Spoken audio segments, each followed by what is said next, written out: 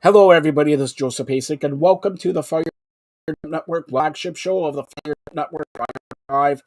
And welcome to the amazing show for you tonight. We're going to begin. We begin 15 minutes earlier. Normally, we start at 7 p.m. Tonight, we start at 6:45 because, as you know, Game 2 of the NHL playoffs between the Maple Leafs and the Tampa Bay Lightning is going down at Scotiabank Arena in about 20 minutes. And I brought in the Greek, Billy Jorgansakos, to preview Game 2 between the Leafs and Lightning. And then we're going to be joined by a very, very special guest, the VP of Business for Momito. What is Momito and what it has to do with Fired Up Network? You'll have all the details there. Then Courtney Riddle, the Renaissance Mama, will follow. Billy will be back with On Point Basketball's Drew Ebanks and another Greek, sports fluent himself, Anthony K, discussing NBA basketball. North South is back with John Freeman Nelson, the Hall of Famer from OSG Sports in Atlanta, and also Ryan Payton. And then we're going to close it out with a post-game edition, Game 2 of the Maple Leafs Lightning, with Billy, the grizzled young veteran Marty Roberts, and the Isabel Cup champion Taylor Woods. And Billy and Taylor are the first international TV are going to have a thumb wrestling competition. Yes, a thumb wrestling competition. You'll never see it again here on the Fired Up Network, but I digress. We're going to go with Billy right now for a preview for Game 2 on Maple Leafs Forever. And welcome to the Fired Up Network. Welcome to Fired Up Live. Welcome to Maple Leafs Forever pregame 2 between the Maple Leafs and Tampa Bay Lightning. I had to bring in the big guns. Yes, Marty Roberts will be on later on tonight for the post game, but Billy Jorgansakis, the Greek, well, he slipped me a $5 bill. He's on basketball, he's on hockey, he's on all over the place. All right, Billy, we're not going to talk about Game 1. Hold that. Let the Greek get a word in here, man. I came on this show. I put on, as you can see, obviously custom made. Put on a little outfit. Where in the blue hell is? Hey, put a zoom in, man. Put a zoom in on this Greek guy. Where is Digit Murphy? That's what the Greek wants to know. We came on here. Did a little. Where is Digit? Hold on, I'll tell you. I just spoke to her. She wanted to come on. She says sorry. She's eating Greek food with a prospect, so she will be on maybe tomorrow or maybe on Monday when we pregame number 4 or 5, whatever number that is. But let's get to it here. I'm at Scotiabank Arena. Look at this. Nice. We know that Samsonov will be playing in net.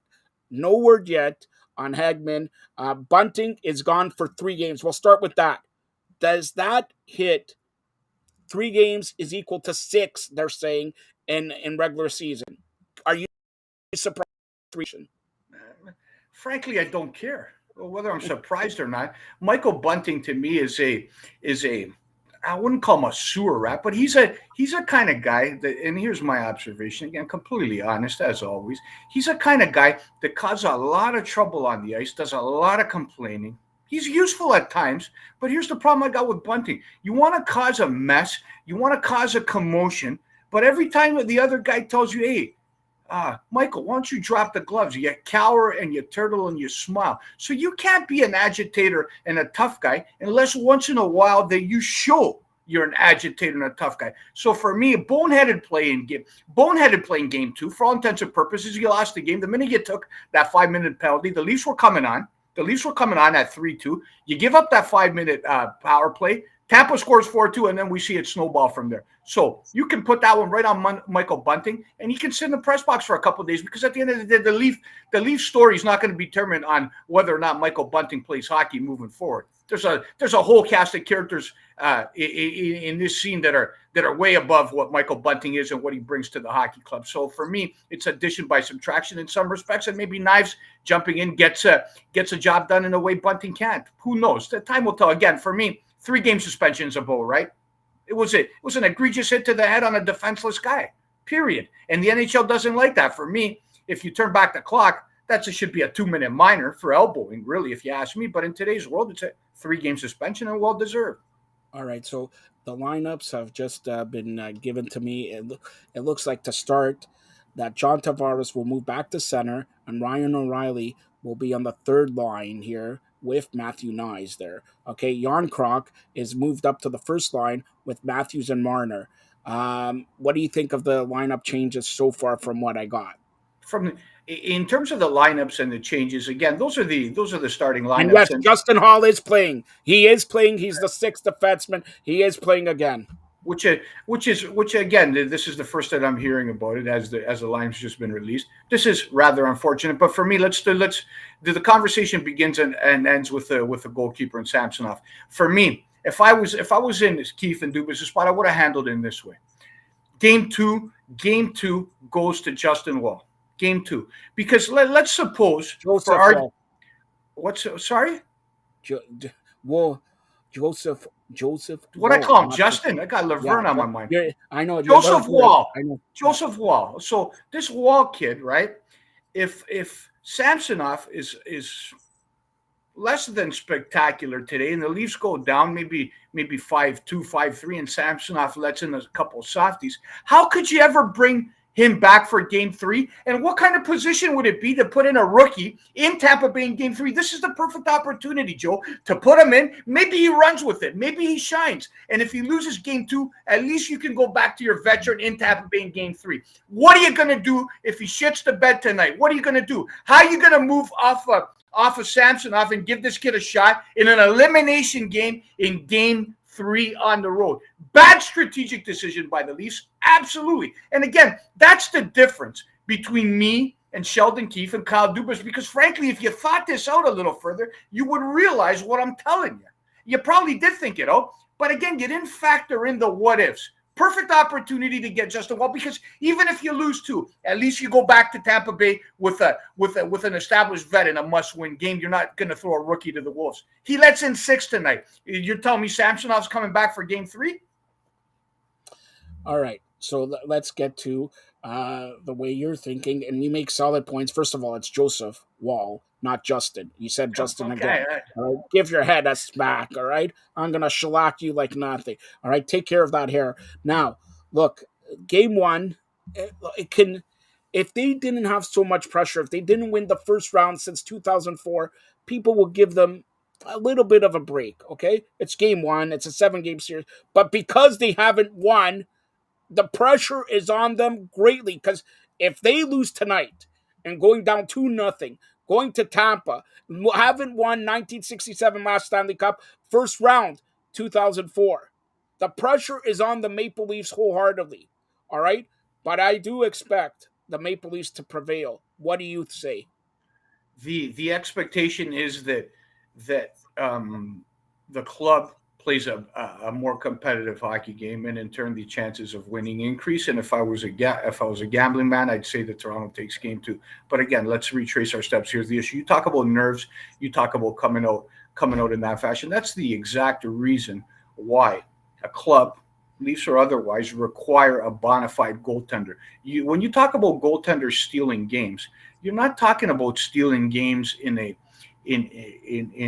fashion where they just stand on their head the whole game. Shots are 58-13, and you get a 2-1 save when you need it. Days like moments like that in terms of a goaltender stealing a game are few and far between. What stealing a game means looks like this. It means when Toronto comes out nervous and flat and stuck in quicksand, as my friend Digit Murphy adaptly suggested, that's when you need your goaltender not to be nervous. That's when you need your goaltender to play at his best for that first 10, 12, 13, 14, however long, for the first period. That game's got to be 1-0 after the first period for Tampa Bay, nothing more. That's how the goalie steals his game. If Toronto gets out of that period 1-0 and then they regroup and they get their legs going, it's a different game. But when you're trailing by 3, and as a direct result of arguably the most nervous ice, and that was Samsonov. We can see it from the first time he touched his puck. Rebound control 0, positioning 0, flopping around like a fish out of water, and that's a case of of nerves of a guy that's never been successful in the playoffs, record of 1-8, as a guy that's a first-year free agent, a free agent guy that signed on a relatively bargain basement contract, getting the start in a playoff series for a team looking to win the cup. What'd you expect, Ubis? What'd you expect? Did you expect this guy?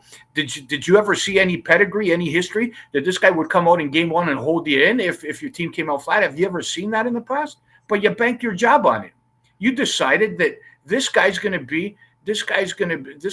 lead you in those moments. And again, I don't know. If you revisionist history being what it is, if you look back, this guy right here would have made different decisions than the ones you have made, and now you're in that position again. That odds are stacked against you for the 7th year in a row. All right, so let's look at game 2. Game 1 is over, done with, or whatever. Game 2, what do you expect? You said that you expect the Maple Leafs to win, but in convincing fashion or another nail biter? Well, if it was another nail biter, it'd be the first in this series, right? Again, I look for them. Obviously, when one team's got one in the bag and the other one's playing with their backs against the wall, obviously all the psychological components favor the team that's hungry or off the hop. So you got an advantage right there, just like we've seen in the NBA. You could make the case with Los Angeles and Memphis. We talked earlier on the basketball show. You can make the same kind of case. You can make the case with Dallas, Minnesota last night. You can make a lot of cases that the home team that loses game 1 is extremely hungry, and the team that wins game 1 sometimes comes out flat. Look at the Boston Bruins. The powerhouse Boston Bruins, the greatest thing since sliced bread Boston Bruins. Won game 1 and then laid an 8 game 2, right? Playoffs are a funny breed. It never goes smoothly, and you're never going to dominate from beginning 10. The question is, how do you respond as an organization, as a club, as 20 men, when adversity strikes? How do you respond when you get slapped in the face? Do you get slapped again? How do you come out today? Do you come out with resolve, or do you come out flat? And again, the issue with me is having a Justin Holl on the ice for another 20, 22 minutes. And it's a liability of epic proportions. Every time I watch this guy, I cringe.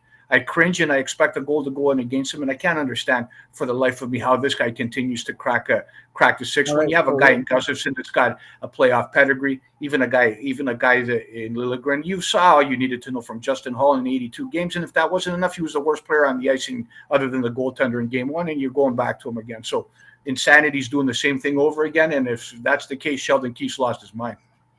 All right, so let's look at the top 4 of the Maple Leafs: Marner, Matthews, Nylander, Tavares, and all that. These guys really got to show up tonight, don't they? And not only show up, show like when you see McDavid losing game 1. Did you see him in game 2 last night? Nothing was going to stop that guy. Nothing was going to stop that. Even Florida. And listen, anybody who's watching the Fired Up Network here, hopefully you're watching on Momitu here. Download it now. Watch it on Roku and everything like that. But Billy predicted last night with Digit Murphy on, Florida Panthers will win 6-3. And Digit was looking, this guy's crazy. Not only is he good looking, he must be crazy. And I kind of like it. That's what she was telling me.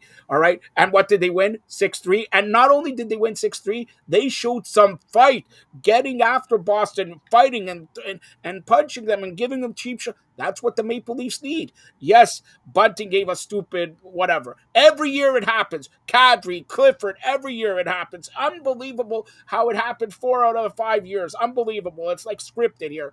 But they got to show fight. They got to show fight, and they got to pound a Tampa Bay goalie. Especially, we don't know, like I said, we don't know if Hegman's going to play. If Hegman doesn't play, check the defense. Check the defense. And I don't even know if the Maple Leafs know how to check. Maybe Simmons should be brought in instead of Axton Reese, because I know he'll play 5 minutes a game, but check everything. What do you say?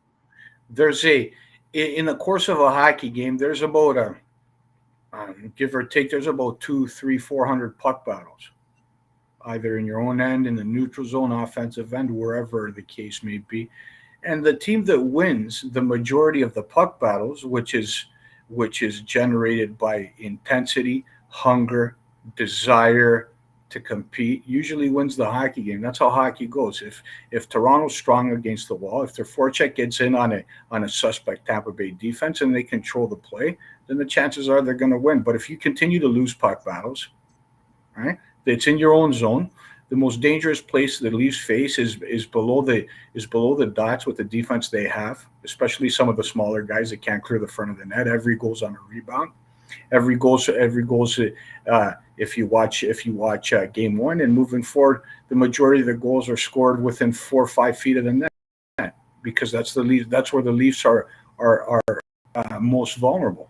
So that's the recipe. Like, it doesn't take a rocket scientist to see it. The point is, can you execute it, and can you play at a high level and compete with intensity for 60 minutes and refuse to lose? And can your goaltender, when things fall apart, make the necessary saves to cover a suspect back end at times? It's pretty simple. And the answers to all of the above for me are yes, yes, and yes, except the goaltender. Again, I'm not sure how he bounces back. If the regular season is any indication, he bounced back off of some less than impressive results. He had showed some resiliency in that respect. So one can only hope that carries over to the playoffs. But as we know, that's a different animal entirely. And worst case scenario, what do the Leafs do if they lose this game and they lose it with the goaltender being the main focus and the issue? Then you're in a conundrum that probably is going to lead to the golf course. All right, so I've just got a text from Taylor Woods, who will be on here post. T Woods. Hold on, a post game show with Marty Roberts with Billy, and she's preparing for that thumb wrestling competition. I know you got to go, you got to prepare for that. What do you expect? And like people who are watching this right now, and they're watching on the Fired Up Network social media and the Greek page and Momito here and Roku TV and everything like that. What do you expect? And we're having a thumb wrestling competition, and not only is it thumb wrestling, it's with the Greek. Second best here on Fired Up Network as opposed to mine. All right. So what do you expect? She is a two-time champion, one-time Arnold Schwarzenegger strongman champion, of course, Isabel Cup champion. Are you prepared? Are you prepared to take on two-time champion? Here's what I'll tell Taylor, that when you're dealing with somebody that it has in a elongated career, extended history, when that individual, Taylor Woods, is undefeated, then he knows something in terms of technique, positioning. He knows something that nobody else does. I'm not going to let you in on the secrets that I use. It's all about technique. And at the end of the day, Joe, I've never lost a match in my life. And again, Taylor Woods might be a worthy adversary, no doubt about it. But again, it's if you want to engage with the Greek in terms of this discipline, then you better better realize you're going to end up on the losing side of town, without a doubt. All right. And Taylor and everybody will be back for the post-game Maple Leafs Forever, Maple Leafs Tampa. Final Look at thought. this. Give me your score. Give me your Can we score. score, man? First of all, I'll give you a little bit of insight as to how the Greek dominates. See this big guy right here, man? I put a little baby oil, a little bit of lotion, I grease it up, and then you know what I am, as slippery as it gets. So this slippery guy's going to tell you right here that for those of you that are inclined to wager, plug your nose, and take the Toronto Maple Leafs and the under in the game. Look for this. And again, this is what my gut tells me. Look for the Leafs to get back in the series 1-1, and look for Samsonov to play a good game. You hold Tampa Bay to 1 or 2, you win that game. Anything over 2, you got problems. So let's go Toronto in the under for game 2, and let's even this series up. Otherwise, it's going to be a sad state of affairs. Again, trying to win 4 out of 5 games against Tampa Bay, losing the 2 at home is an ominous task, and probably it looks like a must-win situation for all intents and purposes here. And let's hope the Toronto Maple Leafs give the Legion of Leaf Nation something to get somewhat excited about. There's nothing worse, Joe, as you see you see little kids and they're crying, like in the stands when they pan through 7-3. That was me 40 years ago. That was me 40 years ago, and 40 years later, I'm still in tears, man. This club's just destroyed my soul in so many ways and so many times. I get excited to come on another playoff. You're looking for a different team, and they come out 7-3 and you lay an egg, and you got Justin Wohl for the Norris Trophy. Yeah, Playing but I'm 30 going to minutes tell a you, game. here's going to be the score. Maple Leafs will win. He says the under. I'm calling the over. Maple Leafs leading 4-2. Justin Hall scores an empty netter. Leafs win 5-2. And You'll pigs come on the fly. postgame show And and pigs say, fly. Justin, if it wasn't for Justin Hall, we couldn't win. All right, that's what's going to happen here. And get ready, ladies and gentlemen. To my knowledge, this is the first time independent sports network on Roku on Mobito has done a thumb wrestling competition. Tune in later on tonight around 10 o'clock. Hold on. Enough's enough. I'm serious about this. I'm not joking. You can obviously don't make the Greek because I don't know where T Woods lives, but I'll hop in a cab and we'll. This is not no joke. I'm not on here like as a carnival act. Double J. I'm here to No, compete. he's I'm no here to Draymond Green. I'm here to compete. I'm here to put this guy right here to the test, right? I take a lot of pride in my thumbsmanship. He So knows how to get slippery. He so knows how the to point do of it the when. matter is we're doing this, maybe not today because maybe I still need to work No, out a you're doing little it bit. today. We're doing it. No, I just promoted for today. hold on. Then T Woods, somebody's got to hop in a cab and go to the other person's house, man. This is not going on over On the. Hamilton. She lives in Hamilton. All right. Well, Stay tuned for more great programming here don't duck on the the Fire. Greek, T Woods. Don't duck the Greek. Well, that was Billy Jorgansakis. You'll see him twice more tonight as the Maple Leafs Forever pregame 2 between the Leafs and Lightning. Just about to get underway. The national anthems there at Scotiabank Arena. Also, just a side note, we're going to be joined by a special guest in a couple seconds. But in other NHL playoff action tonight, we got 7:30, the Rangers and New Jersey Devils, with the Rangers leading 1-0. It's in New Jersey, so if they win, it's 2-0 for the Rangers. 9:30, Seattle will try to take a 2-0 lead over the reigning defending Stanley Cup champion Colorado Avalanche. And at 10, the Winnipeg Jets lead the series over Vegas 1-0. Tomorrow, game 3 already, Carolina Islanders, 7 p.m., with Carolina leading 2-0. 7:30, Boston, Florida, with the series tied up at 1. Dallas, Minnesota at 9:30 with the series tied up at 1. And Edmonton and the LA Kings at 10 p.m. with the series tied up at 1. Today in the National Basketball Association playoffs, 7:30, Philadelphia, Brooklyn. Philadelphia leads 2-0. Sacramento, Golden State at 10, with Sacramento up 2-0. And also at 10:30, Phoenix and the Clippers. And Kawhi Leonard has been ruled out of tonight's game. Series tied up at 1 as well. Major League Baseball, the Blue Jays are not playing. We got 2 finals here today. The Yankees destroyed the Angels 9-3, and the Red Sox beat the Twins 11-5. In the bottom of the second, Pittsburgh all over Cincinnati thus far, 4-0. And in the bottom of the second, Colorado leads Philadelphia 2-0.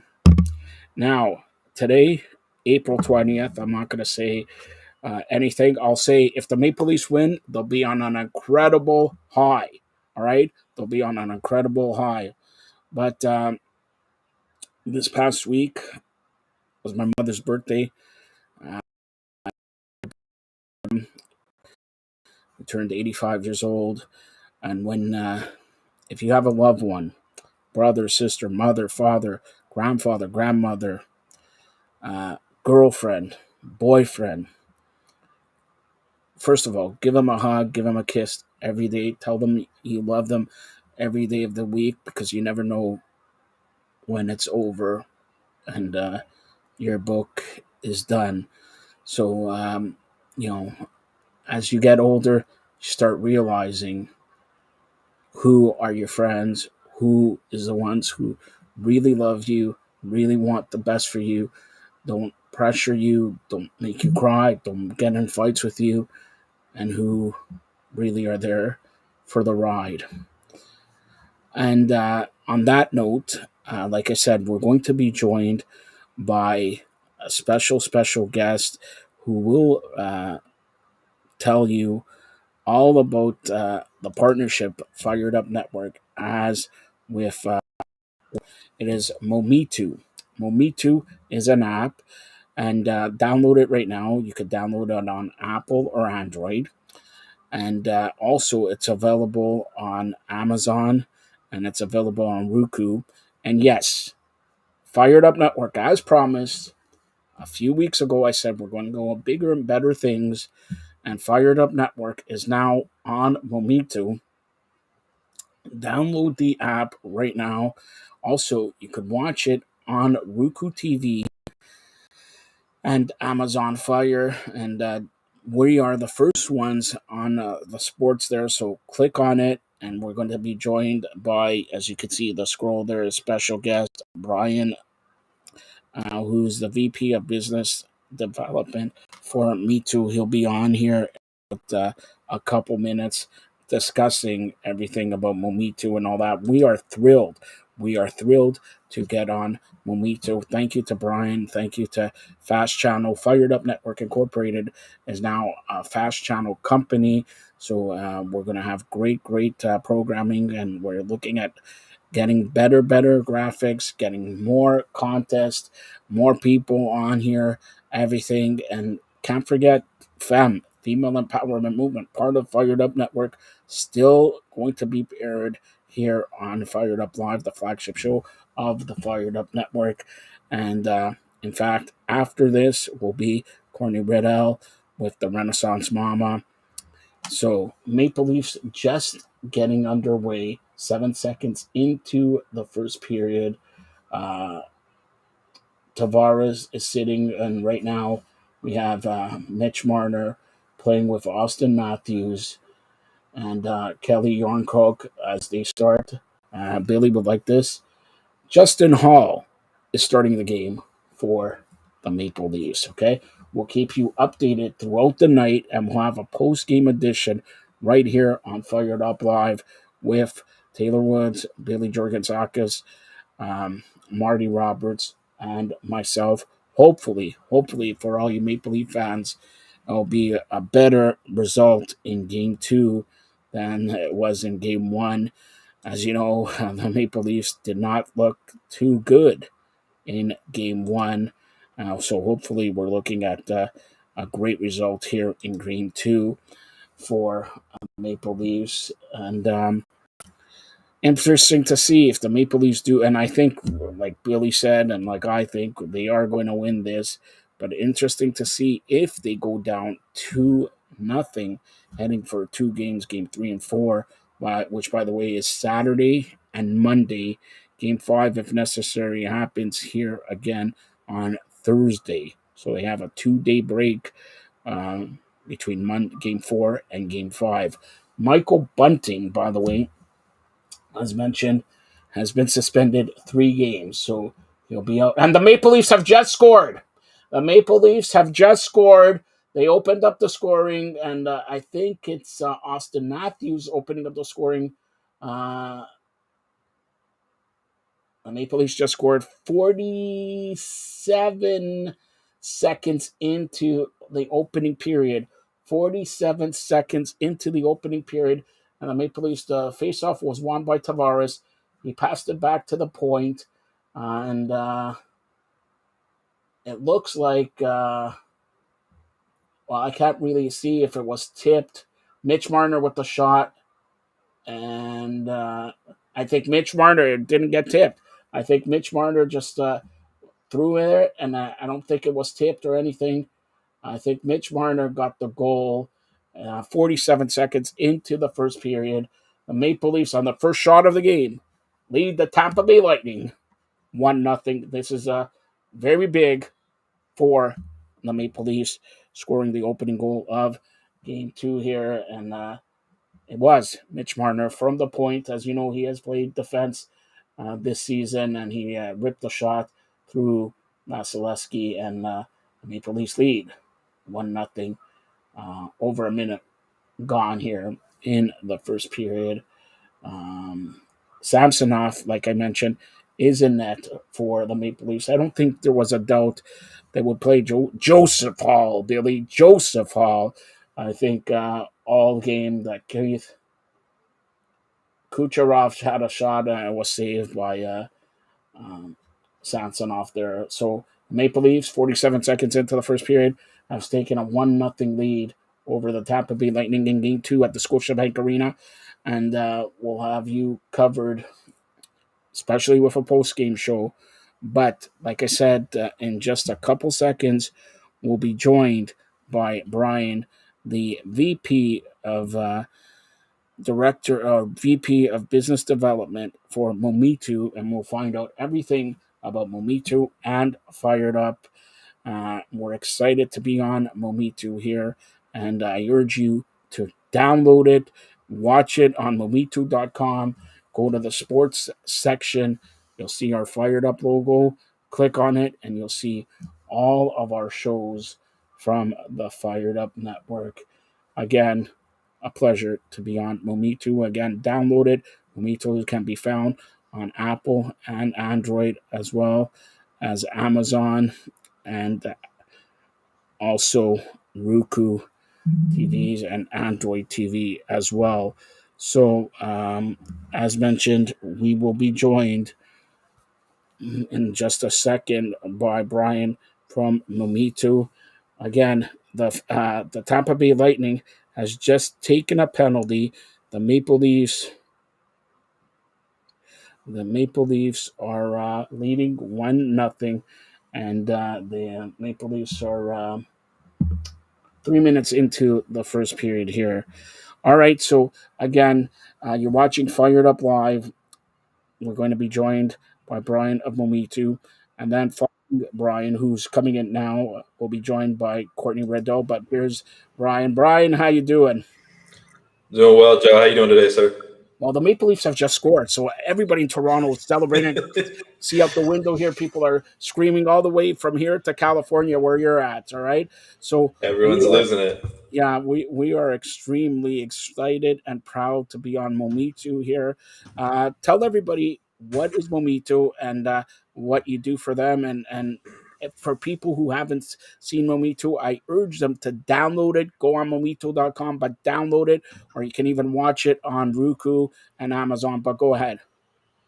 Yeah, so Momi2 it's a free streaming service or free streaming app that's available in North America, and we have just over 14,000 movies, TV shows, documentaries, and just over 200 live channels that we actually offer completely free. There's no subscriptions, no credit cards.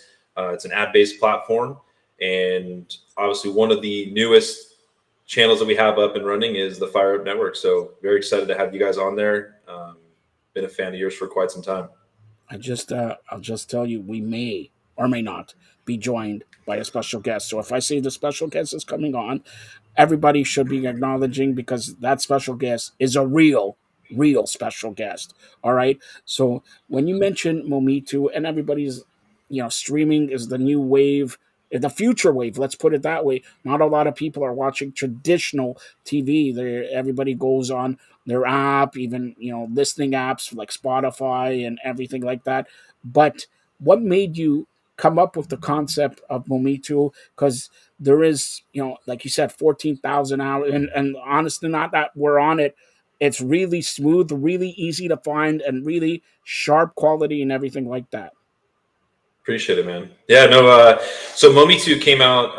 Actually, we came up with the name Momi2 because it means more for me and you. We actually wanted to give more opportunities to filmmakers to be on a platform and get recognition. So what we were able to do was actually do everything by hand. We don't let algorithms play into factor. We actually have a team that actually puts every movie and every show in its exact place every single week. We move it around, and we give an experience to the users that is unique, because you're getting exposed to content that you typically normally would never get exposed to because of an algorithm. Let's just say, Joe, you like comedies. It would just continue to show you more comedies because you watch a lot of comedies, right? So why do you need to get told what you like? It doesn't make any sense. We'd rather show you stuff that you maybe never even knew existed. So we kind of sit in a person's, like on their couch with them in a sense, and kind of take part of the experience and being there with them. But so that's kind of where it came about. And I guess from the jump, we wanted to give just the opportunity for filmmakers such as like my dad. My dad was a director growing up. made a lot of low budget films, but never got the opportunity to be, showcased. And that's who we want to give the opportunity to. Well, showcased and you showcase a lot of people who are like myself, trying to get in the media world, trying to make a difference here and everything like that. So kudos to you. But when you talk about, just give the people, the listeners and the viewers, a sense of what it takes to have a channel, implement it into your grind or grid, and keep it up there, because people, oh, it's a streaming service. Okay, it's some people streaming service, they pay what, $15-$20. Yours is free, so it's even doubly hard because you're not sort of making money at it, doing it for free and all that. That is much like myself, all on passion.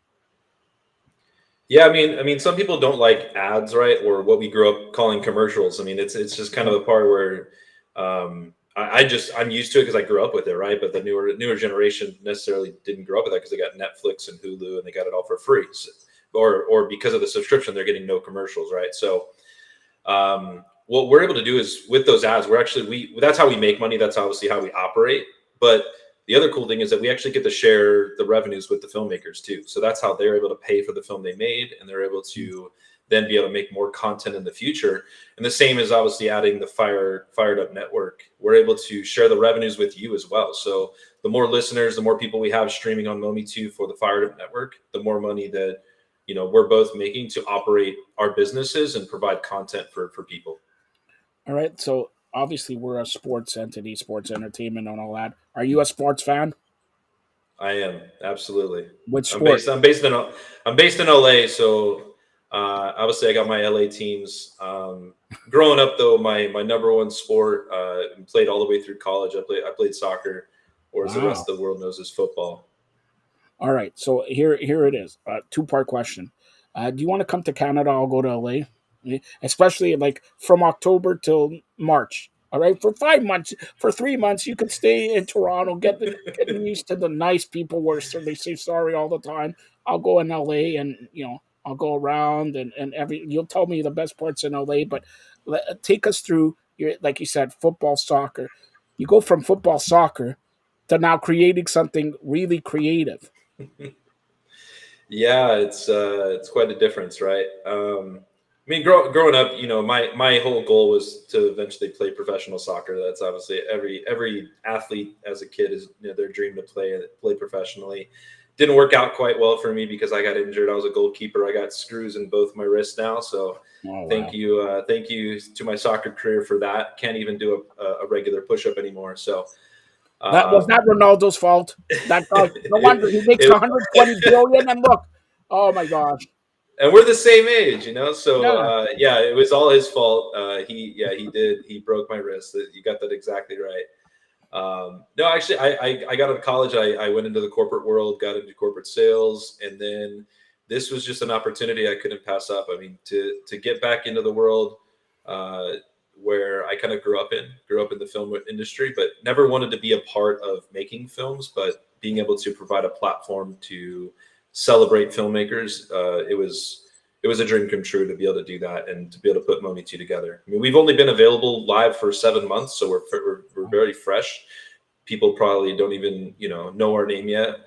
They will, but with the help of channels just like yourself, obviously showcasing us. But it was just an opportunity I couldn't pass up. It was to get back into the film world where I grew up and to be able to help filmmakers such as my father and others that I grew up, with, be able to showcase the stuff that they take. It takes weeks and months just to film it, but you're talking 6 to 9 months, if not years, to really put everything together, to produce it and get it ready for someone. You watch a movie, you just see the hour and a half or 2 hour long, but you don't know how much blood, sweat, and tears go into making that. So we really a movie usually takes a year. They make the movie to get it. Yeah. It usually takes a year to come out and see it on the big screen here, right? So yeah, and we have some really cool documentaries too, like actually based around sports. So we have a film that was made back when Matthew Stafford was a high school quarterback. So it's a documentary of his journey as a senior year and then winning the state championship. There is a film that's actually a documentary about street soccer. So it's really cool to kind of watch that and kind of get a glimpse of a group of really kind of homeless kids that came together to form a street soccer team that actually played in a real life competition. So now you said you do sales and all that. So I'm gonna put your sales hat on here right now, okay? For people who are new, is this not my sales hat? Okay, no, I don't know. Maybe it's a trucker hat. You probably drive a truck there. All right. So let's put on your sales hat. For people who are new to Momitu, other than the Fired Up Network, sports and everything, what are some of the you're going to say how many channels you have, but what are some of the channels that people should really like? Give me the two or three top ones, and give me two or three that are up and coming and they should be watched.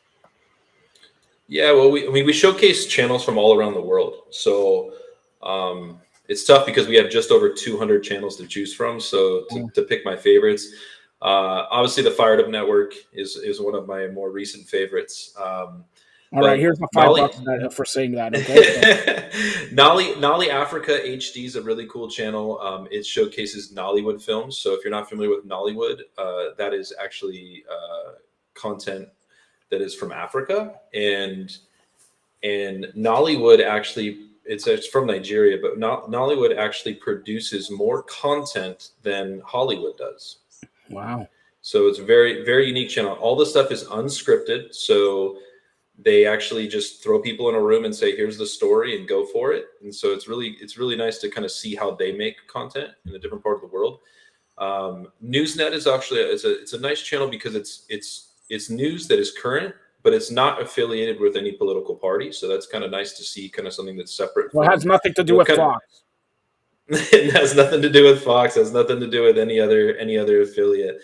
But it just kind of brings you more of an even keel, kind of the old school way of news, what I kind of grew up with, right? So that's a really nice channel. I do like Trace Urban because I'm a big music guy. So Trace Urban's kind of like the MTV of Europe. It's a lot of music videos, and so that's a nice channel. And I like The Laugh as well. I'm not sure if you do, but Be Viral is actually another channel that's really nice. So Be Viral is really just submitting films or submissions that are coming from people just like me and you, submitting just funny videos that you normally would see on, say, TikTok or Instagram or the likes, and people can submit them to their platform, and then they review them and throw them up on their feed. So it's just a 24/7 loop of funny videos. All right, I didn't clear this with you, but I'm going to ask it. Sports channels is. Do you have some live people? And I'll extend the olive branch here. Whoever wants to come on and plug their show. We're all a team here. We're all on Momitu. Whoever wants to come on from a sports channel, come on the Fired Up Network, and we'll talk about how the Maple Leafs are going to win the cup, how the TFC is going to win the MLS Cup. It's our second time in 5 years. I mentioned soccer. Who's your team in soccer? Manchester United. How Manchester United's going to lose to Chelsea every week. All right. That. Let's, but I urge you, give me like one or two sports. If they want to come on, you extend it. I'm extending the olive branch. If they want to come on here, well, I don't care if it's competition. I don't care, whatever. I'm extending my hand. Whoever wants to come on here, let's have a talk. Let's talk about the Momitu experience. All right. So, we're all team players here. And, but what's sports channels that you have that, plug them also? Yeah, so we have so Trace also offers a channel called Trace Sports Stars. Has some interviews and different behind the scenes stories within the sports world. Newsnet also puts together what's called Sports News, which is more of the highlights of their sports segment within their news channel. X-Core is a channel that is made by some guys in San Diego that they actually get a lot of extreme sports. So it's a lot of mixture of extreme sports from like all the way back from the early 2010s. I mean, stuff from 2011, 2012. Obviously, COVID played a big factor with shutting some stuff down, but they're getting back into the grind and getting some more live content as well. And they kind of stitched that together with like rock videos, like rock and roll music videos. It's kind of a cool channel.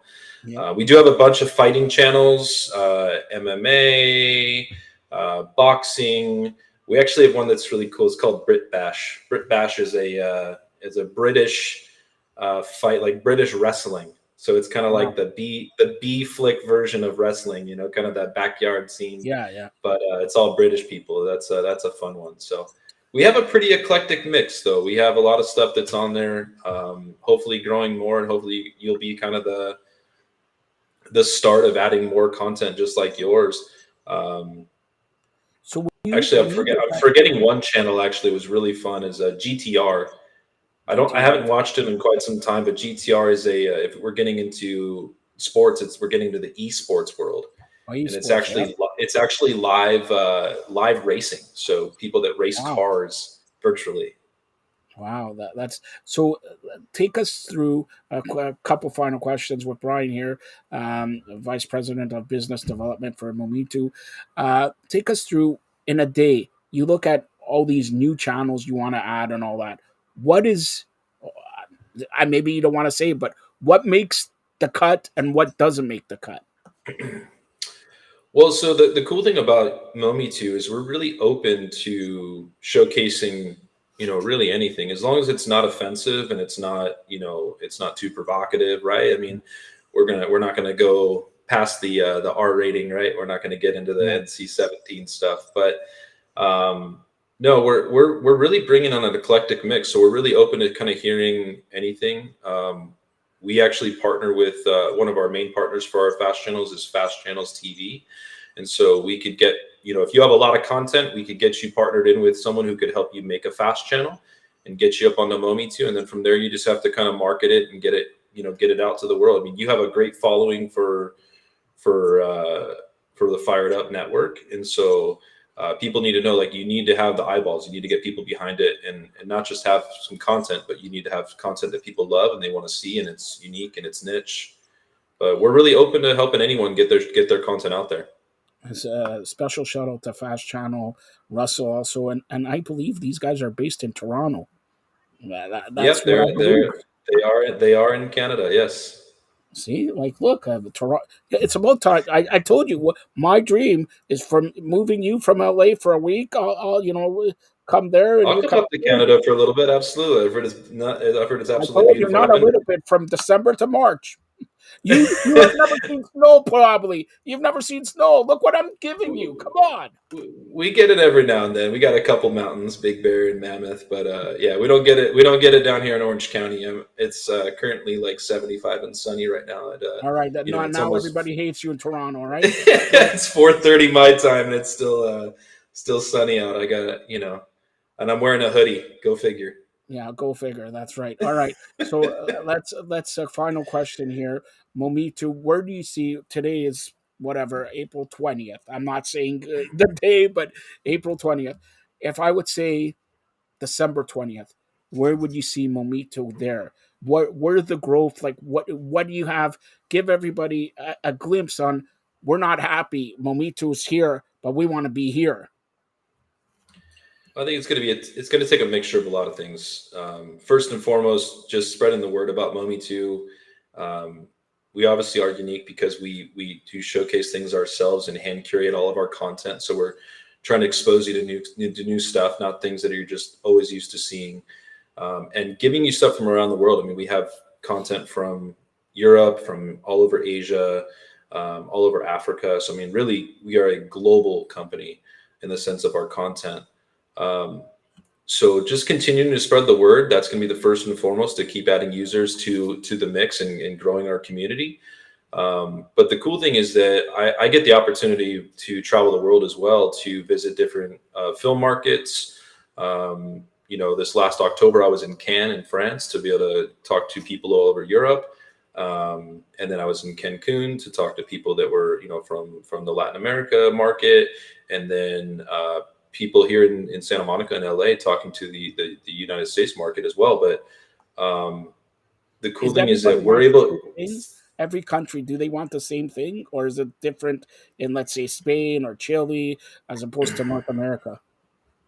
Well, I mean, we're only available in North America, so we're catering to the North American viewers and bringing content from around the world that is unique. So, for instance, people love the movie Parasite. we were able to partner with a distributor that was able to bring us some Korean dramas. Wow. And actually a one that we actually helped release here in the States called The Policeman's Lineage. And that has one of the main actors from Parasite is in The Policeman's Lineage. So I'm able to travel the world and kind of bring content from all over the globe to United, the viewers here in US and Canada and even in Mexico as well, once we start kind of moving there as well. But bringing more content. So if you ask me in December, we're going to grow our content base, larger than it is now, bring more unique content to the viewers, and then obviously grow our community as well as we start spreading the word about what Momi2 is and how beneficial it can be for someone to learn more about film and to get exposed to content that they never knew they loved. All right. So tell everybody where is Momi2 right now? How can we download it? Your website, social? Go ahead. Yeah. So on the very bottom of the page here where it says my name, momi2.com. So mometu.com. First, go to our website and you'll be able to see where we're available if you don't remember what I said. But Roku, Amazon Fire TV, so on your Fire Stick, Android TV, Apple TV, and then we're available on web and mobile. And then so far, as far as the smart TVs, we're available on Samsung TV Plus. But we're working on getting up and running on a few others as well. It just takes a little time to kind of get things rolling. But soon, I think by December, we'll have the rest of the smart TVs as well. But again, if you're ever wondering how to find us, go to momi2.com. And then all of our socials are tagged on there as well. We're on pretty much every main social media platform.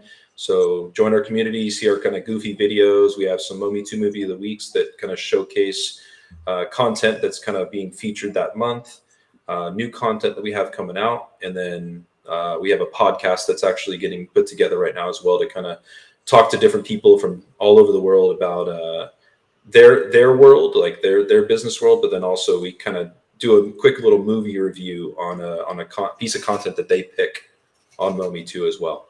So did you just say, I didn't even know, I'm on Samsung TV Plus? Yeah. Mm-hmm. See, look at, I should have worn better glasses than now. All right. So, I'll ask you this. It looks like, it doesn't look like, but USA played Mexico 1-1 draw in a friendly yesterday, okay? USA, Mexico, Canada, World Cup 2026, all right? Mexico, US, Canada up and coming and all that. Is everybody talking in LA about the World Cup? And you can appreciate this. You were a football player, soccer player, you know what I'm saying? Because soccer, it's the world's greatest game, like they say. In North America, not many people could say that. They would say football because they bet. Then maybe basketball. Hockey's probably fourth or fifth. Auto racing is huge and all that. But are people talking about the World Cup coming to U.S., Canada, Mexico? Yeah, I mean, in the soccer communities, definitely. I think, especially when you talk about Los Angeles and sports, we're quite fickle. So I would say as the World Cup approaches and people start talking about ticket sales and the games available and where you can watch them, it'll definitely be a big buzz. It's going to bring a lot of notoriety to the sport, not just here in LA, but across North America as a whole. And I'm excited to see it. I think all three teams have a great opportunity to really go far in the tournament. I mean, Canada is playing really well. Alphonso Davies is an incredible player. So, to see his leadership there and the other players that are kind of coming up around him. I mean, I think one of the big dictations of that is going to be indicators, of how Canada's doing is that, I mean, half their starting lineup they're on teams that are in Europe.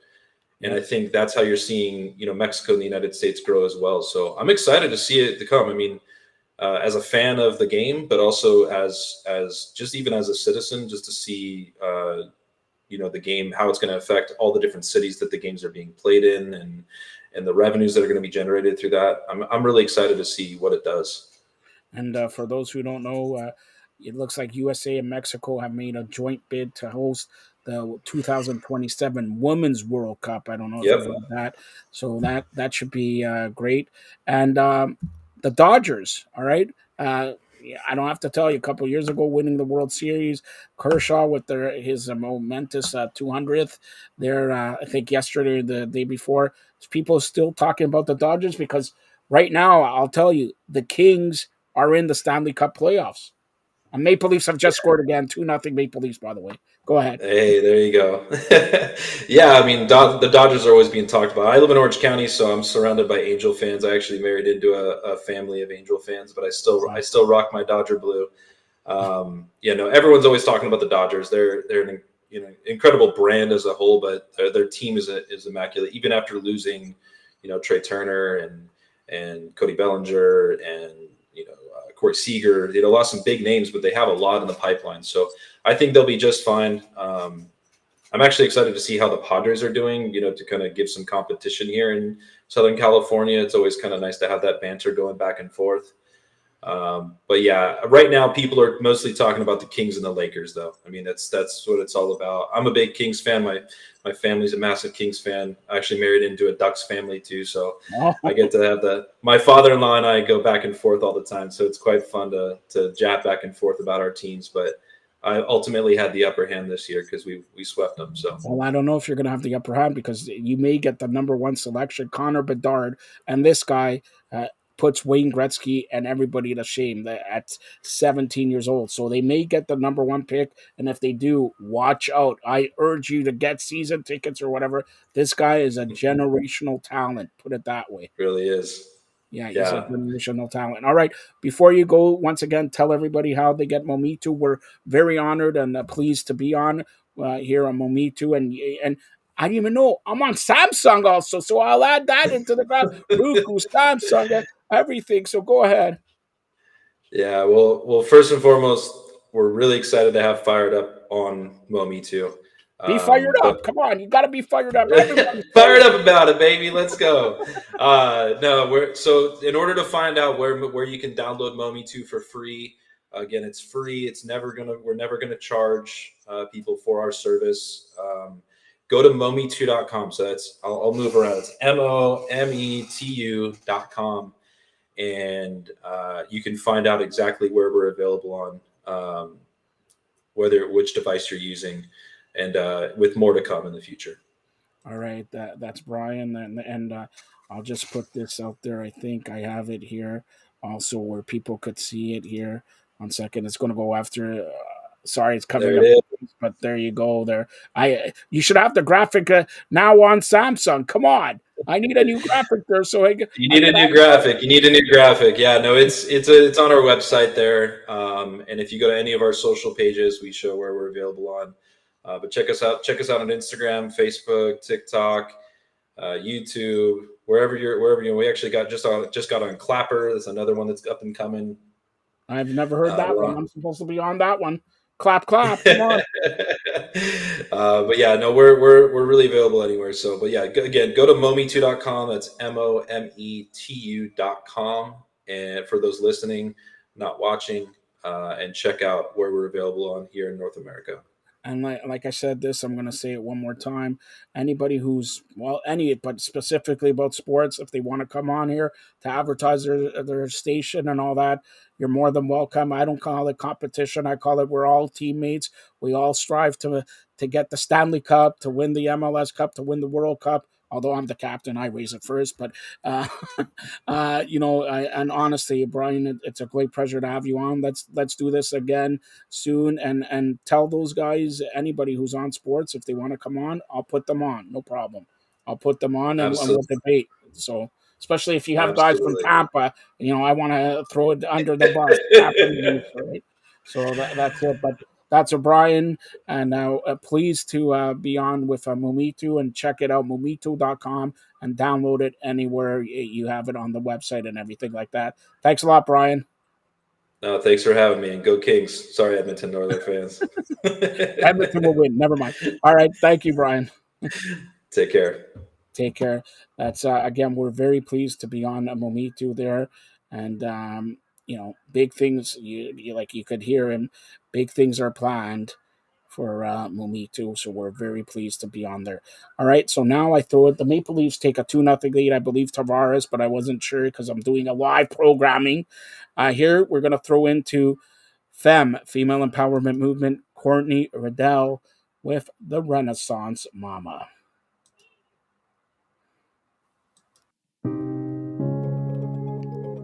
Hi, friends.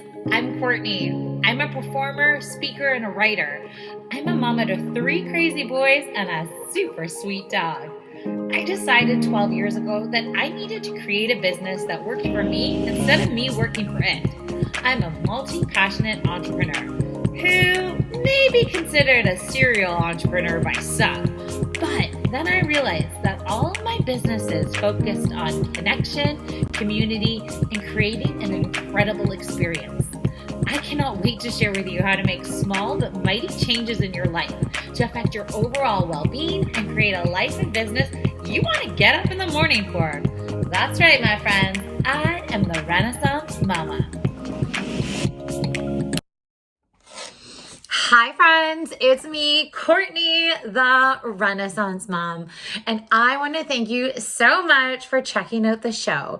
And if you haven't done so already, if you have a chance, if you could share my show with a few friends who you may think would love it, I would greatly appreciate that. Also, if you ever have any time and you want to write a little review about the show on the podcast or the show itself, I would love to hear from you. I always like hearing from my audience of what you're up to and all of that fun stuff. So thank you so much again for being such an incredible audience. So friends, I thought today we would talk all about, is it time for you to do a really good self-check-in? And I'm going to share with you why I was inspired to do this recently and why I think that everybody should take the time every once in a while, I'm not saying all the time, but every few years to really stop and check in with yourself. Reflect, figure out where you are, where you came from. Are you happy with those decisions? What are your next, moves going forward? But I think it's always good for really to take that moment to kind of just check in on yourself. And like I said, do a good reflection. So I'll tell you why I was inspired. This weekend, and you can hear it a little bit in my voice, this weekend I went to Nashville, Tennessee with a group of my friends. It was 5 couples, there was 10 of us, and we just had the greatest time. And you can, like I said, you can hear it in my voice because my voice is a little bit raspier than normal. We just were cheering and yelling and just had a blast. And I have actually been to Nashville before. I went 4 years ago. I went 4 years ago with just my husband and myself, and we had an amazing time then. But it was funny because 4 years ago when we went, we said this place would be absolutely amazing with a group of friends. So I have to give it to my husband. He is one of those people, when he gets an idea in his head, he makes it happen. I am one of those people that would have taken a long time and been like, oh yeah, that would be really nice, but I don't know. Whereas he booked the Airbnb, invited the people, said we are doing this, and we did it. So thank you for him for being one of those people, because I need that person in my life. But it was so funny because here we are in Nashville, Tennessee, having a blast, really enjoying ourselves. And it really got me thinking to okay, the last time I was here was 4 years ago. It was December 2019. So I would like all of you just to take a moment and figure out 4 years ago what was happening to you, right? Because there's been a lot to happen to the world in general in the last 4 years. So it really got me on this path of oh my gosh, here I am in the same place, and it's a totally different experience. And it was a totally different experience because obviously I was with different people, but even myself, I feel like I have really changed and developed, and I I really just wanted to take a look at that. So that was my inspiration, was my Nashville fun time this weekend. Really got me thinking about taking a moment to do a really great check-in with myself and reflection. So I feel like you could do this many different ways. I'm going to give you some prompts today. It might be something you want to journal about. Maybe it's something you just want to take in and think about and like answer for yourself. Everybody is a little bit different. So the first thing I think when you are trying to do any sort of check-in or reflection is you want to make sure that you have let a good amount of time pass. This is why. So every year, of course, I do a check-in with myself at the end of the year of like what's worked, what hasn't, where I'm at, how I'm feeling. I try and go through all the breakdowns of, you know, my personal life, my career, my relationships, all these different things. And I find a year is a great time to check in because yes, you're getting ready for the next year. And, you know, like I said, you're assessing everything, but it doesn't give you that picture of like, that much of a change. I find in a year, yes, you could have a lot things happening and changing in a year, but it's not going to feel that different. And then on the opposite side of things, say you were like thinking about yourself and your life 10 years ago. I don't know about all of you, but to me, 10 years ago feels like so long ago. So it's really hard to kind of assess and reflect and kind of check in with myself from 10 years ago because like part of me doesn't even recognize that person. Let's just take a moment. 10 years ago, I would only have had 2 kids at this time. I would have had a 3.5-year-old and a toddler. Which would mean I wouldn't have been pregnant yet. I would have just, of course, 10 years ago, I turned 30. I should have gotten to that much quicker. But yes, 10 years ago, I turned 30. So I was thinking about getting pregnant soon. I went on a fun girls trip with my girls. I was training for like one of those Tough Mudder competitions. And it just seems like ages ago. It seems like too long ago. That's my point of that. 10 years is too long to really reflect. I mean, it still is interesting, but I feel like you don't have as much control out of those choices anymore. I feel like 10 years ago was so long ago, it's hard to really kind of assess and like compare the two lives because literally it feels like so long ago. But 4 years or that kind of 3 and a bit, whatever, my December 19th to now 2023, 3.5, let's say, was a really great way to just like check in where I was then, where I am now. I like to check in and see what is the same, or I should say what is similar, because really it shouldn't be the same, but what is similar, what is different, what is better, and what is not as good. I definitely don't want to say worse because I don't think things are worse. I just think things are different and things are changing.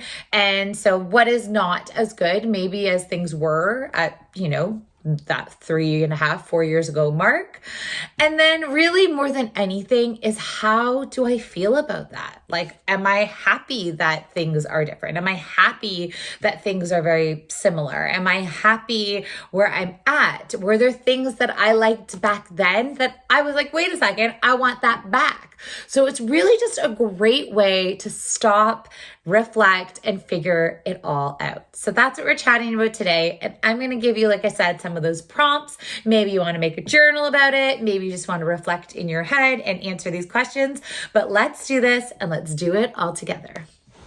All right, I hope you're ready for this. So the first thing I like to do when I start doing one of these reflection exercises or check-ins, whatever way you want to break it down, is I like to separate it into a few different columns. And then underneath those columns, there's more kind of details and different ways you can really, really break down and get down the nitty-gritty. So the first one I look at is sort of that mind and body. So that could be anything from how I look, how I feel. Maybe it's my health habits. Maybe it's my workout habits. What am I doing for my mind? If I'm taking time to do self-care, if I'm doing some self-development, anything like that is going to fall under that mind and body sort of category.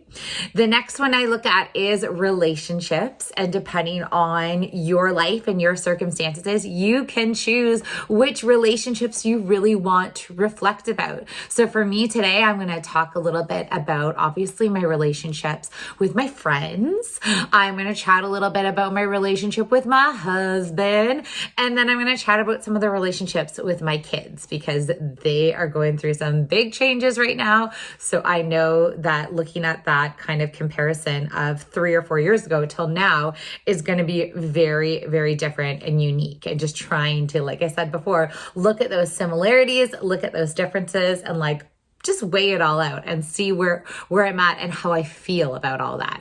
And then the last sort of category I look at is that career / business / all those things, and where I was coming from then, where I'm at now, and the differences and similarities that I see within all of those. So let's start with number 1. We're going to look at that mind and body.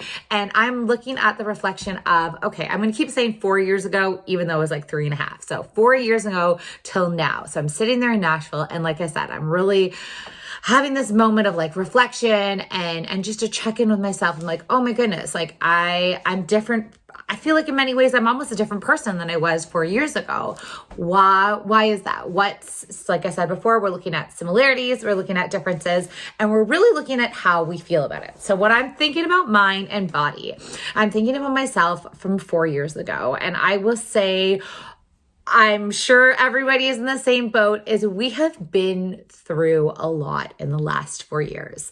And I think personally, for my mind and soul, that I have been able to really appreciate the world in different ways. I feel like no one ever thought, I know I didn't. I did not think I would be living through a global pandemic. I just didn't. It didn't ever even occur to me. I don't even know if I really thought that was something that could happen. So to have experienced all of that in the last few years and really see how it changed myself, my relationships, my focus, my outlook on life, how it's changed really the world. I've seen how businesses have changed, how people have changed, how relationships and socialization is all changed because of COVID, really, right? So that is one thing I look at when I'm thinking about mindset of something that's clearly very different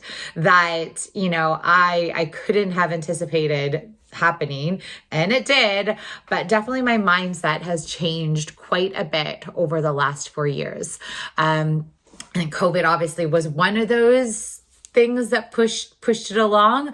But I also think as I'm getting older and I'm really starting to appreciate things about myself, about my family, about my relationships, about my life choices, I think I'm becoming so much more confident in everything that I do and so much more excited and focused on things. I feel like if I look at myself and my mindset 4 years ago, I was a little scattered. I was kind of getting by in some categories. I was, definitely in that busy mom mode, and it's amazing. And I know so many of you are probably in that same busy mom mode, but I also used that a lot of times as an excuse for not doing some of the things that I really wanted to do or that I thought I deserved to do. Because in my head, I'm like, I'm busy mom. I'm doing that. I'm tunnel vision on, done. So I think I really have a much better mindset now of yes, I can still be an awesome and busy mom, but I also can really put some of my ideas out there, my, goals and my visions for the future. If I want them to happen, I've got to start taking action. So my mindset has definitely changed and grown and matured in the last 4 years. when I think of myself of looking at, what's the same and what's different between my mindset, I would say the same is definitely my creativity, but I love that I'm getting to use it so much more. I feel like because I'm using my creativity more, I feel more accomplished. I feel like I am really, giving myself these opportunities that weren't happening. It wasn't there. So to really kind of figure out what I'm looking for and how to have fun while doing those things, I think I've done a great job at doing that. The other thing I'm looking at when I'm thinking of mind and body is I'm thinking, okay, let's think physical body. And I don't want you to look at a picture of yourself from 4 years ago and be like, man, I don't look like that anymore, because you may or may not. Maybe you do. I don't know. But I want you to think about more of how you're feeling. So, okay, if I'm thinking about as how I'm feeling with my body, I feel strong. I feel like I am loving my workouts. I told you many a times, my workouts are very connected to my mental health. It's something I need to do. But I also feel like I am getting that point of ooh, I think I need to start making some better choices.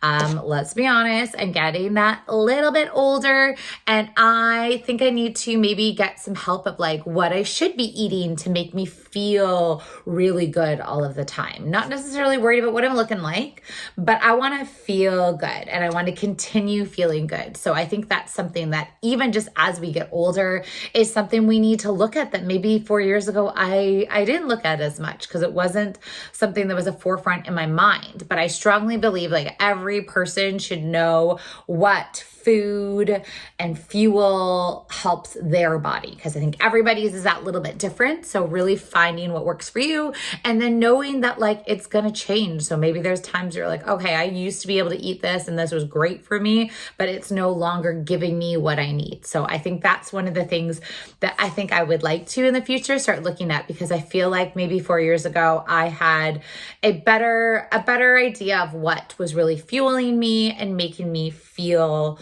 good. So take a moment, think about yourself. Think about from 4 years ago or 3.5, whatever you want to do it. What does your mind, what were you doing in your mind? What was your mindset like? Do you like it? What you were doing before? Do you like those similarities? Are there differences? What are your plans moving forward? The other thing I look at when I'm thinking that mindset and mind and body is how I've developed in the last 4 years. And I mentioned, my mindset, it was a little scattered before, and I feel like I'm much more focused. I feel like I'm giving more time for myself and what I need. I've mentioned so many times that COVID really made me realize that okay, I like working out, and it's, connected with my mental health. It was during COVID that I discovered that was one of the things that I need, that when I don't have it, I feel antsy. I feel kind of really all over the place. So it was something that I love and I really enjoy, and I do it for very different reasons than I think I was doing it for 4 years ago. So take time, think about your mind, think about your body, think about where you were at then, where you're at now. What are the things you like? What things are not working as well? Maybe there are things you want to get back to that you were doing 4 years ago that you're oh, I don't get a chance to do that anymore. So take that time to really envision. But I know for me, those are kind of the top things that I feel good about myself. I feel healthy, but I think I can be making better food choices when it comes to myself now. I feel like I might have been better at that 4 years ago. So that's something I want to look at. And I know now my mindset is so strong that when I give myself the chance to have that confidence, that it is going to really make me feel good. It makes me feel accomplished, and it makes me just at the end of the day feel yes, I got this. I just feel all around so much more confident. The second thing I look at when I'm looking at that check-in or that reflection is relationships. So I told you I'd break it down into 3 groups for me. It might be different for you. Maybe there's specific relationships you really want to kind of like focus on and sort of dissect between the 4 years ago and now, and what happened to them. Why are they similar? Why are they different? How that makes you feel. Like, how do you want to move forward? So I'm going to talk about relationships a bit. So first of all, I told you we were in Nashville with this group of 10 people that are just so incredible to me. They're such good friends. We're all couples. We were all just having so much fun. And there were so many moments throughout the trip where we like looked around at each other and we're like, oh my goodness, everybody is having a great time.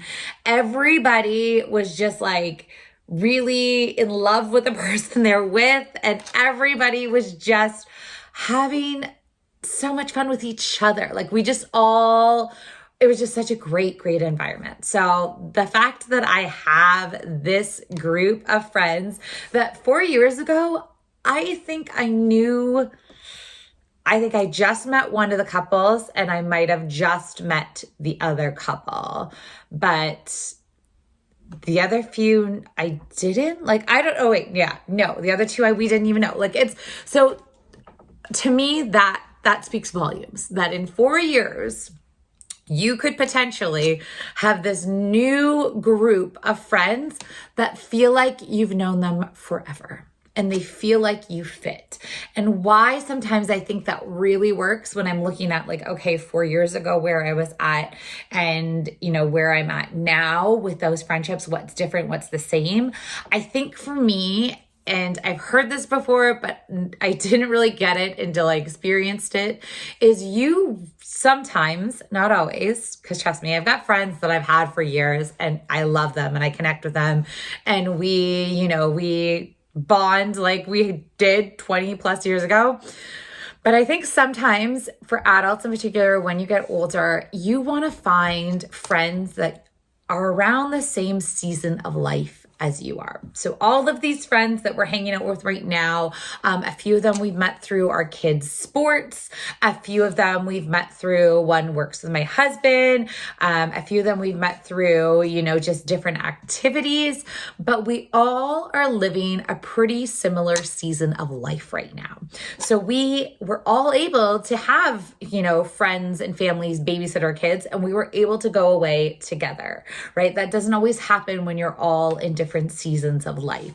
So it was just so much fun having these friends that get what I am going through right now, and vice versa. And we're able to, joke about silly things about like adulting and how it sucks sometimes and how things are difficult and some things are hard, and asking questions and really connecting. I always think back to the days when I had a newborn baby and I found one of those mommy groups and I was like, this is the greatest thing ever, because here are these people going through the same season of life as you are. So you're able to ask questions, you're able to connect, you're able to just like tell these stories, you're able to get the support. Like, I feel like you need to find friends, if you don't have them right now, that are in that same similar life as you are, similar season. So you guys can really enjoy life together because it's similar, and it might change and it might change again. It will change. Things change. But while it is there, appreciate those friendships. Don't take them for granted. Be the kind of friend that you want. But I feel like those relationships, to me, looking at, 4 years ago, we didn't really have that. 4 years ago, we had just moved to this city. We had moved from somewhere else and we had friends somewhere else, but not the kind of tight knit group of friends that we have now.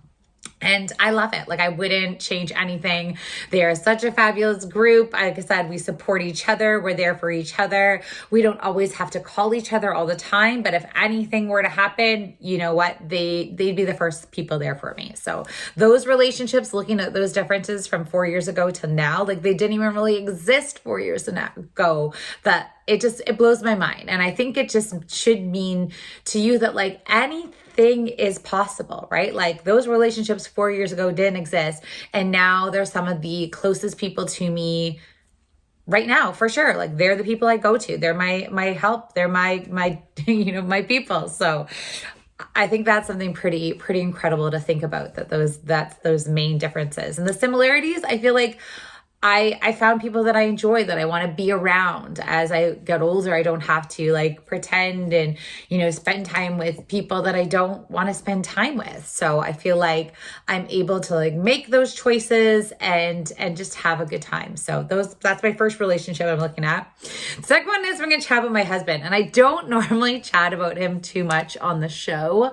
Not that he minds. I don't think he minds. Maybe I should ask. I don't know if I ever have. But it's actually one of the things that I was thinking about that, from 4 years ago till now, it is one of the things that's pretty similar, and in a great way. Like, I feel like we've grown together. Obviously, in the last 4 years, we've had changes. Jobs, moving, different things, different personality things happening. Life happens. COVID happened. But he is one of the things that has stayed pretty similar. And to me, I feel like that is such a accomplishment. Like, I was sitting there reflecting on this, and like, he is the constant thing that has been here since 4 years ago, but constant in such a great way that like, I know he's going to be there. We have a great relationship. It's changing and evolving, and it just seems to be getting better. And I don't know if I ever really put much thought into it before I got married of what my marriage would look like. I, for many years, was not even sure if I was going to get married. My parents divorced when I was pretty young. And to me, they always seemed like they cared for each other so much. They loved each other so much.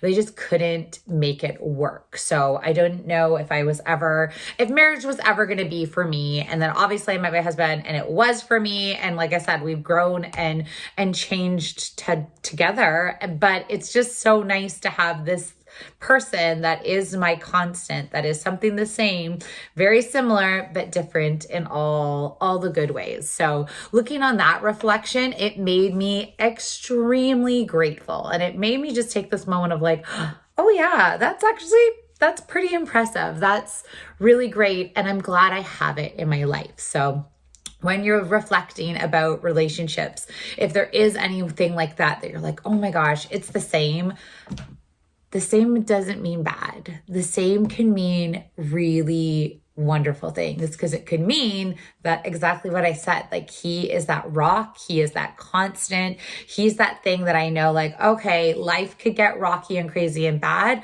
but we are very strong and we will get through that together. So that to me was something that I could be very grateful about and really just be proud about and excited. So look at your relationships and figure out what's the same, what's different, and how you feel about it. That's how I felt about that particular relationship. Then the last relationship I wanted to obviously reflect on, check in on, is my kids. Because 4 years ago, my oldest kid is the age my youngest kid is now. So that is obviously very, very different. 4 years ago, how old were they? They were 9, 7, and 5. Now they are almost 14, 12, and 10. Like, it's mind-blowing. And I have really noticed in the last little while that I'm moving into a very different season of parenthood right now. With my kids getting that little bit older, I kind of started feeling it last year, but it's really kind of creeping in on me. And I could feel it because how I even communicate with them has changed quite a bit. How I spend time with them has changed quite a bit. How I obviously discipline them or try and teach them or even engage with them. It's very different. And it's funny because it is very much a learning curve. When my kids were really little, I always joked that, you'd get them on a sleeping schedule and then they change it up on you. And then you get them doing something else and they change it up to you. And you could never keep up. You could never be like, oh, I got this. And I feel like for the longest time, not too much has changed with them. Like they've obviously gotten a little bit older, a little bit bigger, but nothing was too drastic. Whereas I feel right now, I am walking into what is going to be a very drastic change. I can feel it. I can feel it coming. It makes me nervous. It makes me excited. It makes me a little bit sad because it means my little bibs and kiddos are not that little anymore. So it's a whole thing. There's lots of emotions happening. But that relationship, when I look at like 4 years ago, my oldest, okay, like I said, 4 years ago, he was 9. He's where my youngest is now. And I feel like he was just this like sweet, wonderful little 9-year-old. And now he's 13. And we are navigating what it looks like, even just talking to each other. Like it's a very different feeling. He's definitely not as open to communicating with me. I'm his mom. I'm not super cool. I've had to really get used to being that role of almost like not a passive parent, but I'm definitely, when I'm learning with him, is that I can't be me right in there. Like, hey, what's going on? What's like that energy is not what he needs right now. So I do almost need to kind of like take more of a laid back approach of like, even when I'm talking with him, I'm like, really choosing what words I'm using. I'm choosing what we're talking about, the tone of things, really just kind of making sure I'm giving him that space and freedom. But then there's moments that I'm like, okay, no, enough of that. Like the swearing, like, no, you do not need to swear right now. Not necessary. Stop it. Right. So it's a learning curve for me and it's just going to get worse. It's going to change. He's going to high school soon. He's going to be getting jobs and driving and all these things. So it's definitely a new season of life that we are getting into. Whereas 4 years ago, I feel like it was a little bit easier. Now it's just different. 4 years ago, when my kids were those ages, it was very much of like keeping them entertained, making sure they were taken care of, doing all of the things. Whereas now they're becoming more independent, which is great, but I'm becoming an Uber service pretty much. I drive them around everywhere. It's a little bit ridiculous. I feel like I'm definitely a little bit more worried about certain things when I don't hear back from them and I don't know where they are and, trying to find them. So really kind of working with them of like, how do we communicate here? Oh, this needs to happen. I think in general, as they're getting bigger, just really setting up my expectations for them, chatting openly of like their expectations for me and how that's going to work and how things happen. Like I literally had to ask my one kid, we talk obviously in person too, but we chat a lot back and forth on Snapchat. And that seems to be a way for us to communicate. And I actually put it on my husband's phone the other day because he's away a lot. So he doesn't get to chat with the boys as much. So if this is a way he can keep in contact with them, like why not? Yeah, it seems a little bit silly, but if that's what they're looking for and that's how we can connect, I think you got to do what you got to do, right? And then my youngest is so funny because my youngest always, and even when he was really little, he always feels like he is the same age as the oldest. So I guess there were some things this weekend while we were away that he was out with friends and doing different things. And I had to have a conversation with him and talk to him afterwards and be like, listen, you're 9. You can't do those things yet. Yes, your brothers can, but so really having those open conversations and, that communication is that like, it's going to look different for each kid and it's not going to be fair and life's not always fair. But yeah, really kind of myself, I'm learning what these new relationships look like with my kids and this new season of parenthood and how to navigate all of it because it's stressful. It sometimes can be a little bit like overwhelming. It's definitely I have to get a little bit of a thicker skin. Like I said before, it was hard the first few times when I tried to talk to some of my boys and they weren't as open as they used to be.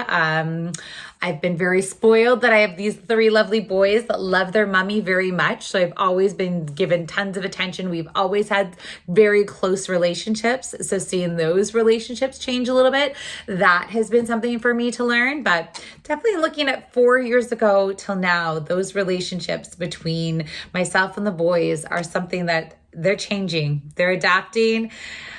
There's definitely times I wish there was things that were a little bit similar from 4 years ago when we could just snuggle on the couch and hang out. To be fair, we did stay up last night all together and watch the Leafs game together. So that was a little nice. It was a little bit snuggly. But yeah, I definitely have to kind of find moments to spend time with them. Whereas when they were younger, it was easier. It was easier, but I had to entertain them. So it was different, right? So it's just really learning this new season of parenthood. So hopefully I will make through it. So that was my check-in on my relationships, looking at 4 years ago till now. And then the last category I look at is career. So career, business, if you're an entrepreneur, whatever it might be, take a moment to really reflect, same way you've done the other things. Look at like where you were 4 years ago, where you are now, what's the same, what's different, what is better, what is not as good, and how do you feel about all of it, right? Because you've got to make sure you are checking on how you're feeling about any of this if you want to make any changes or if you want to do something a little bit different. You need to make sure you're like, wait a second, this is how I feel about this. I've got to acknowledge it and then make the change. So let's look at it. 4 years ago, for me in particular, I was definitely in a stage of transition. I talked about my mindset earlier, so I think this was probably what was really affecting that mindset. I had one of my businesses that I was just kind of coming to the end of, and I really was having a hard time to figure out what the next steps were. I knew I put a lot of time and effort into my business, but I also knew it wasn't the project I wanted to be working on any longer. And it was really hard because I didn't want to close it. I don't know if I wanted to sell it. I was trying to, kind of pass it over to somebody else and train them and get them started and doing all these things. And I just was having a struggle with it. Like that is what I think of when I think of 4 years ago when I, was in that career entrepreneurial business. I was trying to kind of finish one big project. I had started another sort of side project that was supposed to be the thing to keep me focused and engaged and kind of like get rid of all of those other things. I don't know if it really worked as well as I was hoping as it would, but it definitely, looking at 4 years ago compared to now, I feel like I am so much more focused now.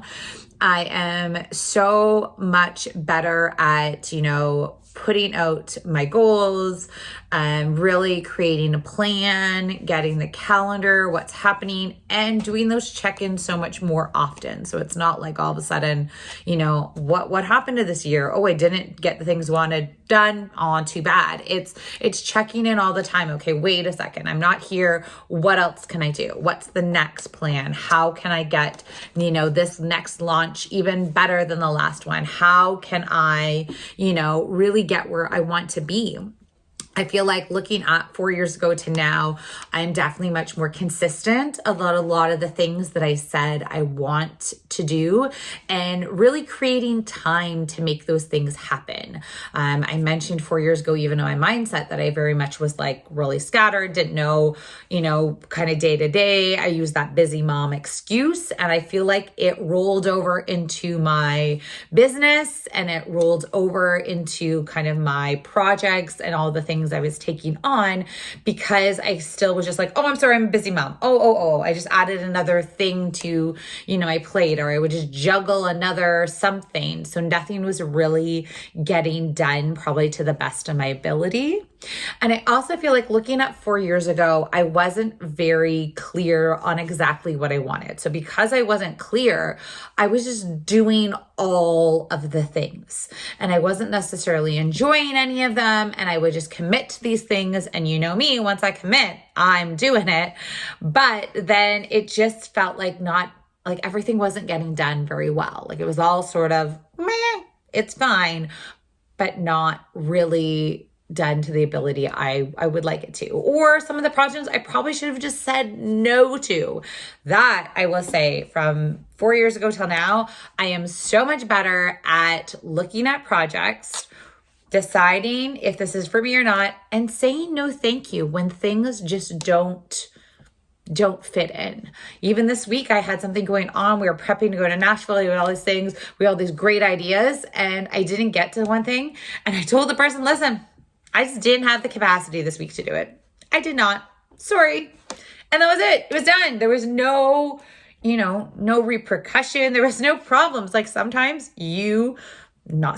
there are lots of times where you cannot do all the things, nor should you. So getting good on being able to say no to some things because you are working on something else, I think is really, really great. So looking for me from 4 years ago till now, that is definitely something I'm getting much better at. I feel like when I'm looking at similarities from 4 years ago to now is obviously I still love my musical theater. I love my creativity. So being able to really take pieces of that and use it more within my daily life. I mentioned that was what has helped me a lot in my mindset. So I think that it all is very much connected. I feel like spending the time in the last year and continuing to do so on my personal development obviously helps in my business as an entrepreneur, and then making those great business connections. That really is some of the secret sauce of being a great business person and being open and ready for opportunity is getting yourself out there and connecting with the right people, getting some wonderful mentors, really looking at the life you want, the business you want, maybe the career you want, and then finding the people that was going to help you get there. And maybe you can ask them questions. Maybe just spending time with them will teach you so many things. So for me, I find like I am definitely more in that direction of like, this is what I want. Now I have found some of the people. Now I'm really working towards my goal and I can see it happening. Whereas I think 4 years ago, I was still all over the place and I didn't know what I wanted that goal to be. I was still sort of half waiting for almost for that season to be done so then I could get on to the stuff I wanted to get onto, which that's not the way to go. That's just not a way to work properly for anything in your life. Like you can't just wait for the thing to come. If you want something and you need to create it, you need to make sure you're carving out that time to make it happen. So that to me is definitely the biggest difference I see from 4 years ago to now when I'm talking my career or my business or businesses, since at that time I probably had multiple things. I definitely had multiple things. And it's funny because I look at it now and I think, why didn't I stop at any time and think, this is crazy. Let's go through all the things and see what I like to do, what's bringing in income, where I should be spending my time and where I shouldn't. I didn't do any of that. I just kept on that, that hamster wheel. I kept going. And it was almost good that COVID gave everybody a break and a stop, because I think we all needed that moment to go, wait a second, this isn't right. This doesn't feel good. And then kind of reflect on top of it. But I don't know. Maybe that's just me. All right, friends. So super quick recap. If you are trying to do a reflection on yourself or check in with yourself, you want to make sure there's a good enough distance. So think of something like from 3.5, 4 years ago till now. Use those 2 times and then break it off into different categories. So remember, today I talked about that mind and body, and that included my health, that included my personal development, that included my mindset. Anything under that mind body category, that was one category. My second one was relationships, and I personally decided to look at some of my friendships. I looked at my relationship with my husband, and I looked at my relationship with my kids and that new season of parenthood that I hope I survive, let's be honest. And then the last thing I looked at my career or my businesses, or all those things that kind of deal with that, and what it looked like before, what it looks like now. And remember, when you're looking at all of that, you're looking at similarities, you're looking at differences, you're looking at what's better, you're looking at what's not as good, and you're really, really thinking about how it makes you feel. How did you feel then? How do you feel now? Where does that sit with you? Because it's all about how you feel. And then you can decide if you want to make changes. Then you can decide what's next. Well, my friends, I hope you enjoyed this episode, and I would love to hear from you. I would love to hear if you take the time to do a check-in for yourself, if you take the time to do a reflection for yourself. I would love to hear what is the date you're looking at, and what are you looking at now, and how that reflection went. All right, my friends, thank you so much. We'll see you soon. Bye for now, friend.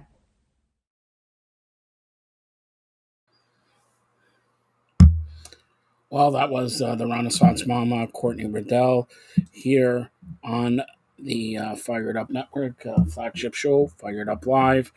3-1, the Maple Leafs lead the Tampa Bay Lightning in Game 2 of the best of 7. 3-1, Marner, Tavares, and Nylander scoring for the Maple Leafs, and Cole scoring for the Lightning. Again, 12 minutes left in the second. The Maple Leafs 3, the Lightning 1. Don't forget, we'll be having Leafs Forever post-game with myself, Billy, Marty, and Isabel Cup champion Taylor Woods. Now I present NBA Jump Ball with my Captain Canada, Drew Ebanks of OnPointBasketball.com, as well as Sports Fluent, Anthony K., and, of course, Billy Jorgansakis. Hello, everybody. This is Joseph Pasek, and welcome to the Fired Up Network. Welcome to NBA Jump Ball Playoff Edition with Sports Fluence himself, Anthony K., who looks busy. All right. I had to bring in the heavy hitter, the Greek, even though Anthony's Greek, Billy Jorgansakis, and, of course, On Point Basketball, on location, on everywhere. I'm lucky she's not at work right now. That's Drew Ebanks. All right, we're going to talk about the playoffs. Now, I'll start off with Drew here. The Lakers and Memphis. All right? I should have started off with Anthony, but whatever. Lakers and Memphis, Ja Morant. What do you think of the series tied up 1-1 going back to La La Land? I mean, it's good. Obviously, for Memphis playing without Ja Morant, it's a great result for them. They locked down defensively in that game. They had to get Game 2. There was no ifs, ands, or buts about that. That was a must-win situation for them. They wouldn't want to go back to LA down 2-0 in that series. So they did what they had to do. I didn't really get a chance to watch much of the game. So if you guys did, you can probably break it down a little more. What were you doing? Your professor is On Point Basketball. What were you doing?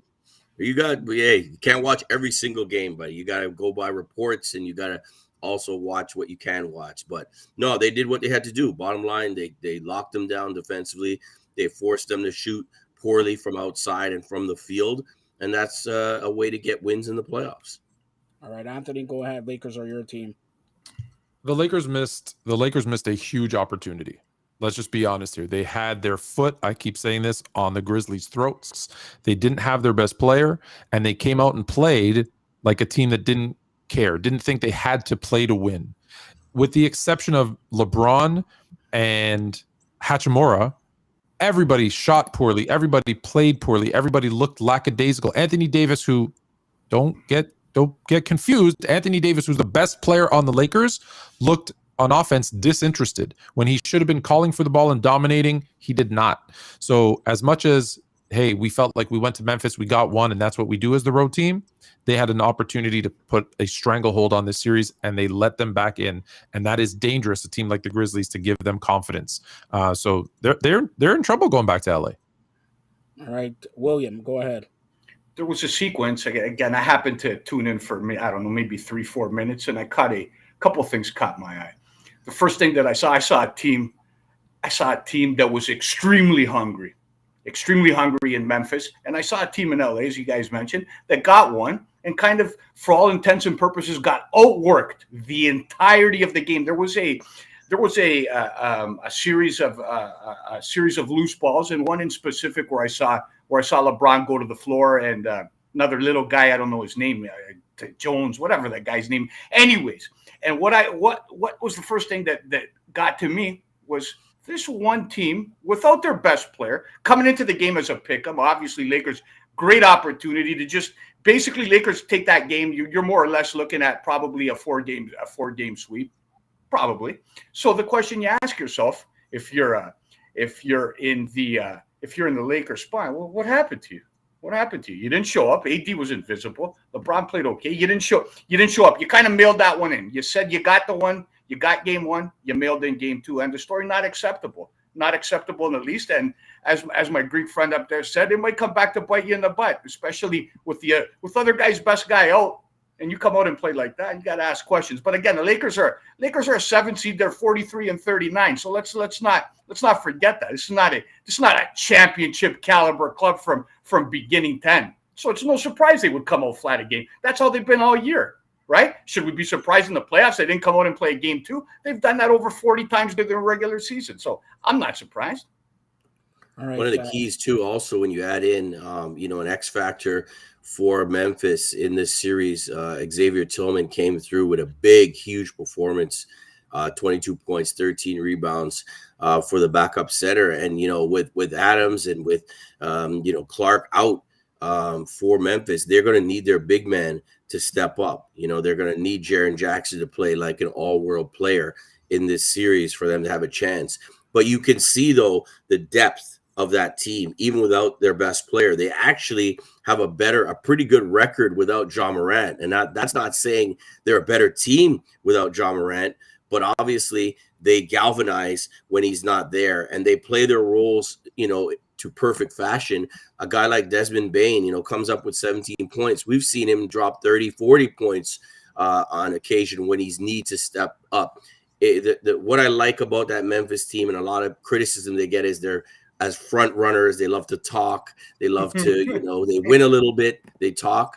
But you know what? One thing about them, they seem to pull together, especially when their backs are against the wall. So I think, going into the series, thought, they're done. They have a chance in this series. And as you pointed out, maybe the Lakers blew it. You go up 2-0 going back to LA, you get at least one. That's pretty much a done series. Now that series changes in complexion. And all Memphis has to do now is go in and sneak and pull out one win, and they're right back. They're right in the driver's seat. And I want to actually shout out a couple of things too. One, Xavier Tillman, who goes 10 of 13, played a great game last night. But also Tyus Jones. When Tyus Jones comes in at the point, it's a different style of play, right? When Ja's there, it's helter-skelter, it's crazy, it's run and gun. When Jones is there, it's actually better playoff basketball. They play slower, they play more controlled, and for some reason, teams haven't figured that out yet. They expect Jones to come in and them still to play fast, and they seem almost caught off guard when they're playing controlled. Which underrated player. Which I don't get. Player. So that's an opportunity there where they just need to figure that out. So that's why they look good. That's why people always say when Ja's not there, they look good. They're not better without Ja, but they could be better with Ja if they threw in that crazy Ja style and then maybe have Jones even and Ja playing off ball sometimes where it'll be more controlled. Yeah. That would actually throw teams off even more so within game. So they'll figure it out. But Lakers, like I said, blew a huge opportunity. All right. Denver, let's get to Denver, Minnesota. Hold on, Double J. Before we move there, obviously, there's a little bit of interest around here in the Dylan Brooks, LeBron James interaction. Obviously, when we watch Dylan, and I know I don't want to offend Drew. He's a Canadian lad. Okay, good boy. This, that, the other. You don't have to defend me. You say what you want to say. Here's what I'm going to tell you. Canadian or not Canadian. First of all, the kid, man, like I don't want to get into detail, man. I got a couple of thoughts. I'll save a few for for when I sacrifice my own sponsorship and what have you. Number one, I watch the guy, and I don't know, he's going to the Draymond school of trying to brand himself. You watch the interview with the glasses afterwards. This guy walks around like he's a gangster, walks around like he's the greatest thing since sliced bread.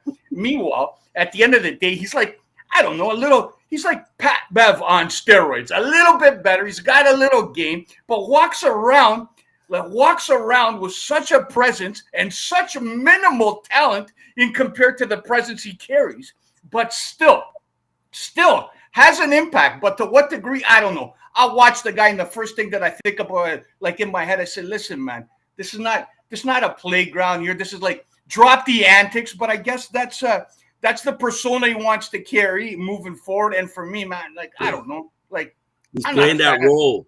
He's playing that role. Dylan Brooks did exactly what he should do. Because if he can go after LeBron, and if LeBron is dumb enough, which I don't think he is, but if he is dumb enough to engage, and he gets him into I got to take over. He did at one point. Exactly. And I got to score 40 points or whatever. The Grizzlies are going to beat the Lakers. That's what they want. Yeah. So hold on, Greek. You're telling me he's that smart that he's concocted a way to get, or is that just who he is? He's concocted a way to. It's a combination. I think it's a combination of that's who he is, and his team is saying, "Hey, this is what we need from you." Because if they don't run this team, if the Lakers don't run through AD, they lose. So good on Dylan Brooks. He's doing exactly, whether it's by accident or on purpose, he's doing exactly what he should be doing. He called LeBron old. You know, LeBron does not want to be called old. Exactly. It's like Joe when he tries to call me old, and he's got more gray hair than me. You know what I mean? That's what we're talking about. And I take after the Greek here. Look at but did you guys see the post game? Hold on, Joe. Did you guys see the post game? Obviously, the comments calling him old. This guy with these glasses, like, what kind of characters this guy with? The glasses, the shirt open. What I say, you gotta love it. Listen, he's taking that villain role, Billy, to a T. And like him or not, I mean, I got a lot of friends. They know me, what I do for Canadian basketball, and I've known Dylan for a long time. And when you see Dylan, how he plays, always been a tough player, always tough as nails. Always getting the job done. He's realized something in the NBA. In order for it to kind of stand out a bit, you got to be a little different. And he's taking on almost a Dennis Rodman kind of persona right now. And guess what? Everybody's talking about Dylan Brooks, like him or hate him. And there's a lot of haters. You know, he's my guy, but people call him a chucker. You know, they say really his defense might be overrated. But look, the world is talking about Dylan, and now the Lakers mentally are saying, "Whoa, what's going on here? Can we beat these guys?" Yeah.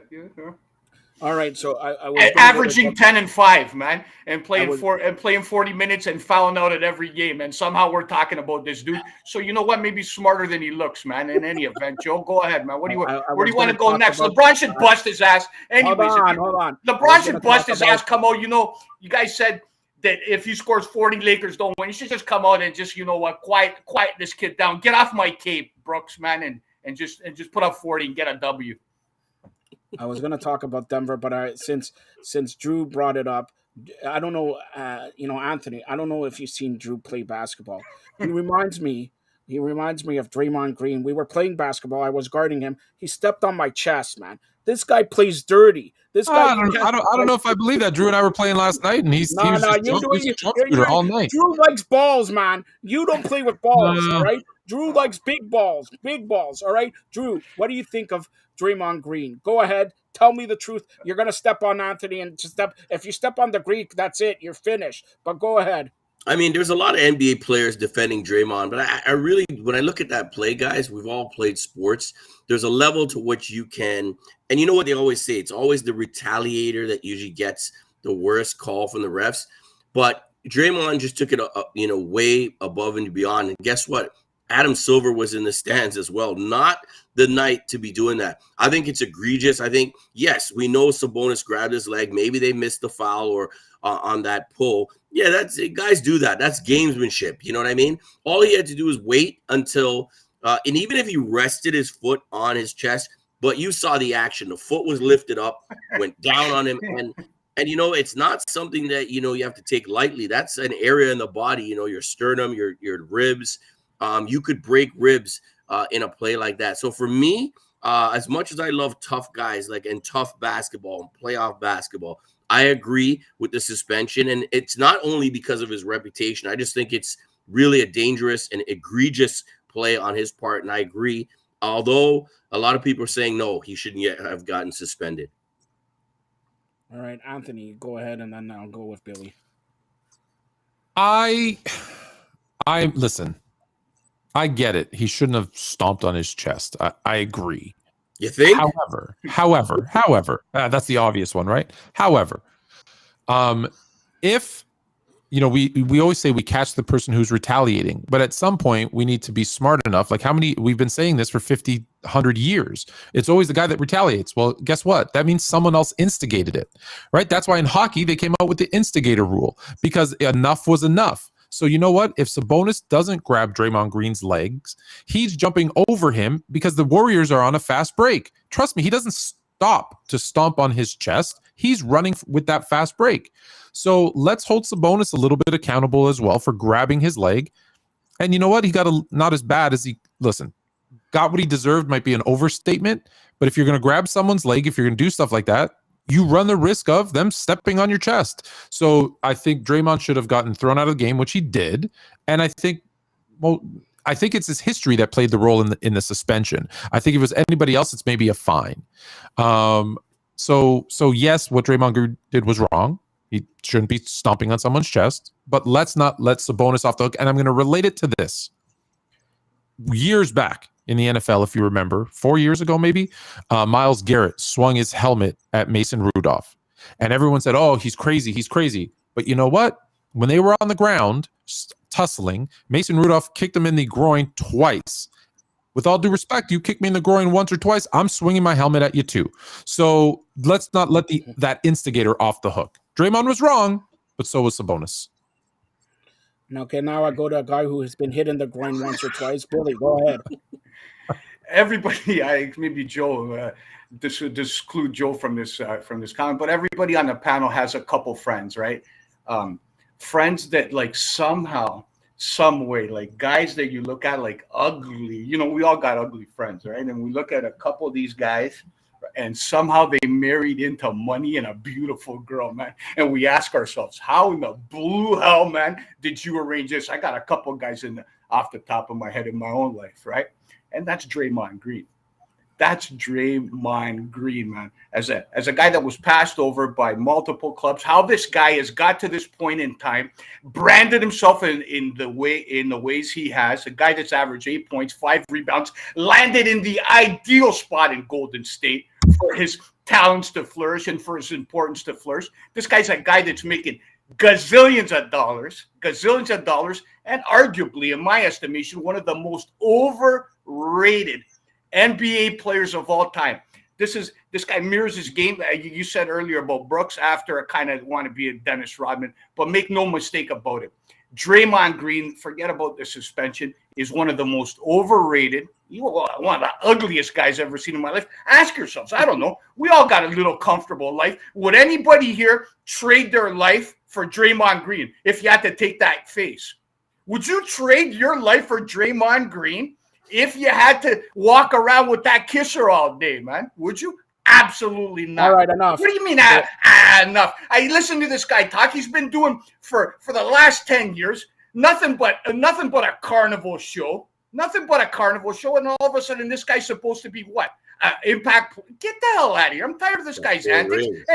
And you know what? The rings, here's how many rings he would have had playing on it. If he didn't get drafted in Golden State, he'd probably be somewhere in Turkey playing basketball. Forget about the rings, right? He landed in Golden State. Perfect opportunity for this guy, number one. Number two, obviously, Joseph, the guy has been doing these kind of things for the better part of 10 years, a sideshow carnival act. Right? And he wants to be bigger than the game. He wants to take center stage. He wants attention. He wants gravity. And somehow, some way, a guy like that has a social conscience, a social platform, and is considered somebody of substance in the National Basketball League when you're averaging 8 points, 5 rebounds, 5 assists over 10 years. You're making 30 mil, and you got, I don't know, 10 million followers.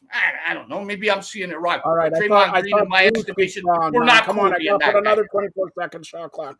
All right. We're not let's go cool, around Joe, the me and table. that guy. We're not cool, period. Yeah, that's right. Three more topics I want to touch on. Since we touched on Golden State here, they're down 2-0. I'll start off with Billy here. Do they make the comeback and win the series? That's again, you lose this guy maybe for the better. I don't know, but the point of the matter is, home court in that series gets Golden State Game 3. I don't know if it gets them both at home, but it gets them Game 3, and it's the same kind of thing that we saw yesterday with Lakers and Memphis. It's a game of need. It's a game of need. Obviously, Golden State's gonna come out their season, their backs are against the wall. And usually when clubs have their backs against the wall, in my memory in playoff basketball, they get the third game, more than likely. So 90% chance Golden State gets that third game. Anthony. The easy thing is to say if the Kings win, the series is over, which is easy. But no, I don't see Golden State, who is 33-8 at home, right? They're a much, much, much better team at home this season. So just like what we saw when they were in Sacramento, them being the same road team that they were all season, people expect them to flip a switch and be a different team. No, they're the same team that they've been all season. So I think the Kings go into Sacramento. I think Kuminga's going to have to be that guy that steps up and takes over for the slack that Draymond Green's going to, not being there, is going to create. And I think the Dubs, I actually have the Dubs in my, if you talk to the Greek when we're doing our bets, I have the Dubs winning by double digits. I think this game maybe stays close for the first half, but I think the Dubs take over. What's the number? Fifth, my number or the actual number? Yeah, what's the actual number on the game? The actual number on the game, I look it up for you. Hold on. What, six Joe, and a half? Joe, don't you have it ready there, Joe? It's Warriors, yes, by 6. I have them by double digits. All right. Little free gambling advice for those of you watching. Yeah, every once in a while we got to give you something. Drew is the biggest gambler. Drew, what do you think? Golden State coming back or what? You have to. You almost have to. Obviously, the cliche must-win game. They are a great home team. They have been traditionally in their city. They've been great there. This is a game that I think, I agree with Anthony as well, should be a blowout. They have to kind of pull back and get back into this series. And again, if they can win 2 at home, it changes the whole complexion of the series. We'll see what happens from there. But I picked them as well, double digits in this one. 12-point win. I think the Warriors are going to pull it out. So they have to. As you guys seen, we Drew and Anthony were on the panel. Anthony, what did I say? Didn't I see Philadelphia is going to go to the NBA championship against Denver? Those two teams right now look like the best two teams so far through 2 games. Do you agree? And do you agree that they probably will meet in the finals? I know you're still saying the Lakers, but whatever. Well, yeah, I don't want to come off my team, but yeah, right now, and I have Philly in the final as well, and I have Embiid as my MVP, so I'll stick with that. Yeah, they look like the best team.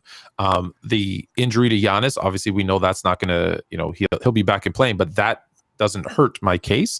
Boston really actually does look like they're the team to beat in the East, but I'm not going to get tricked by them because I know Jason Tatum and Jaylen Brown are always inconsistent. Always. So they're going to have a down game. Watch, they're going to lose a game to Atlanta. Everyone's going to say, oh, they stink now. Not true. They don't stink. They're going to be great. But yeah, I think Philadelphia definitely looks like the best team in the East for sure. See, the Greek, Billy, he has the 76er jersey. He was looking for a 76er hat. That's it. But then he met Will Smith, who slapped the taste out of his mouth and said, do not speak bad about Drew Ebanks. All right, so go ahead. This is a shout out to 2 guys, man. One of them you do know, obviously, man, and that's arguably one of the greatest basketball players in the history of the game, Allen Iverson, and my man Sadeo 3 and Andrew Toney, man. A couple forgotten guys. Want to give Andrew Toney a shout out. Arguably one of the best would have been. When we talk about basketball, woulda, shoulda, coulda. Andrew Toney without leg issues, a Hall of Famer. Philadelphia is going to come down to 2 guys. Embiid's going to be Embiid. It's going to come down to 2.5. Maxey and Tobias Harris, and whether they're supporting guys. And we can't really draw any conclusions from the competition in Brooklyn because, frankly, Brooklyn is probably arguably the worst 6th seed, worst 6th seed in the history of basketball. Philly looks good, obviously dominating them, but you can't really draw conclusions from that and then say, oh, Philly won 2 games at home over Brooklyn. They're going to the finals. It's over. It's too early to say. You want to see Philly match up, obviously, with Milwaukee, with Boston. I watch a couple of games, and then you can make a better assessment. But that team's going to live and die on whether Maxey can give you 20 and Tobias can chip in, because you know what you're going to get from Embiid. And again, Harden is a kind of guy, legacy kind of guy, that it'd be interesting to see how he competes and compares on that stage again, because time's running out for that guy as well in terms of the better years of his life are behind him, right? He wants one of those too quickly. So hold on the Sixers yet, not so fast. All right, Drew, go ahead, and then you'll talk about the New York Knicks. And Spike Lee wants to have you on for a movie if you grow your hair. Go ahead.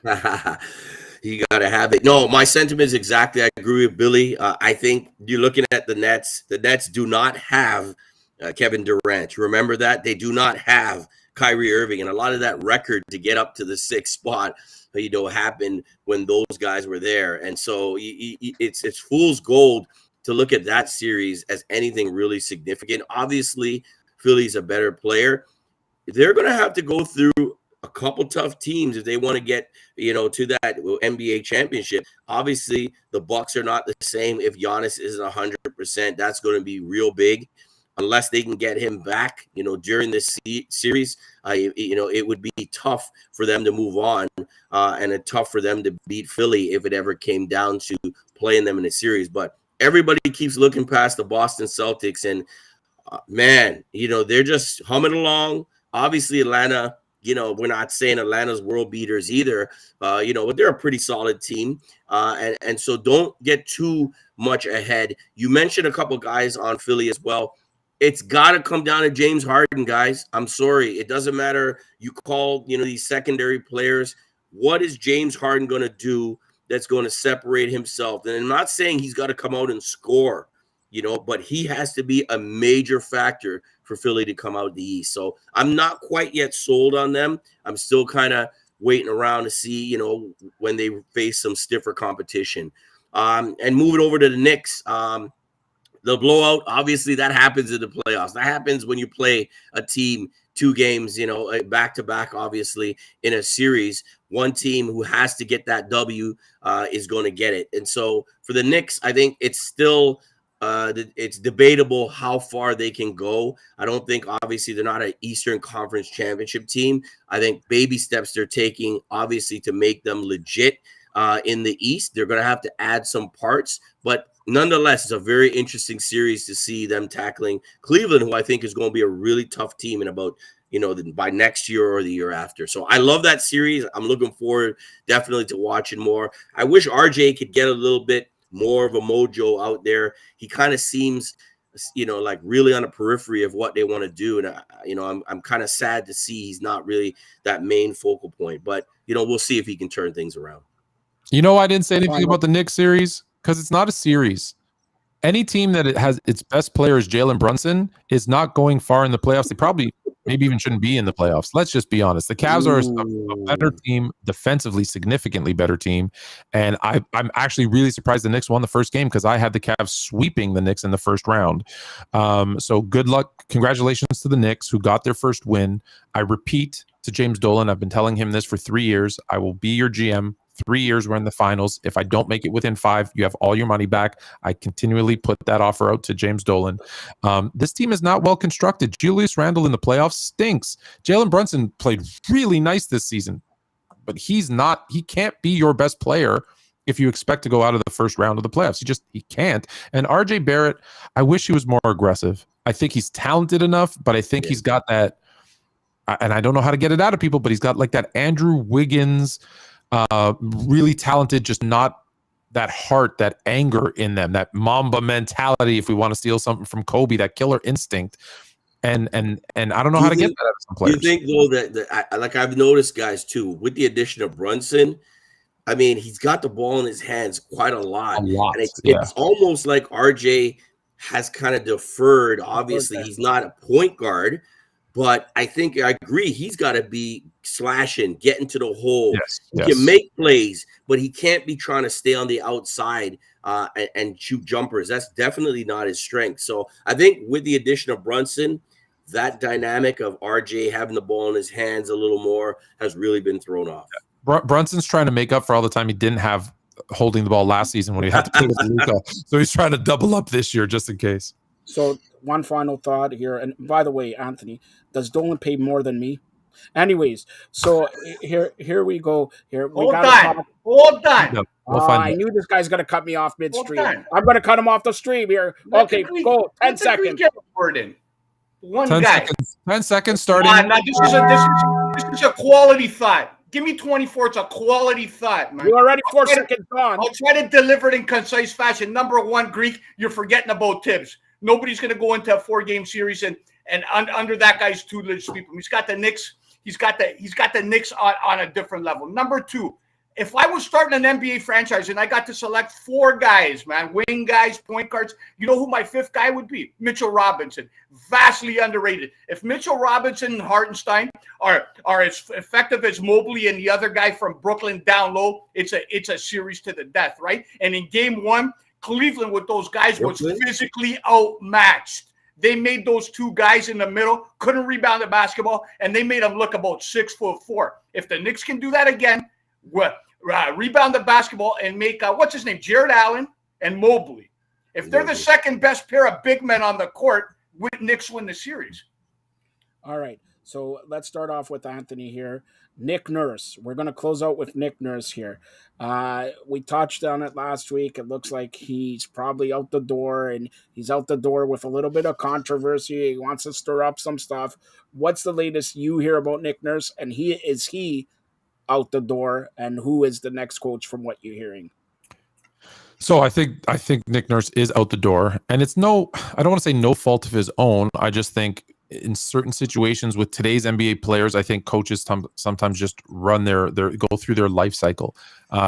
He just brought up Greek just brought up Tibbs. Same type of thing. When you're a hard-nosed defensive first coach, you tend to wear out your welcome a little bit quicker because that's not the way players like to be coached nowadays. So I think he's out. I think the teams that he's been most connected to is probably the Rockets, who have also now been talking about Ime Udoka. But I think Nick Nurse makes a much better fit there. In terms of who replaces him in Toronto, that's, Ime is really the name that you keep hearing, which wouldn't be a surprise. And that's really the only name that I've heard so far. If it's not Ime, look for them to make. You don't think it would be a surprise to have Ime from what he did and knowing Masai Ujiri, how he empowers women in this franchise? What was the young guy's name who they shipped off to Sacramento? Was it Davis? Terrence Davis. Yeah. As soon as that situation happened, he was gonzo, and I love that kid as a talent.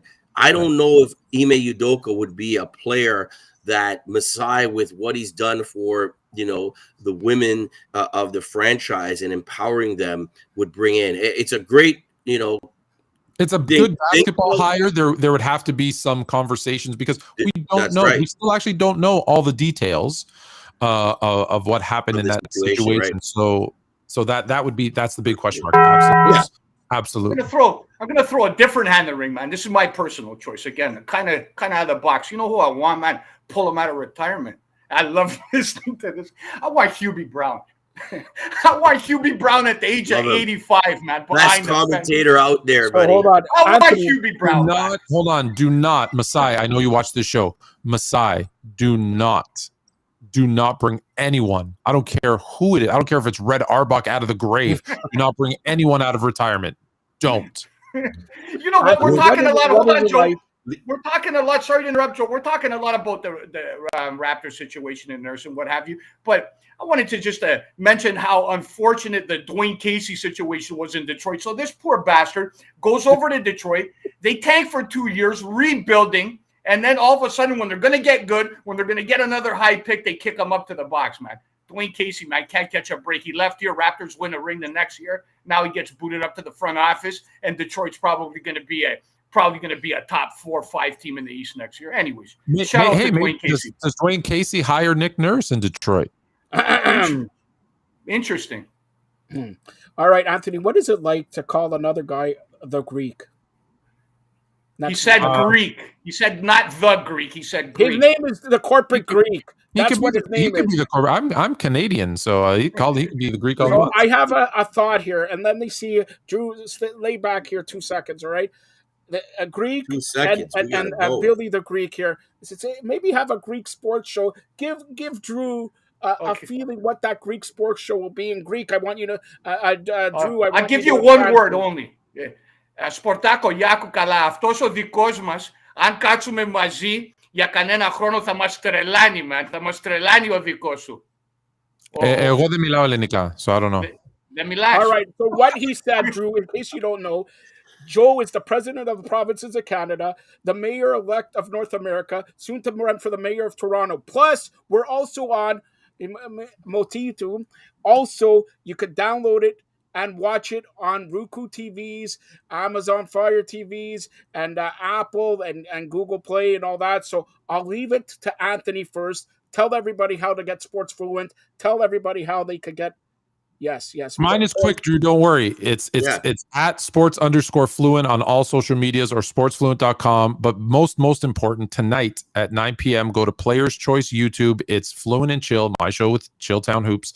It's our 100th episode. We have a ton of surprise guests that are going to come in and tell us how wonderful we are, including special guest host, our good friend Shaquille O'Neal is going to take right after halftime in the Brooklyn in the Nets game. Right after halftime, when he's done on TNT, he will jump on and help guest host our 100th episode with us. Come big. And that's at 9 o'clock. So check it out. And at 10 10 o'clock, 9 p.m. Eastern. 10 o'clock, I'm going to convince them.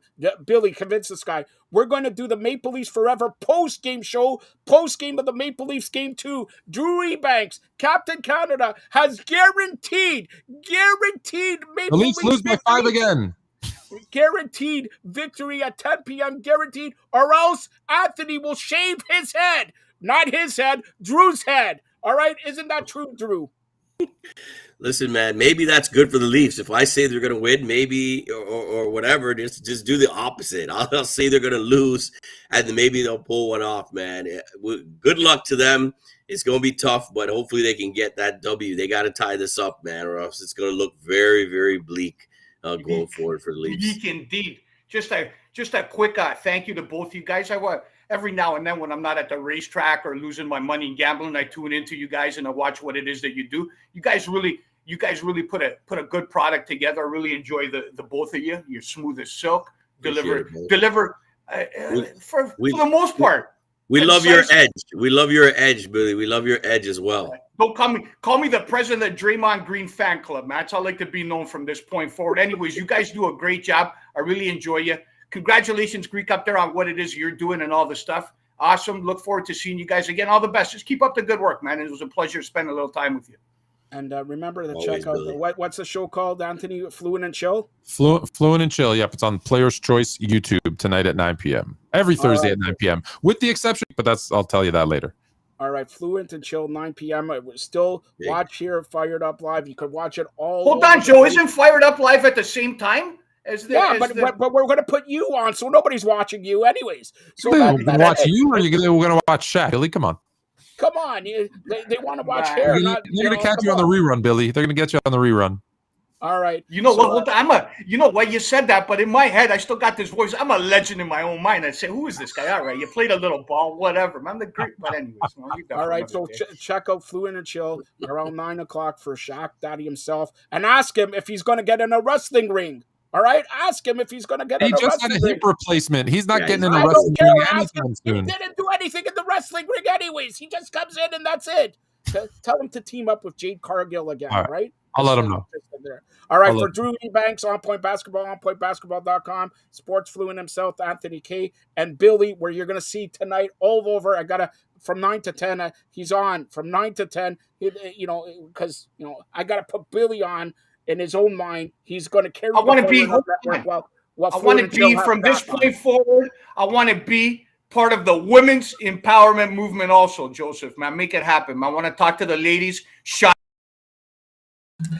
Yeah, that's NBA Jump Ball with Drew Ebanks, OnPointBasketball.com, Sports Fluent himself, Anthony K, and, of course, Billy Jorgensak, the Greek here. And now it's time to bring back the Hall of Famer, John Freeman Nelson. Yes, from OSG Sports in Atlanta, and Ryan Payton here in Toronto. By the way, the Maple Leafs, at the end of the second period, lead the Tampa Bay Lightning 6-1. Ryan Payton, John Nelson, North-South. John and I have many sayings. One of them is, I think, one we'll adopt from now on. Just hit it and go. Hit it and go, brother. That's what you just said. So we just came on and we had to get through the technical things. And John's like, all right, just hit it and go. There you go. How you doing? We're back. Yeah. Third week in a row, my friend. Let's keep this streak going. Very strange. I know. We got it's playoff hockey time.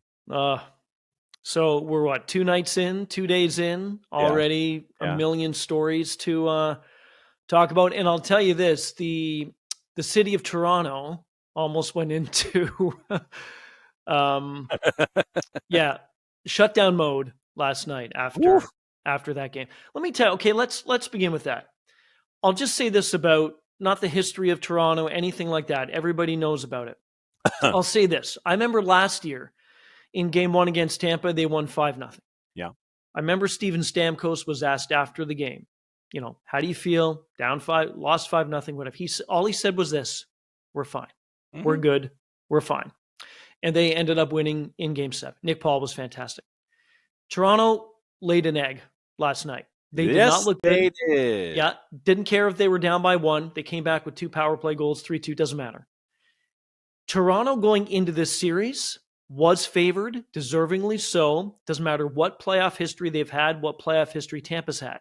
But for them to put on the effort and the show they did last night, John, absolutely inexcusable. Inexcusable. Yeah, I mean, that's not how you want to start something, you know? No.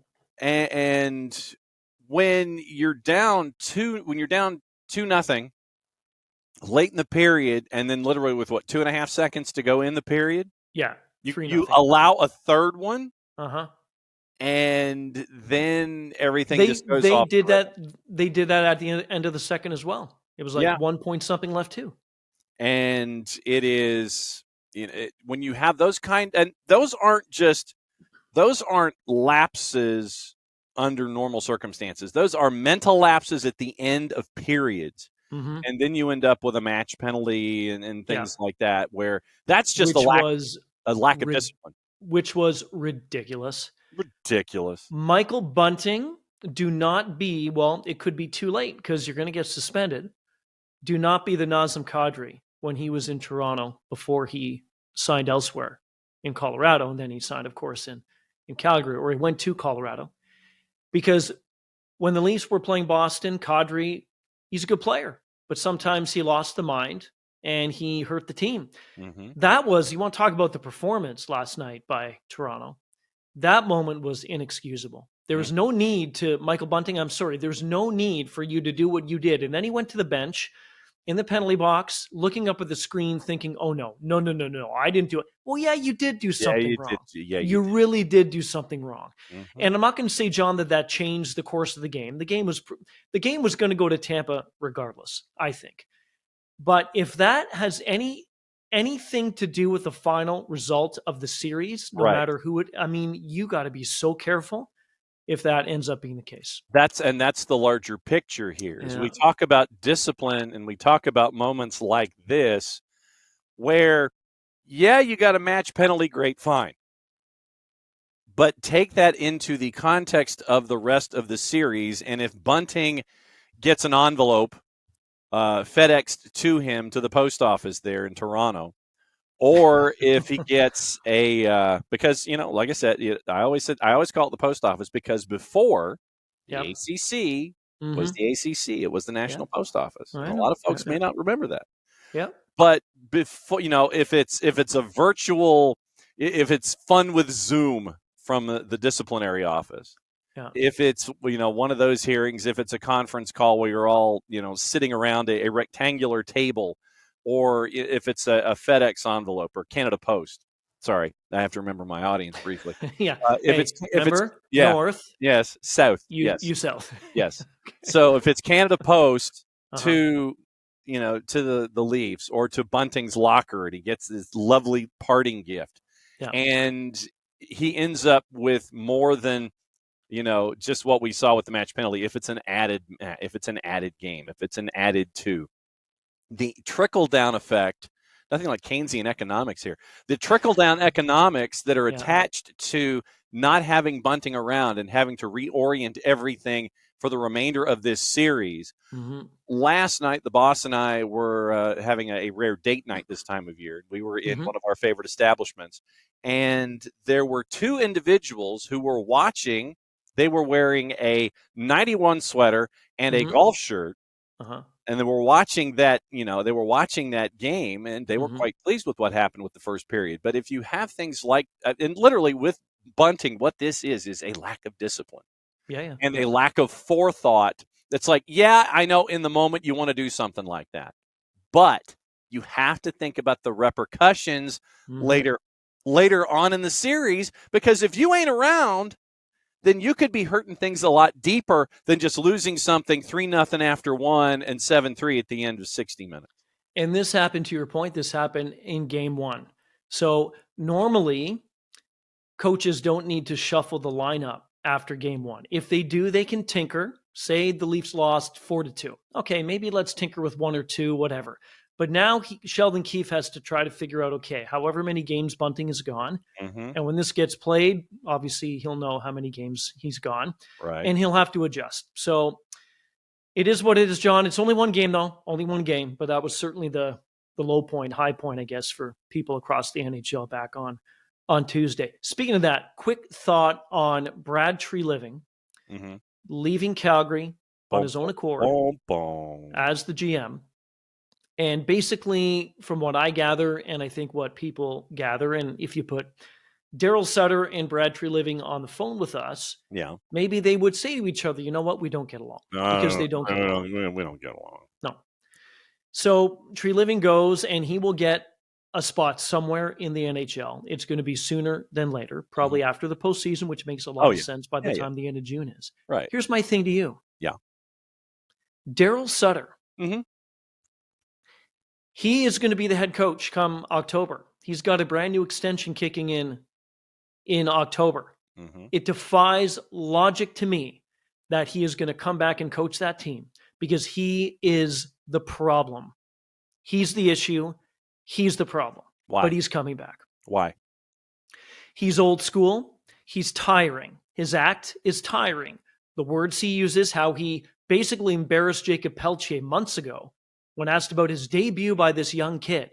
He was asked about it, and he looked down at the sheet and said, who? Okay. All he did was read off the name, read off the number, read off the stat sheet. It was an embarrassment. His handling of Jonathan Huberdeau, he went minus 60. He was 115 points last season, down to 55, the largest single drop in the history in the National Hockey League. And then about a month and a half ago is when all of a sudden he decided to put him back on the left side.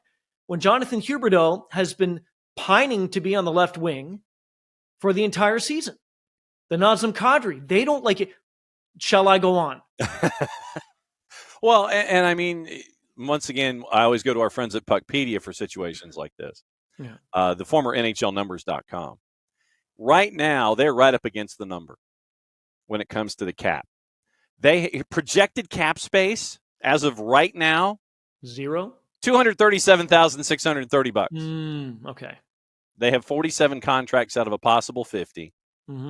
And the numbers that are attached for next season, since this season is out the door. Yeah. 23-24. Nazem Kadri, $7 million a year. He's a UFA in 29, 6 years from now. Yeah. Huberdeau, he was under a deal that had him at $5.9 million this past season. It really picks up, basically doubles. To 10.5 US through 20. He becomes a UFA in 2031. Mangiapane is 5.8 for the next couple of seasons. He's got 2 more before he turns UFA. Michael Backlund's got 1 more year at 5.35. Luch at 34 is a UFA. Blake Coleman has 4.9 through 26. He's a UFA in 27. What's on the Markstrom? What's he at? Markstrom is 6 a year through 25. Okay. 26, 27, he's a UFA. Okay. So you've got that. And Hannafin's got 1 more year. Rasmus Anderson has 3 more years. Tanev has 1 more year. Zadorov has 1 more year. Uyghur has a lot of years. He's at 6 1/4 through 2030. So what is this telling you? They're strapped. You're top heavy. Yeah. You're absolutely top heavy here. So whoever comes in, whatever GM comes in, I know Maloney's doing it on the interim. Craig Conroy certainly looks like he may be the one. Mm-hmm. But whoever comes in to get the actual position, is going to have some work to do. But the Flames are not going to sit and eat Daryl Sutter's contract for the next 2 seasons. I just find it appalling, John. I do. I think his time in the league is done. Yeah. How he handles situations. Unless he finds a way to repair the fractured relationships, because I do think that there is one big one with Huberdeau and another big one with Nazem Kadri. And at the end of it, too, I should say this. When he came out and talked about Peltier that day after the game, Brad Treliving went to Daryl Sutter. I don't know if it was the night of, the next day, whatever. He went off on him saying, words are words. And that's a quote. So those 3 words, make 3. Words are words. Mm-hmm. It just screams to me that there was no consistency and there was no respect. And if you have no respect from players, I don't care what happens in the league. And I know that they lost so many 1-goal games. I know they lost 17 extra in overtime and the shootout. I get all that stuff.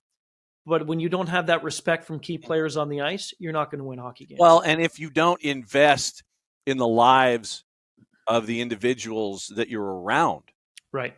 I mean, it's like, good point. If you're asked about someone and, like I said, I don't know if recency bias was an issue with that interaction or anything, but get to know the folks that are there. Take the time to understand what makes these folks tick. Why did Nazem Kadri sign the deal that he signed? He was in a fantastic environment in Colorado. Yeah.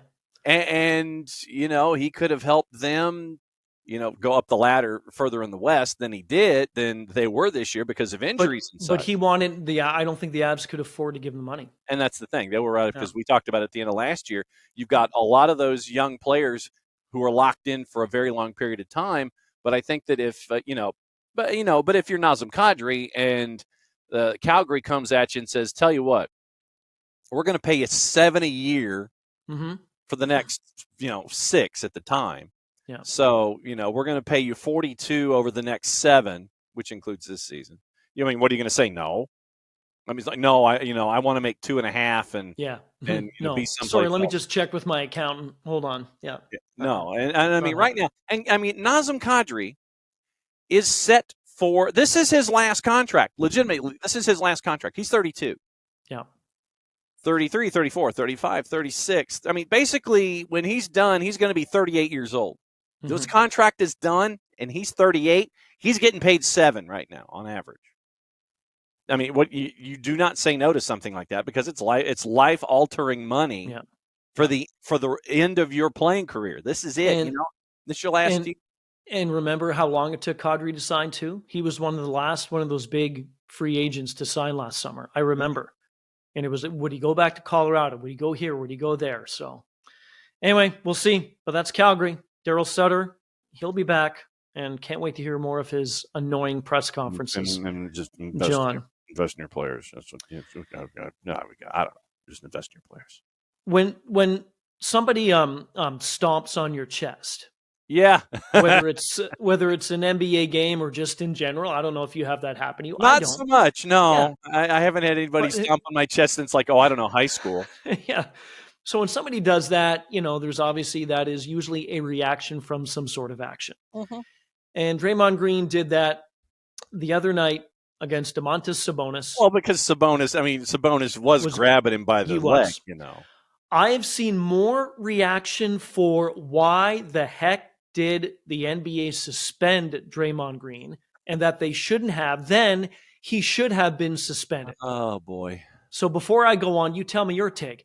Was the suspension warranted? Yes. Should he have been or should he not have been? Of course he should have been. You don't do a Finn Balor coup de grace on a player in the NBA.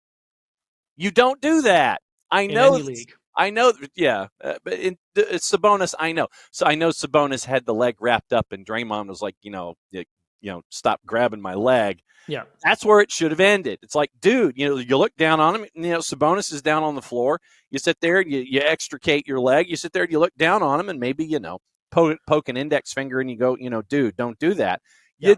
You don't do a coup de grace on the guy, and then not expect consequences for that. You got ejected. And I know that you egged on the crowd in Sacramento. It was a great crowd, by the way. Good for Sacramento to finally, after all of these years, have home playoff games. Well said. Well said. But for Draymond Green, of course you suspend him. Why would you not? Oh, it was self-defense from what? It's like, yes, Sabonis grabbed his leg. Yeah, as we say out on the playground, BFD. Big freaking deal. Yes. I mean, so you suspend him because of this. You don't stomp on another player. That's just not how this works. Shaq it's not said, roller derby. No, Shaq said he would have done the same thing. Richard Jefferson would have done the same thing. What Richard Jefferson said, what Sabonis did was wrong, and it was. I think that was the second time he grabbed his leg at some point. Okay, fine. Jefferson said, I wouldn't have stomped on him, but I would have given him a kick. I would have kicked him. So for all the people that think he should not have been suspended, and then there's the argument, too, that I was reading, and I want your thoughts on this as well. Yeah. Was this suspension also because of who Draymond Green is? Here are some of the unsportsmanlike acts. He hit Steven Adams in the groin back in 2016. I remember that. Did the same thing to the groin of LeBron weeks remember later that in too. 16. Yes. Elbowed James Harden 2 years after that. Yeah. And then he's had in-house altercations with Kevin Durant and Jordan Poole, to name just a couple. Yeah. So was this at all because of the history of Draymond Green? Well, I think if it's longer than an anticipated suspension, I think the answer to that would be yes, because you have previous evidence and you have a dossier in the league office where you sit there and you open it up and, look, there's Draymond's file. You sit there and you pull it out and it's like all these papers fly out all over the place. I think if it's a standard extra game, I mean, if we think about it in the context of the National Hockey League, where, since we were talking Calgary, let's put it in Milan Lucic's, if we're comparing, so we compared, say, Luch and Draymond Green. Luch does something like that, something extra, not a skate to the, I certainly don't think it's a blade on a chest. No, but something extracurricular, Sure. A little bit added. A little bit of dessert to the main course. Then because of what Luch has with his reputation, he might get an extra game. It might be 1+1 just because it's Luch, because of that that idea that's already there. Yeah. If Draymond gets 1+1, then I would think that it's because of his reputation that's already been laid out there. So not a surprise that he should have been suspended. B, I'm with Richard Jefferson. I might have given him a bit of a kick, a little nudge. Yeah. Yeah. Just it's like, bro, what are you doing? Or know what you could have done too? You could have, and this would have maybe incensed Sabonis even more, but you could have stood over top of him. Yeah, absolutely. And looked down, kind of to your point. You know what? You do that again, watch out. I mean, legitimately, if Sabonis is grabbing my leg, right, and I can't get out initially from it, all I'm doing is I'm doing one of these. It's like, dude, let go. So that's something like that. That's what I would end up doing, because once again, you talk about repercussions. And that Steve Kerr will find a way to work his way around any kind of a suspension involving Draymond Green. And that's because you've got less guys and you can kind of figure out you have a team built a certain way, and you can sit there and say, okay, well, if I don't have Draymond, then that means I have this person doing that. And this is where I anticipate the slack being picked up. Yeah. In hockey, it's deeper rosters and trying to figure out what to do because you have lines and you have set ideas and trying to figure out things like that. But absolutely, it's reputation if it's Draymond Green, no question. If it's an added on, it's definitely because of reputation. this is still not the Draymond, but moving on, this is still a story, and hopefully it's done now. Mhm. The whole Scott Foster, Chris Paul thing. So after 13 straight losses that Paul's been playing a game reffed by Foster, they finally won a game. And this is what I find so funny about stories sometimes. Yeah. It's humorous to me. They finally won a game reffed by Chris Foster. Yay. Right? And so they had lost 13 straight playoff games when he was the crew chief. Uh-huh. And Chris Paul was essentially saying that it's up to this guy. He said multiple times that this guy is one of the reasons why we've lost basketball games. I mean, John, come on. I know what was that referee? Tim Donaghy, right? Tim Donaghy, yeah. Yeah. So I know the refs have not been the cleanest of people in the NBA, whatever, and I get it.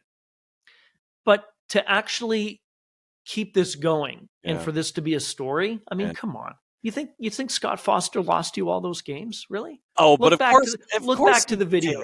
Of course he did. Come on. So no one else did. It was just the head referee who whistled this, whistled that, foul. So that cost you the basketball game. Whether he was with the Suns or the Clips or the Rockets or whomever. Yes, it was Scott Foster. Okay. Yes, that's your commonality. Of course, that was what was going on. Maybe it was Jake from State Farm. Hell, I don't know.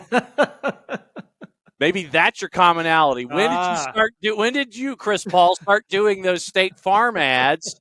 Uh-huh. Maybe it's Jake that's been your common factor and not Scott Foster. I'm just saying. I don't know.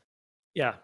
It's one of those. Yeah. I mean, and then if they lose again, when Foster, it's going to start again. Hey, Jake from State Farm. That's your answer. We've lost 13 of 14 now. Come on. Give me a break.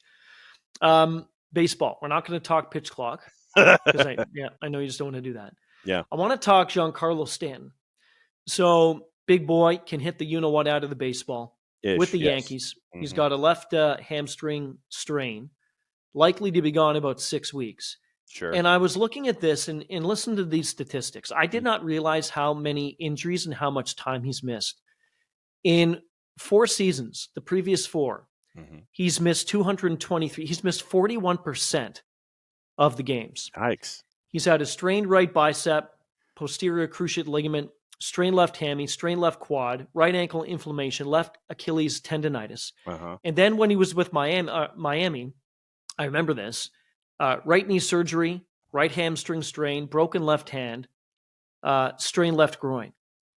The amount of money, John, that he signed a 13-year contract at $295 million. And I saw this too the other day. The Marlins, each July 1 and October 1 in 26, 27, and 28, they're sending New York $30 million in installments of $5 million. Happy Bobby Bonilla Day for those who celebrate. Is this a case of him, Stanton, being too built? Does that make sense? He looks like he's okay. He's looked like he's a football player. Yeah. And how he hurt the hamstring the other night. He hit this ball to left center. He thought it was out. It wasn't. Went up against the fence. As he was rounding first, he thought, that's not a home run. I've got to turn on the Jets. And then he strains the left hammy. Is there such a thing as being too built? That's my question to you, especially in Major League Baseball, because you don't need to be massively built to hit a baseball. Well, these days, no. But you have individuals who are built certain ways, listed at 6'6", 245. And so, I mean, and 230 of that is muscle. Yeah, I know. Yeah. I mean, when you look at the numbers and, after that 59-132 season in 2017, where he hits 281 and an OPS of over 1,000, which is sick. Here's your productivity. 38-100 in 2018, 18 games in 2019, 23 games in 2020. Then back to normal in 21. He goes 35-97. Yep. All-star for going 31-78, even though you hit 211 in 22. Yep. And then this year, 13 games so far, and you're hitting 269 and you're 4-11. So 4 of your 14 hits have been home runs this year. Yeah. But no, to your point, I think that, I mean, these are finely tuned athletes, but they're right up against it. I mean, they're right up against that ledge of, okay, if something happens, because everything is strained and stressed and worked out within, a millimeter of its natural born life. If something goes wrong, then things will, if you're a finely tuned athlete. So that's not, not necessarily a surprise because, all right, so you're in year 6 of a 13-year deal right now. Mm-hmm. Here's the number of games that he's played. 100, 150, 123, 116, 145, 74 in 2015, 119, 159, 158, 18, 23, 139, 110, and 13 so far this year. So that's what you're staring at when it comes to Giancarlo Stanton, who's already hit 382 home runs in his career, and he's in his 14th season. There's no doubt the guy can hit the baseball. Mm-hmm. Right? But there is something to be said for being as taught, T-A-U-T, I believe is the correct spelling, right. as taught a muscle entity that a 6'6", 245-pound individual is. If you take that frame and apply it to other sports, then you can make some parallels and sit there and go, yeah, 6'6", 245-pound, small forward, 6'6", 245-pound rush end, those kinds of things. So, it does make sense that sometimes you are right up against it, and Giancarlo Stanton has gone over the edge. And think about, and we had the same conversation with Ken Griffey Jr. Think about how prolific Ken Griffey Jr. would have been with all of the games that he missed. Yeah. And he's still one of the greatest of all time in my book. And natural. You've had so far 2 seasons basically. Yeah. 41 games in 2 years that were played for Giancarlo Stanton. Think about what the numbers would be for him right now. You're probably looking at something close to 430 home runs heading into this year.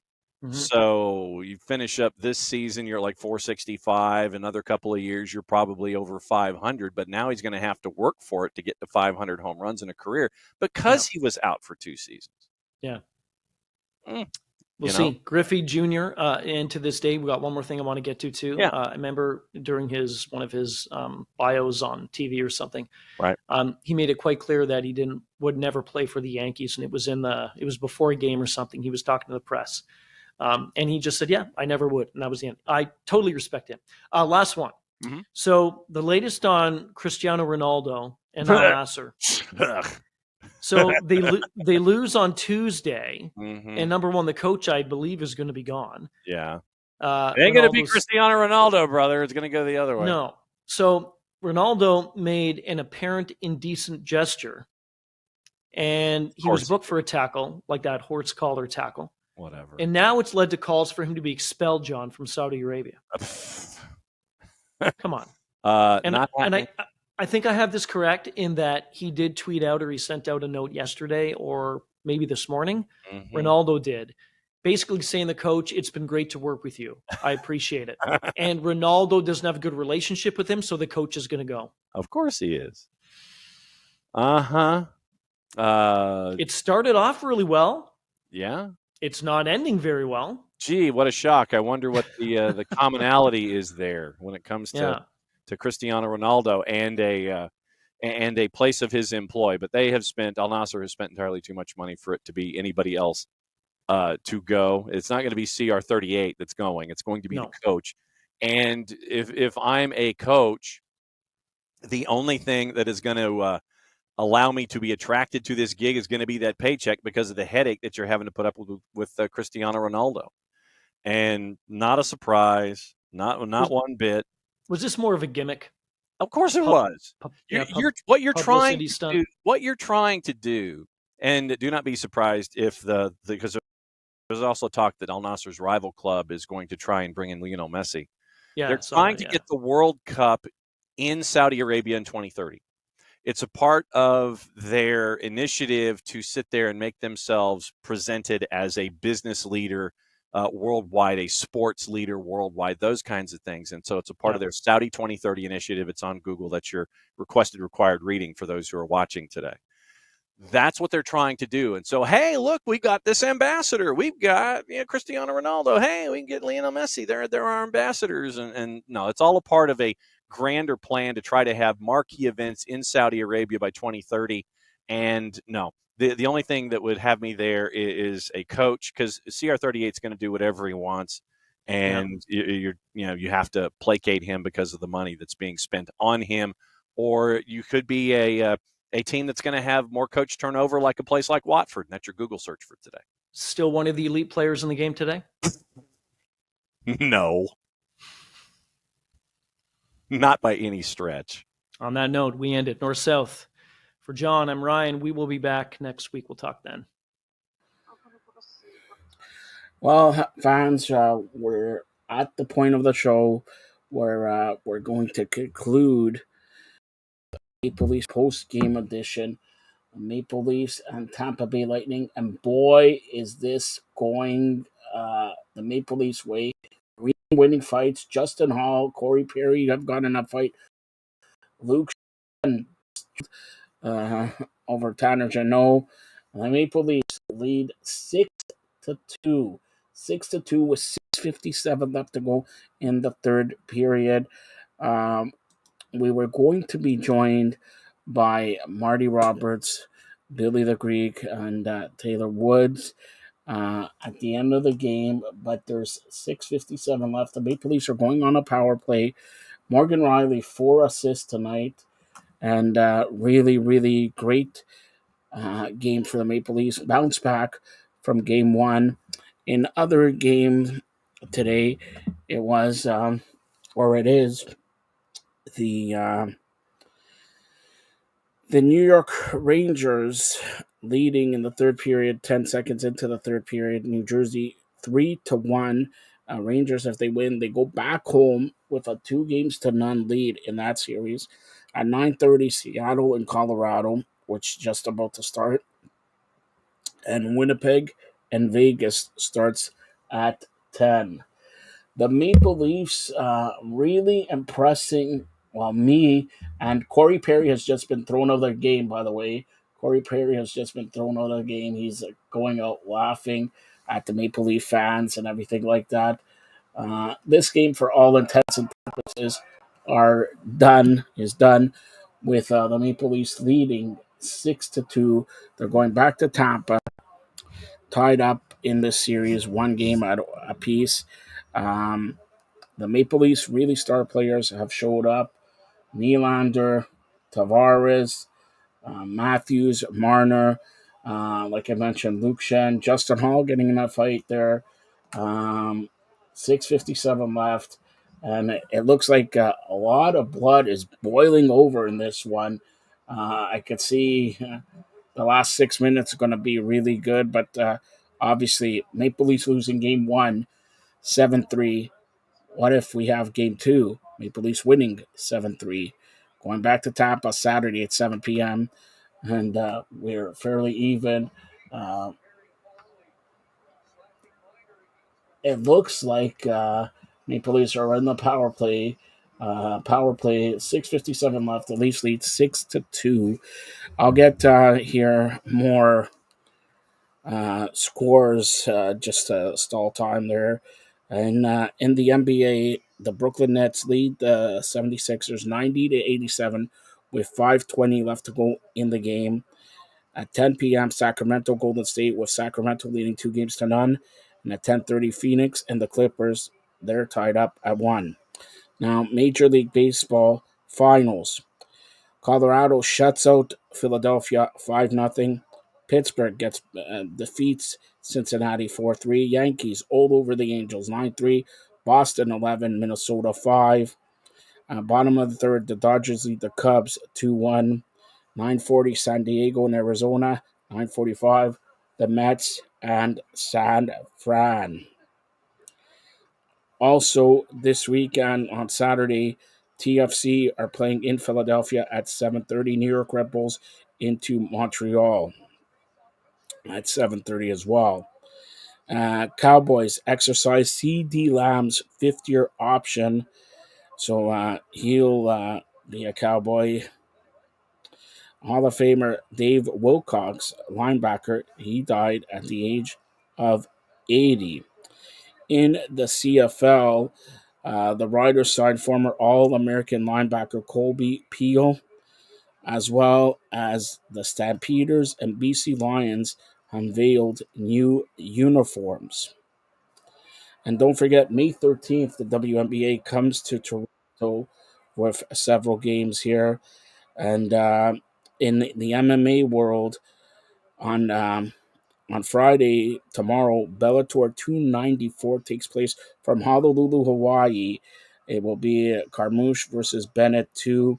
And on Saturday, UFC Fight Night takes place as well. I'm trying to do the best for stalling time. Hopefully, we'll have some of the guys here. Remember, we're supposed to have a thumb wrestling competition between Taylor Woods, the two-time champion, won for the Isabel Cup PHF winner, Toronto 6 winner, and the Arnold Schwarzenegger strongman, strongwoman winner against Billy Jorgansakis.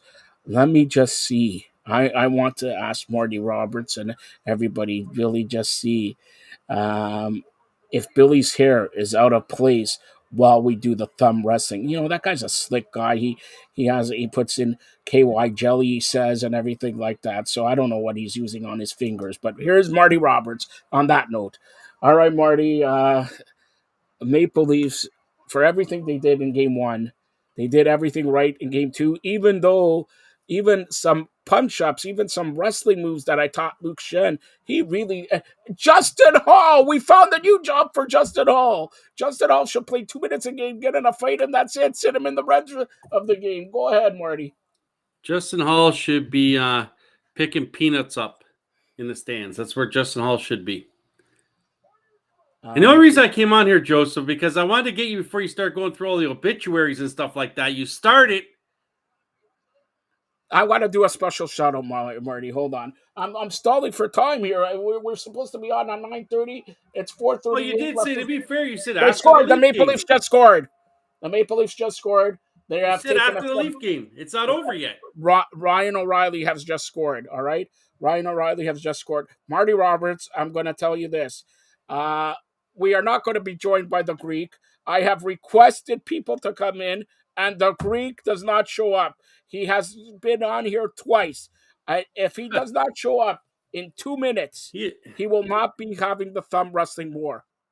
All right. He's the face of the FiredUp Network.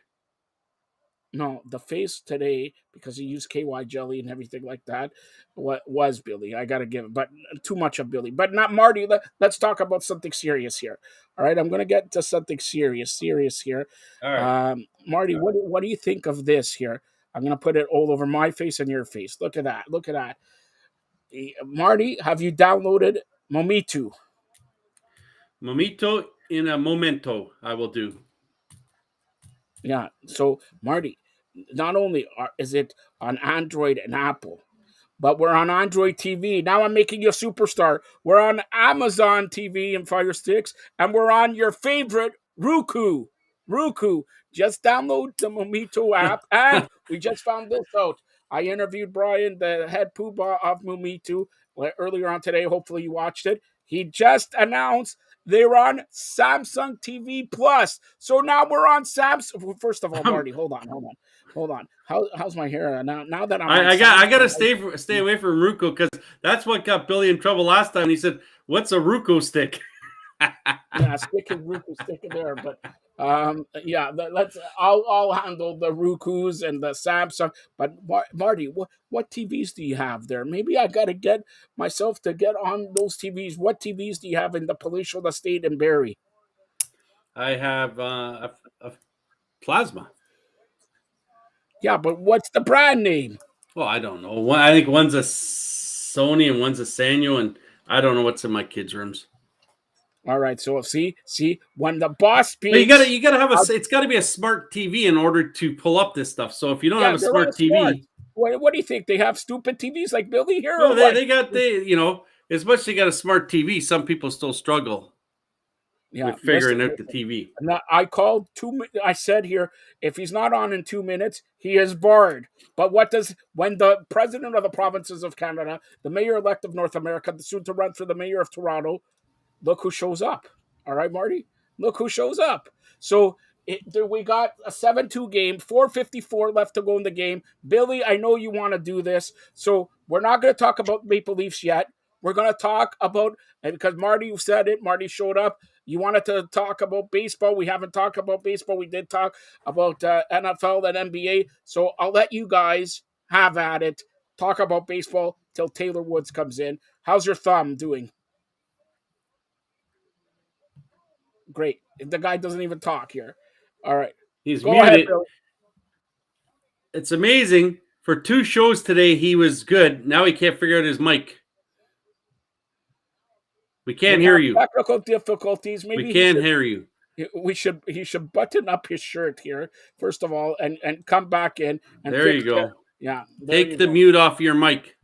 Yeah, he was on here twice. I know he's on twice. The third time he can't figure out the mute button. He can't score 3 times. He has no hat trick, man. Never a hat trick. He's not John Tavares. Yeah, never a hat trick there. But Marty, are you surprised at 7-2? Well, I'm surprised, yes, but I'm not surprised they're winning the game. I thought this is how they would have been in game 1. I really did.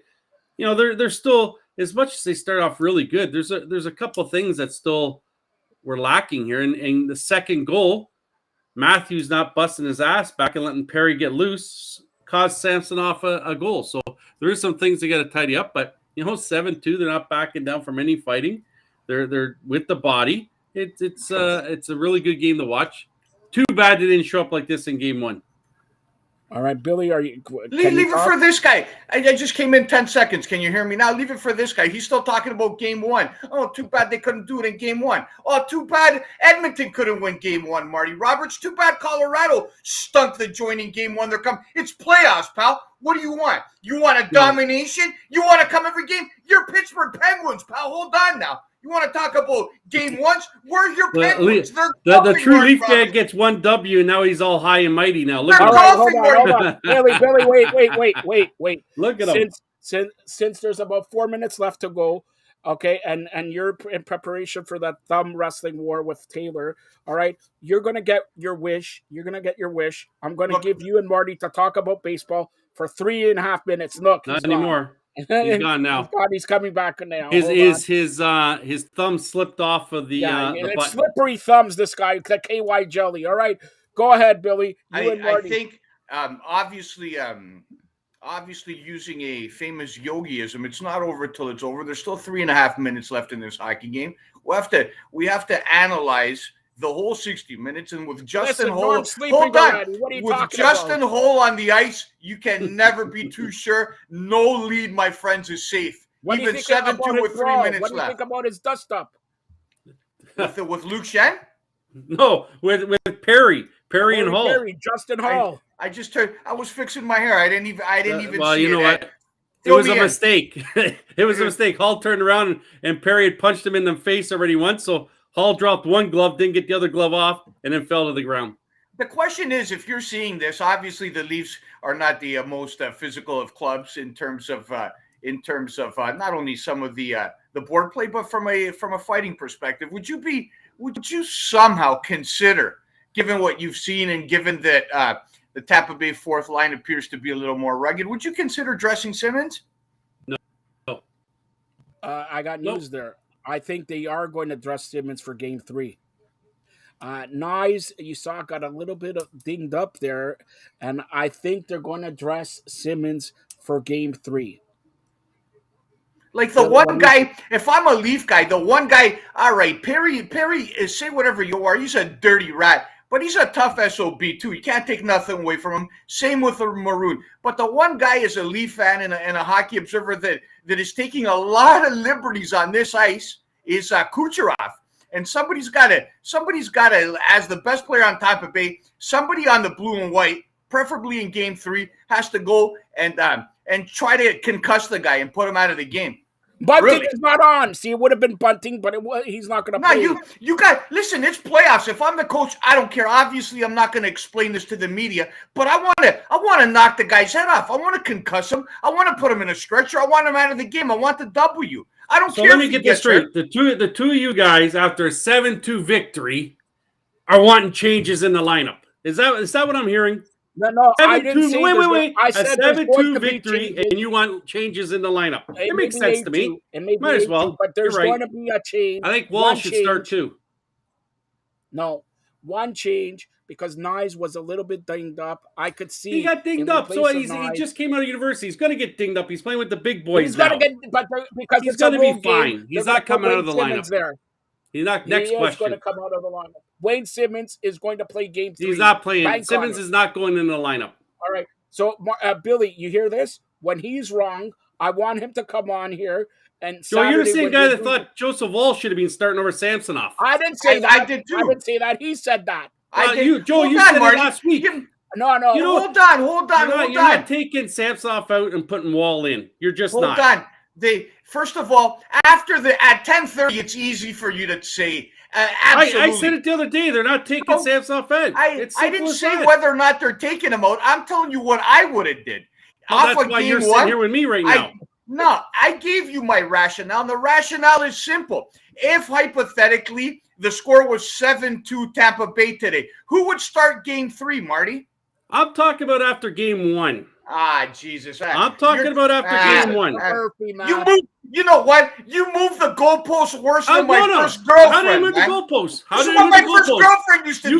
You guys, all you Leaf fans, you Leaf fans were all, Wall's got to start. He's got to be in net. That's it. Samsonov isn't there. Now today, it's we're doing the parade again. I could have won in that playing today. There was nothing for Samsonov to do, man. Jesus, Murphy, man. There was nothing for Pick a side. Are the Leafs good enough or they're not good enough? There was nothing for Samsonov to do today, Marty Roberts. Then they win today. You guys want to take players out of the lineup to put in next game. Asking, makes sense. First of all, each individual. Let's go to the next question.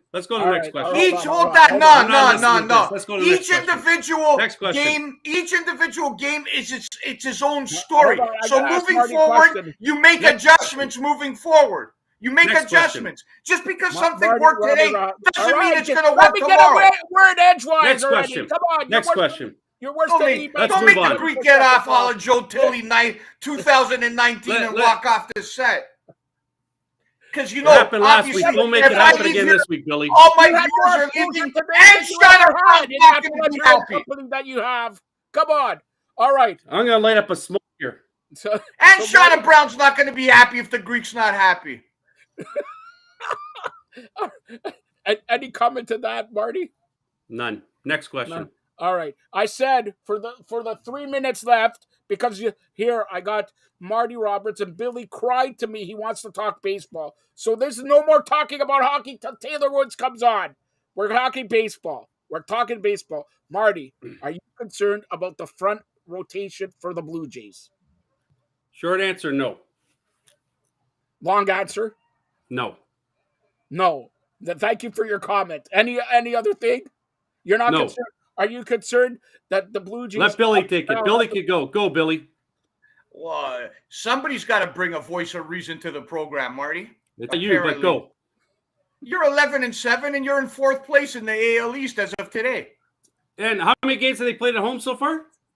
You're in 4th place. That's what how many games have they played at home? How many games have they played at home? All right. So they played a majority of their games on the road. They play a majority of games on the road, and there's still 4 games over 500. Nothing to be concerned about. All right. And I still would rather have Teo in the lineup than Kid. Yeah, you would. And Loris Gurriel and Robbie Ray. Yes, we know. Yeah. Better club. Marty, we know. Marty, how was your day today, first of all? How was your day? It was good till about 5 minutes ago. 5 minutes. Marty looks a little perturbed, man. Until I start hearing guys want to change the lineup in a 7-2 victory. Yes. Want a Wall in net. I get it. Go. First of all, what we said is, would you consider, given the way the third period developed? I wasn't asking you. I'm asking the boss of the Fired Up Network, Double J, who knows a little bit more about hockey than you, Marty Roberts.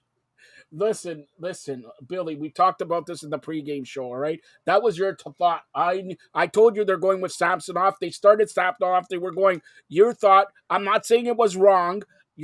He has to keep with his goalie that's going to win him the Stanley Cup. Joseph Wall is not winning the Stanley Cup, even though I like his first name. He's not winning the Stanley Cup. And I got 2 days ago, you were telling me he should start. No, I didn't say he shouldn't start. I said, should they consider it? He did consider it, and he went back to look. The only problem I have, all this, guys, today, all this is on video, 15 years ago, is he should not play Justin Hall, or like you say, Justin Hole on the ice. All right, he should, and I think we all agree on that. Marty, do you agree? Justin Hall shouldn't be on the ice. Period. Should not. He caused the first goal. You agree with me? He caused the first goal by throwing it to O'Reilly, standing still at the blue line, which caused the turnover, then came back and scored. Justin Hall does nothing on the ice. Big man, doesn't use the body. Remove him, put Liljegren in, and you're perfect back there. Listen, Billy, I know why he's pissed off. I actually know why he's pissed off. Listen to this. It's about Justin Levert. All right, Justin Levert. What's his name, Billy? What's his name? Go ahead. He promised Marty Roberts a championship Toronto 6 t-shirt. Since the lady from Toronto 6 is coming in. I promised Marty a burger 4 years ago, too. And I paid for it. See, he paid for it. He does not want to pay for a shirt that Justin Levert has it. All right? So here, Marty Roberts, the floor is yours. I know Justin, he has just texted me. He wants in the show. I'm not going to put him on the show today. I'm not putting on the show because he's busy watching the Hartford Whalers and New York Islanders. All right? Or is it Pittsburgh in the finals? Yeah, is it the Carolina Panthers? Sorry, I don't know. All right? So that's, and maybe that's the Stanley Cup final, the Carolina Panthers and Hartford Whalers. All right? So is that the truth, Marty? Is it the truth? You want a Toronto 6 t-shirt, correct? He says in a bag at the rink. If he waits too long, it might become too small. To North York from Barrie to get a $3 shirt. Maybe I could stop the bus there, and he could just run out and give it to me in the bag. Give it to him. So Billy, did you see what Marty said? He wants Justin to give it to him in the bag. Only people that have underlying issues would take that comment in that direction. Joseph, welcome. Once again, hold on here. I got another thing. I want to credit Billy. I'm seriously, Marty. I got to credit Billy 3 times. 3 segments today. This one, the basketball one, and the pregame Leaf show. He did wardrobe changes like crazy. This guy is like what I'm very disappointed though today with Billy. I'm looking on his Greek page, his Billy page, and I'm looking for his pregame picks. There was none. He was busy doing it on the number one organization. In case you didn't notice, Marty Roberts, we had a young fella, one of the Greeks' biggest fans, one of his left-hand man. The heavy hitter yesterday put out a video, and in case you watched till the end, there was both a Leaf. There was actually no prediction, really. There was zero prediction. The Jays were making the playoffs. Yeah, and the Leafs would play better. So once again, was the heavy. That was the heavy hitter. Get this really good, really good. The heavy hitter pointed really good. I really like it. Don't point your finger at Billy, all right? Don't point your finger at Billy, all right? I was for the predictions today. I was looking, where am I going to put my money? I actually want to talk to Billy. I want to secure the services of the heavy hitter. I want to send him to the Kipling bus, on the Kipling bus where Marty Roberts drives, and ask him what's his thoughts, who's going to win Game 3 of the Leafs and Lightning. The Leafs winning it 7-2 tonight.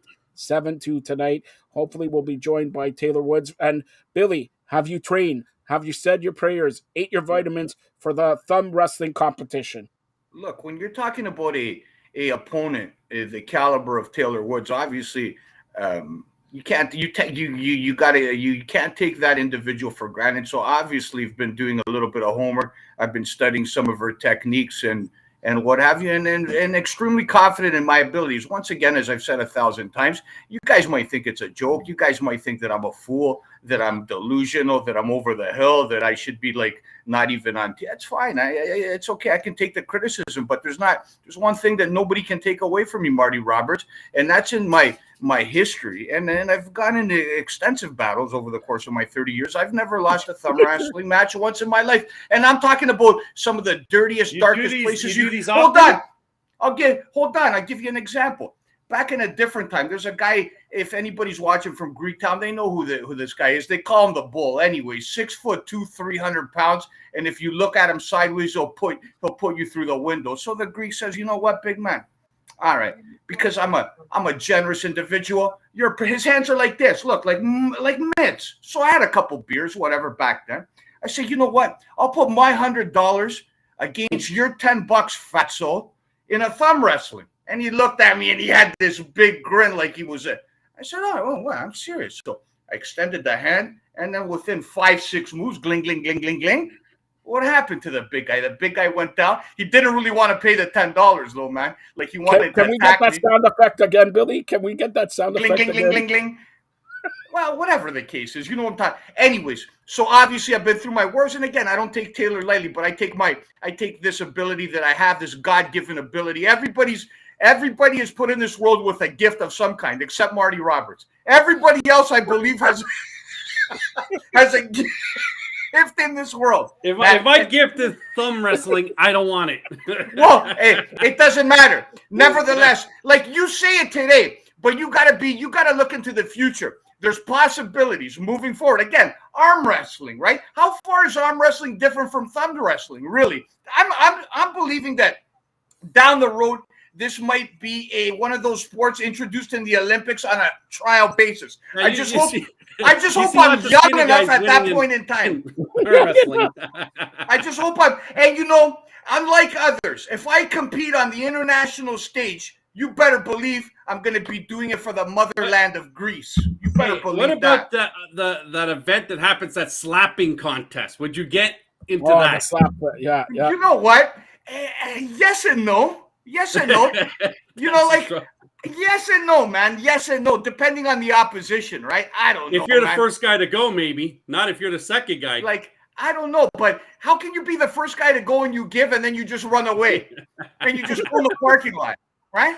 That would be, I don't know if you get disqualified. You probably get disqualified from further competition if you did that, You give a big smack, that guy doesn't budge. Hold on. And you take Ladies him to and the parking gentlemen, lot. hold on. Stop talking. Ladies and gentlemen, I got to introduce a thumb wrestling competition here. All right. We got Taylor Woods coming in here. She's the PHF Isabel Cup champion for the Toronto Six, and she's the Arnold Strongwoman gold medal. Hopefully she has the gold medal. Hopefully she has that Blue Jay hat that Marty Roberts wants. Hopefully she has the Kipling mug on her. Where my medals are. All right, here is Taylor Woods. All right. Okay, first of all, look at here. Look, Marty, she's got the Blue Jay hat on. Oh, no, latest stuff. On pay-per-view. From Mandalay Bay, Las Vegas, let's get ready to rumble! All right, so there it is. You intimidated yet, Woods? I'm giving you the stare down. Are you shook up? You intimidated yet? Taylor, that's all Maroons talk, right? In the comedy box there. Yeah. Read those lips. It's okay. It's on mute here, but All right, well, hold on. It's all fun and games. We'll have that wrestling competition. Look, I got them in the bottom in about 2 or 3 minutes. Now, a little bit different from game one, wouldn't you say, Taylor? Game two, like Billy predicted, like Marty predicted. Marty actually predicted they should change the goalies. Little did he know about that, all right? So, Taylor, what do you say about game two? Yeah, like they needed to start off right off the bat, and of course 40 seconds, like Mitch scores, and I think it was more to win the fans over than win the game, to be honest. I think they have to ride it through, and they need to have that arena to be electric like it was. It's a little bit ratchet towards the end, but you know what, like bar none, it was a completely different game. They were a little bit more aggressive towards the net. They were funneling pucks, they were funneling people, and they were doing the right things. And I know Tampa's been down. Like, they lost their top two defensemen. They lost another forward, right? And they were getting a little bit more injured towards the end there. But, like, you just got to find a way to win playoff games. And Vasilevsky's going to come back. He wanted to stay in that game, obviously. Like, he wants to hang it out with his teammates and stuff. But you're not going to see him lose back-to-back. All right, so I'm going to ask you this because Marty is on a mood. Justin Levine, your guy, your media director, has promised him for how many weeks that he should get the Toronto Six championship shirt. He said there's there at Canlan Ice Sports and all that. Now, Taylor, you're a player and all that. You have say over Justin, like Billy says, Levert. All right. So can you plead with Justin to get Marty Roberts his What t-shirt? about me? Relax, sit down, Greek. Be quiet. You're overexposed today. This week you've been with Digit Murphy. Overexposed? Overexposed? Are you accusing me, man, of like trench coat and a pocket full of candy? Look how he's dressed. Look how he's dressed. Anyways, Taylor, I'm going to ask you one thing because I want to prove that the Blue Jays are cheapskates. All right, can you take off that hat and let me see what's in the back? Let me see if it's an actual Like professional hat.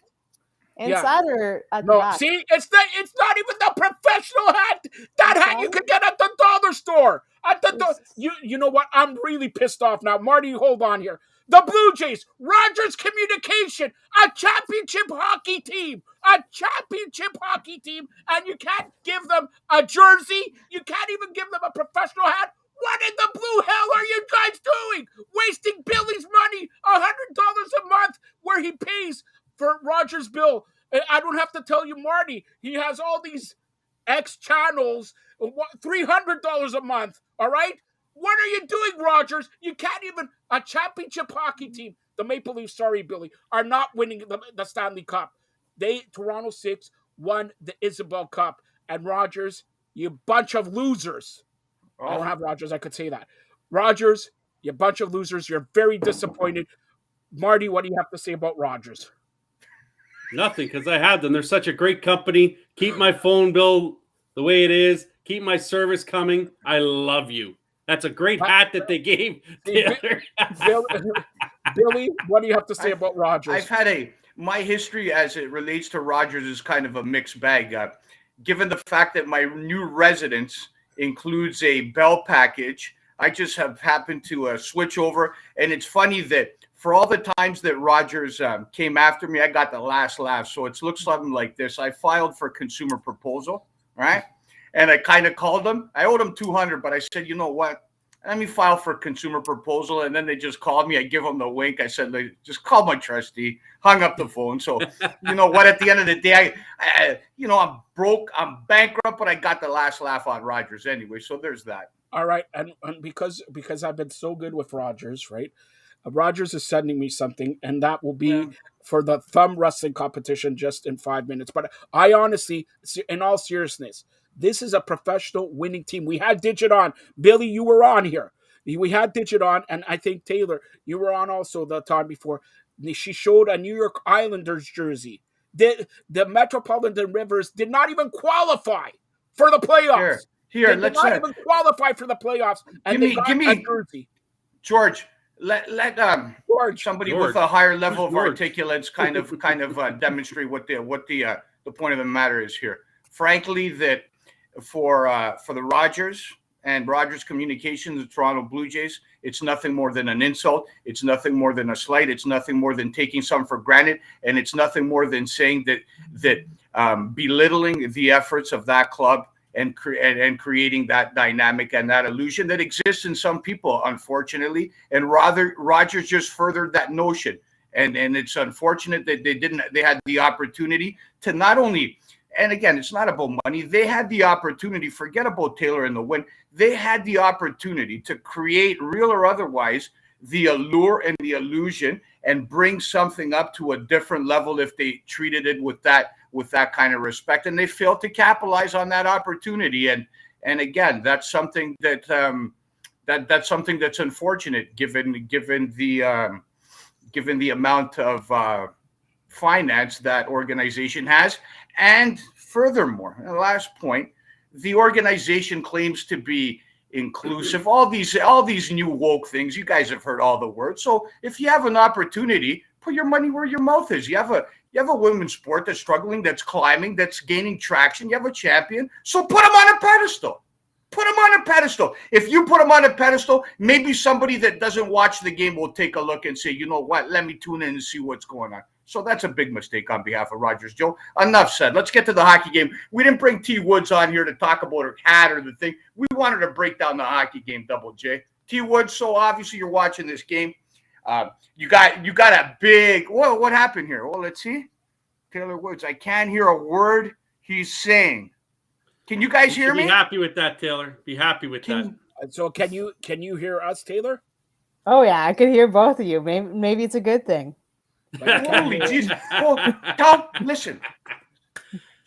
She's talking smack to you, Billy. She's talking smack already to you, Billy. Listen. Wait a minute. Okay, that calls it here. So we're going to start the thumb wrestling war. This is how. No, we're not starting no war. No. Listen, I'll cut you off. You've been on here more. You're overexposed. All right, go get some. Use the English dictionary first of all for overexposed. Do you capitulate with me or what? All right. So here it is. Marty Roberts. How did you get a university degree, man? I can't figure this out. I got a Ryerson and Seneca. All right. You and went to nursery 4 times. All right. So, like, Marty, you're the referee here. Okay? You're the referee here. Tell them the instructions. Give them the rules, Marty. Well, I spoke to you both in the locker room beforehand. I want a nice, clean fight here. No cheating, Billy. No pulling hair, Billy. And wait, check his hands because the guy has slippery stuff on his hands. I got to wipe off some of the Vaseline on Billy's hands. I want a good, clean thumb wrestling match. Tell Taylor Woods. Taylor Woods is pretending she can't hear me. I don't know. I can't take her seriously. I don't know. She's just smiling. You tell Taylor Woods if you guys can hear. Is this like the plead for forgiveness? Oh, so there you are. Right? I have 2 disposable thumbs, but it's only going to be 1 now. No, it's disposable. Just throw it in the trash, right? Here's the issue, Taylor. You're a weightlifter, right? So obviously, you know, weightlifting is not about muscle, right? It's about technique, right? True?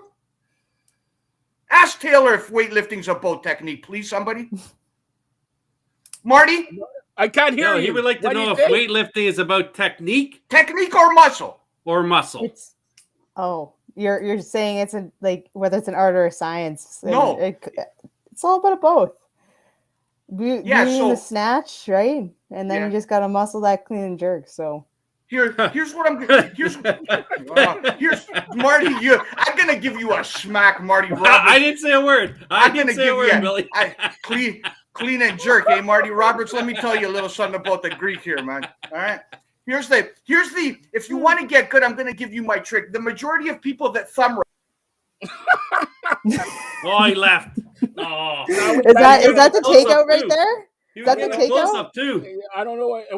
And he's not coming back, so he's having problems. Must be that Rogers bill again, right? So no, he's with Bell now. That's the thing. So he just said he's got everything Bell in the house. See, he's chickened out. He, of course, Taylor's a champion. He chickened out here. Hopefully, he'll come back in a few seconds or whatever. But Taylor, since we got you here, and your other team, I shouldn't say your other. Maybe it is Winnipeg's is your team. They won their first game. Very surprisingly to Marty because he likes Vegas. He's betting everything in Vegas. Game 2 is starting right now. What do you expect from your other team, Winnipeg and Vegas? You know, Winnipeg is just going to play every single game like they have nothing to lose, which is very scary.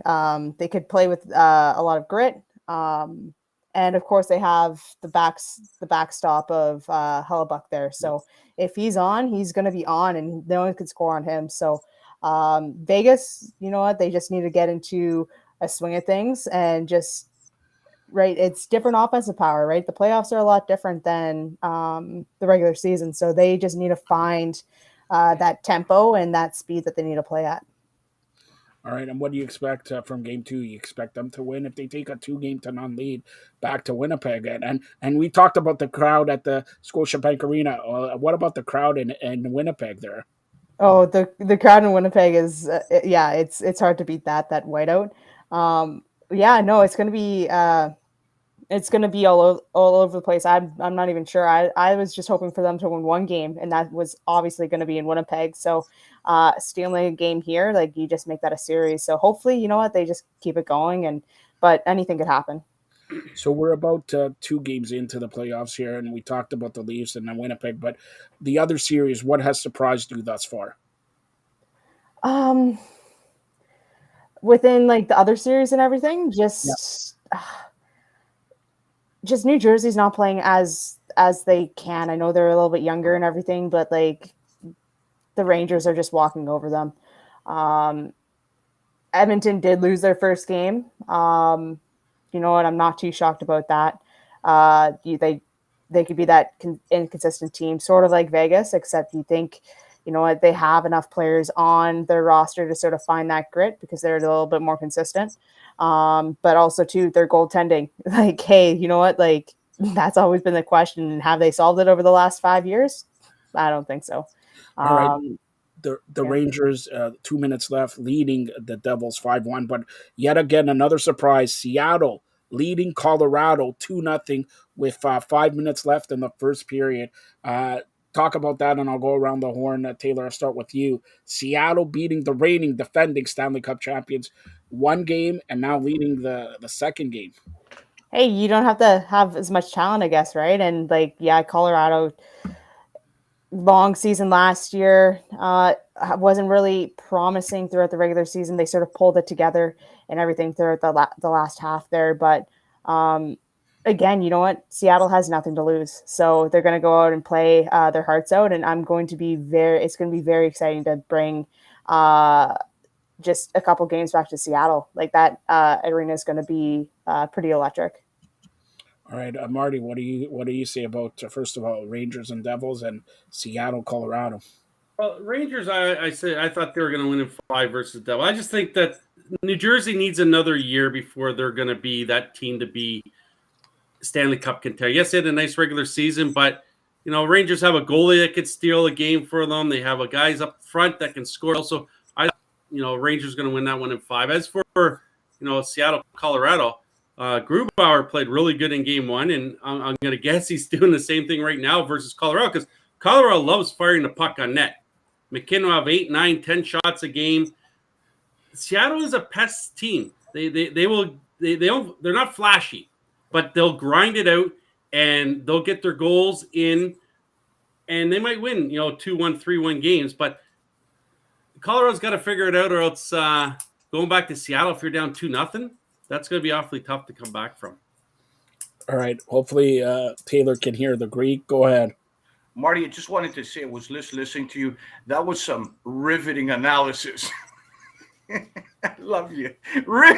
Here's the biggest takeaway from the God damn, you're a professional, man. God bless you, man. You come a long way, kid. Here's what I'll tell you. From my takeaway from the first 2 games is the Florida Panthers and the Boston Bruins, number 1. And the fact that Florida scored. Has Boston lost a game by a bigger margin all year? Do you guys remember Boston losing 6-2 at any point during the 85 games? First of all, I'll get it right. It was 6-3. But, hey, Billy, I'm glad you're listening because he never asked about the Boston game. He asked about the Rangers, New Jersey, Colorado, Seattle. But I don't care about the Rangers. George Brown will be proud of you. Devils. George Brown College is proud of you. Well, first of all, what do you want me to talk about? That nothing happening down in Winnipeg? If we were giving away... Taylor's from Winnipeg. Taylor's from Winnipeg. Now it's going to break your thumb off. If we were giving away on the Fired Up Network a 1-week all-inclusive trip to Winnipeg, the winner of the contest would refuse. They would say, we don't want to go. Give it back. All right. The beauty in Winnipeg, there is beauty in Winnipeg. You could see everything, even the sky from yonder. Yeah. You could see the pastures. You could see the great hills. Like, Hold on now, Taylor. What you're telling me, the Greek is missing, the pasture. So you're talking about bush parties in the farm. Okay. All right. Tell me. Bush parties. All right. I'm camping. What's that guy's name? They will teach you how to be better at thumb wars. And you know what? I take nothing away from you, but I'll give you a little hint. And I'm going to give you a little secret as to how I'm undefeated. Because people that engage in the thumb war game, well done. You're laughing. I'm serious, Taylor.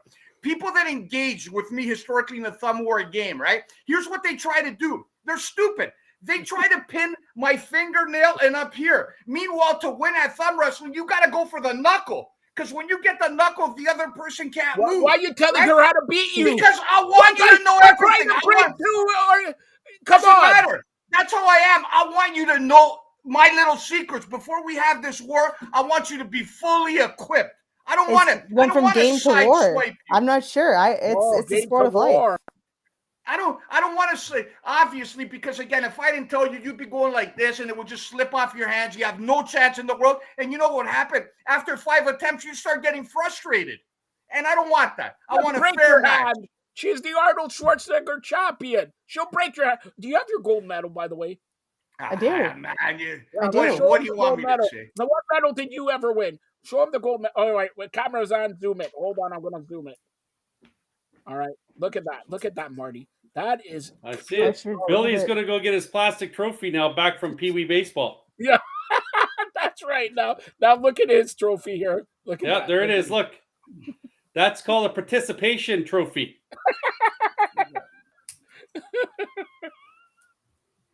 Yeah, put your earphone in. Yeah. What does that look like? What does that look like? Participation trophy. They give that away, that kind of stuff for free. Where do you think I bought this? At the? I think you're the only one that's ever kept their plastic trophy. Where do you think I got this? So you think I went today just a thing at Value Village for it? I paid $5 for this? Yeah. Wait a minute. Read That's it. the truth. Right there. Wrestling champion 2000. No. It's a baseball guy on top. That's a thumb guy on top. Pay attention. Anyways, all right. That trophy. Show it again. That Listen, trophy man, is this is not about me. This is not about the trophy. Look. I'm a very humble individual. Again, please. I don't want to talk about myself and my exploits any further. Let's talk about Game 3 in Tampa Bay. Is this series? No. Forget about what's going on. Taylor, is it over? Is it over? No. Is it over? You can't win without Hedman. 5. Listen, you can't win without Chernak and Hedman if you're Tampa Bay.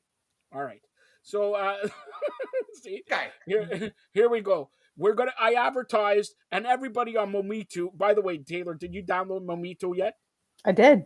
See, and you could watch yourself all the time. This guy has been overexposed today. That's the biggest mistake I've done in a long time. Joe, take it easy. Yeah, Joe Mamito. Wait, hold on, Taylor. What do you think of this tracksuit he has on?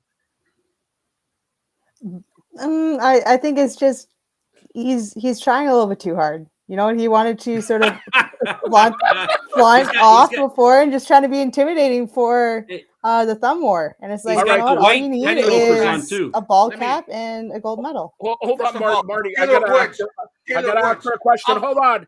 I'm doing something good for you, Greek.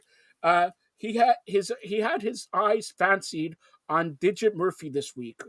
Does he have any chance to take out Digi Murphy for some Greek food? As friends only. As friends in Danforth, yes. As friends, for sure. Yeah. Do you think Digit will be friends with Billy? It might take some time, you know. 17 years, right? By the way, more shows on here. Yeah. By the way, in case you guys were wondering, this is circa 9. This is right here. Take a look closely. This was purchased in the summer of 1996, and it features the Hall of Famer, one of the greatest professional athletes that ever played, my favorite guy, Allen Iverson. 1996, and it still looks like it was purchased. Meanwhile, it's 2023. I haven't grown up, still immature. I'm walking around Scarborough in tracksuits. Kids are throwing tomatoes at me, and I'm around in velour tracksuits, trying too hard, Marty Roberts. You're trying too hard, Marty. You're trying. Say Hold on. Did you say buy that something suit? Up there? You bought that suit big, didn't you? If it still fits you in 2023. Yeah. I'm not stupid, man. I knew it was gonna get you can't help everybody that gets old. You know what? No matter what, man, you can't fight Father Time, dude, man. I knew sooner or later the double chin would come, man. I held out as long as I could, dude, but it is what it is, right? All right, so I hyped up a thumb wrestling war. All right, Marty did an amazing job. I'll do with my dog one. Practice. All right, hold on. Let's see if the dog wins. You hear the dog.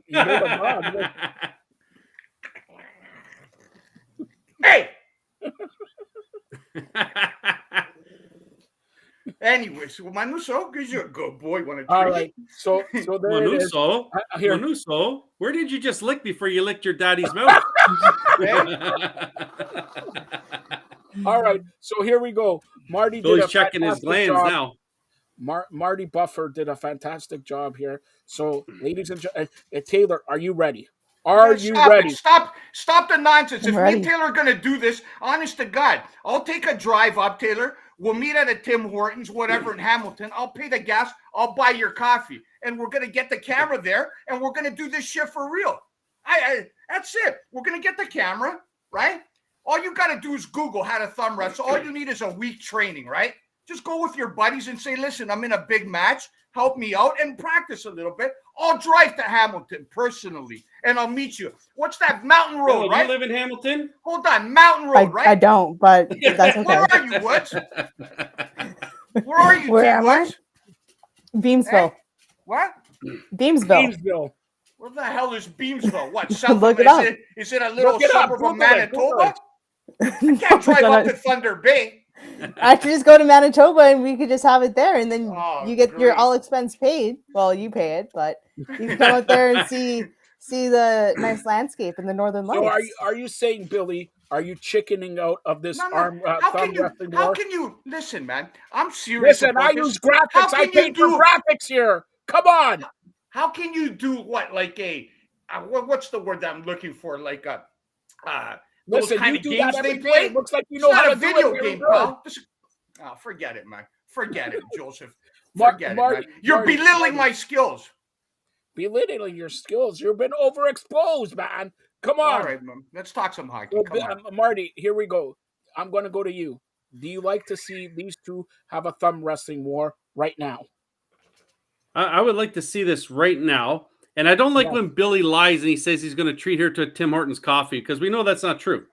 That isn't true. Hold on, dude. I didn't treat you don't know this. I spoke to the broadcasting legend, Norm Rumack, who said he went down and Billy said, I'm going to treat you for coffee. Even Norm, that cheapskate, the biggest cheapskate in the world, who I know 35 years and hasn't bought me anything, paid for his coffee. First of all, you knuckleheads, number one, me and T. Woods are starting from scratch. There's no history. And she's a young lady, and the Greek, as you know, chivalry's not dead. I'm going to take care of the coffee. No problem. This is the but same why would guy I buy why would I buy anything for you, humps, man?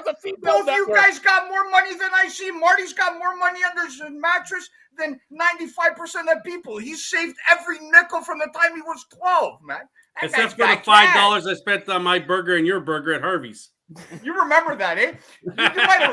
Holy, that was Billy's like, ago. Marty, come on up here. We'll film a bit of a show, and I'll treat you to Harvey's. We filmed the show. I paid for Harvey's. Oh, man. All right, okay. All right, owe you a burger, man. I'll see you soon. We can't wait. We can't make this. I have to do this. Momito's waiting for this thumb wrestling. Hey, Mahito, man. Mahito, Malito, man. No, this is going to go down. You have already a problem with Ruku. Don't get us started with again. Listen, Mahito. Mamito. Mahito, whatever your name, Mamito. Just hold on a week. Woods, all you got to do, if you're up for it, if you're game, I don't know. All you got to do is text the Greek on Messenger. We're Facebook friends. We're cool, right? Yeah? We're cool, yeah. All right. All you got to do is text me when and where. When and where. I don't care if it's an hour away. I'll go into D37, bing, bang, boom, put on some Stevie B, and I'll take the drive up. Don't worry. And we'll film it live next Thursday, Joe. That's the best I can do. No, he does not. Listen, Game 3 is Saturday. We're going to do a Maple Leafs Forever Game 3 Saturday night. And Saturday night's main event is the thumb wrestling war. I'll postpone it for 2 days. Some of us work, buddy. Some of us don't work Saturday. You don't work Saturday. You're going to Hobnob and Barry getting coffee, getting donuts, getting subs, everything. Even you owe Norm Rumack a sub also. By the way, Saturday night around 10 o'clock, that's the time we're going to have Saturday night main event. And because Marty's voice has to do it again, he said, let's get ready to rumble and all that. But let's go. We'll postpone it for 2 days. Hold on, Joe. 1 sec. I'm just noticing Marty as he's casual. Man, man, That's how I'm going to look in 5 years. Your double chin looks, holy geez, look at you, you bastard, eh? You're a fat piece of work too, aren't you? Holy geez. The thing is, everything on me is natural. All right. Let's talk some sports, man. Enough of the shenanigans. Mojito's going to get mad. I'll go to Marty first. What do you expect in Game 3 of the Leafs Tampa Bay Lightning series? It's 1-1 heading to Tampa. Who has the advantage in Game 3? Who wins Game 3? Well, you know what? Tampa's not going to obviously go back to home and pull up a dud like they did tonight. They're splitting. They're splitting this series at Tampa. I don't know if Leafs are going to win the first game or the second, but they're going to go back to Tampa. It's going to be a split. They're coming back to Scotiabank Arena, and it'll be tied up still at 2-2. So Tampa's not going to come out like they did tonight. That is a for sure. And if Hedman's back, he was a game time decision today. Maybe a couple days off helps him out.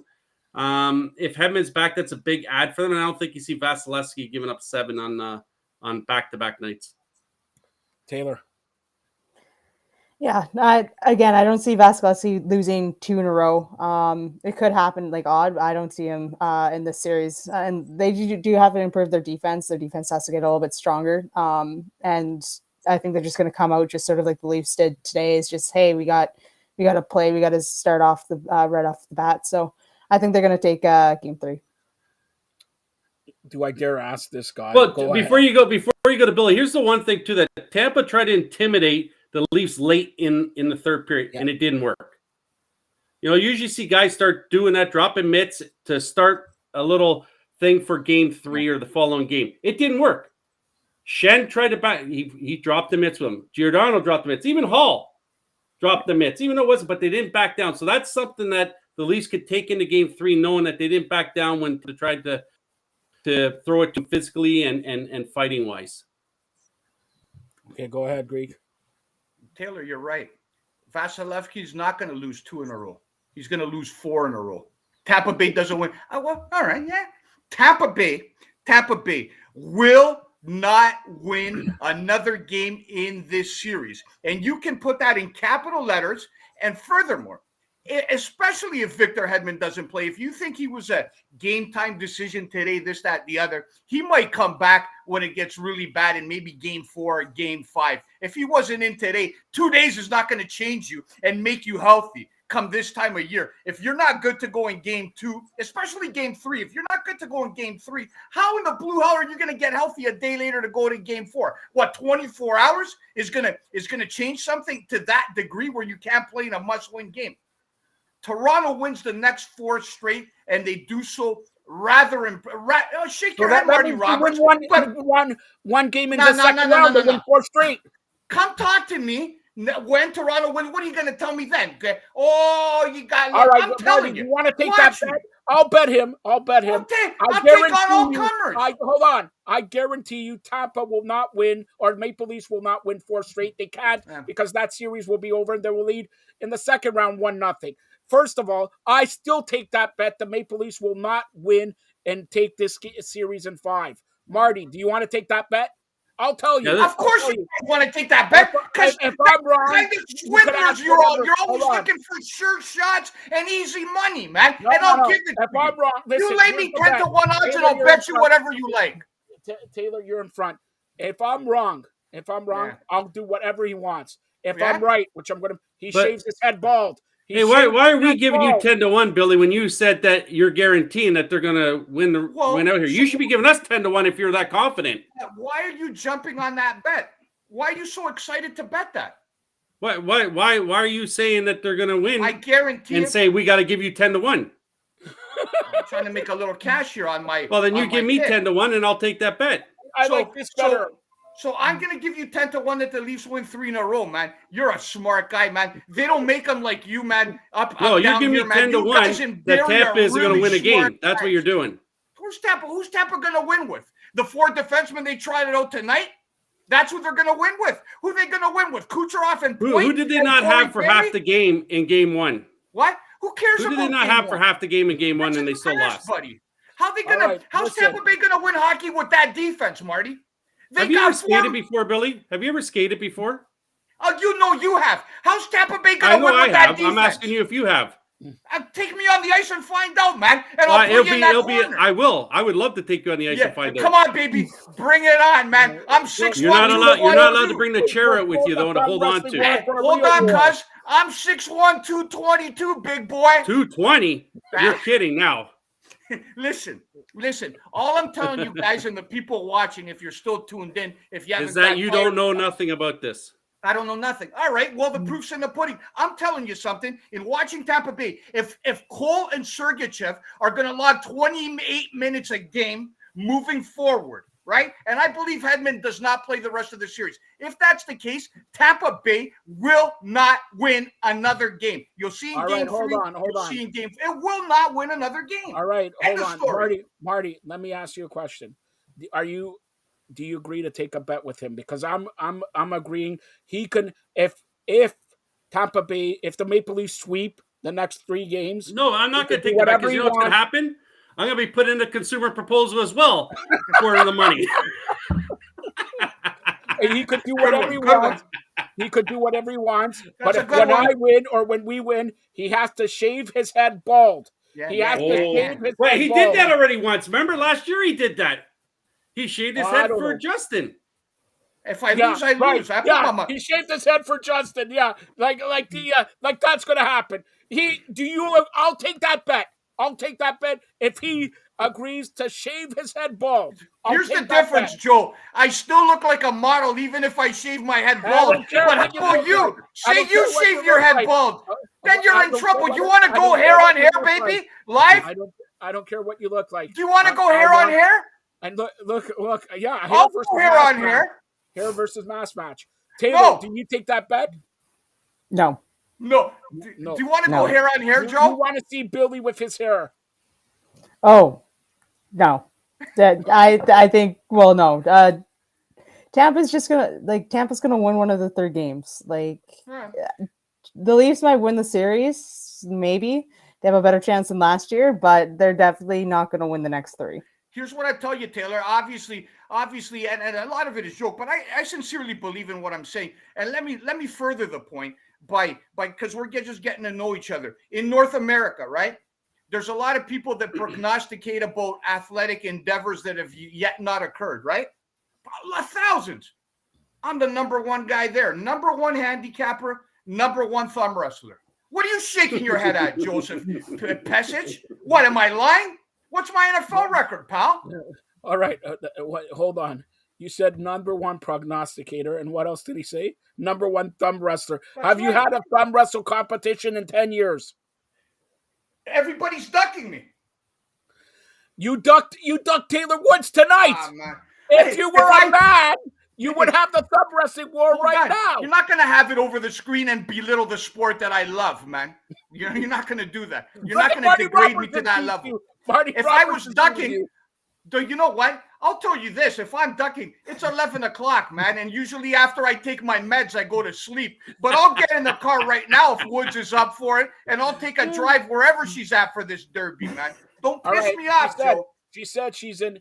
Where did you say you were in? Beamsville. All right. So I'm going to Google Beamsville. All right. Google it. And when you tell us it's on, you better get out of just south of Hamilton. Just south of Hamilton. And listen, please, I'm going to find for myself. I don't trust you as far as I can throw you. Well done. Beamsville, Ontario. How long does it take to get there? What the hell is going on here, man? 4 hours and 22 minutes, man? Are you kidding me? That's for you walking. Oh, that's Kingsville. Beamsville, Ontario, not Kingsville. Beamsville. God damn, man. Try again. Go ahead, guys. Go ahead. I'm just going to go off for a bit. Game 3 of the Leafs and Tampa Bay. Beamsville, Ontario. It's Saturday at 7 p.m. And you know what? If I'm the Maple Leafs, I shit the bed at 7:30. I played well at 7 o'clock. Saturday's 7 o'clock, but Monday, game 4, is 7:30. I can hear you, Marty. Don't be talking about the Greek behind his back. I tell you to your face. I don't say anything behind your back. All right, Woody. Winnipeg's up 1-0, Taylor. All right. Nice. Winnipeg, could take it back to 1 Winnipeg. hour. And what a scene that would be on Saturday. Nice. All right. Looking forward to that.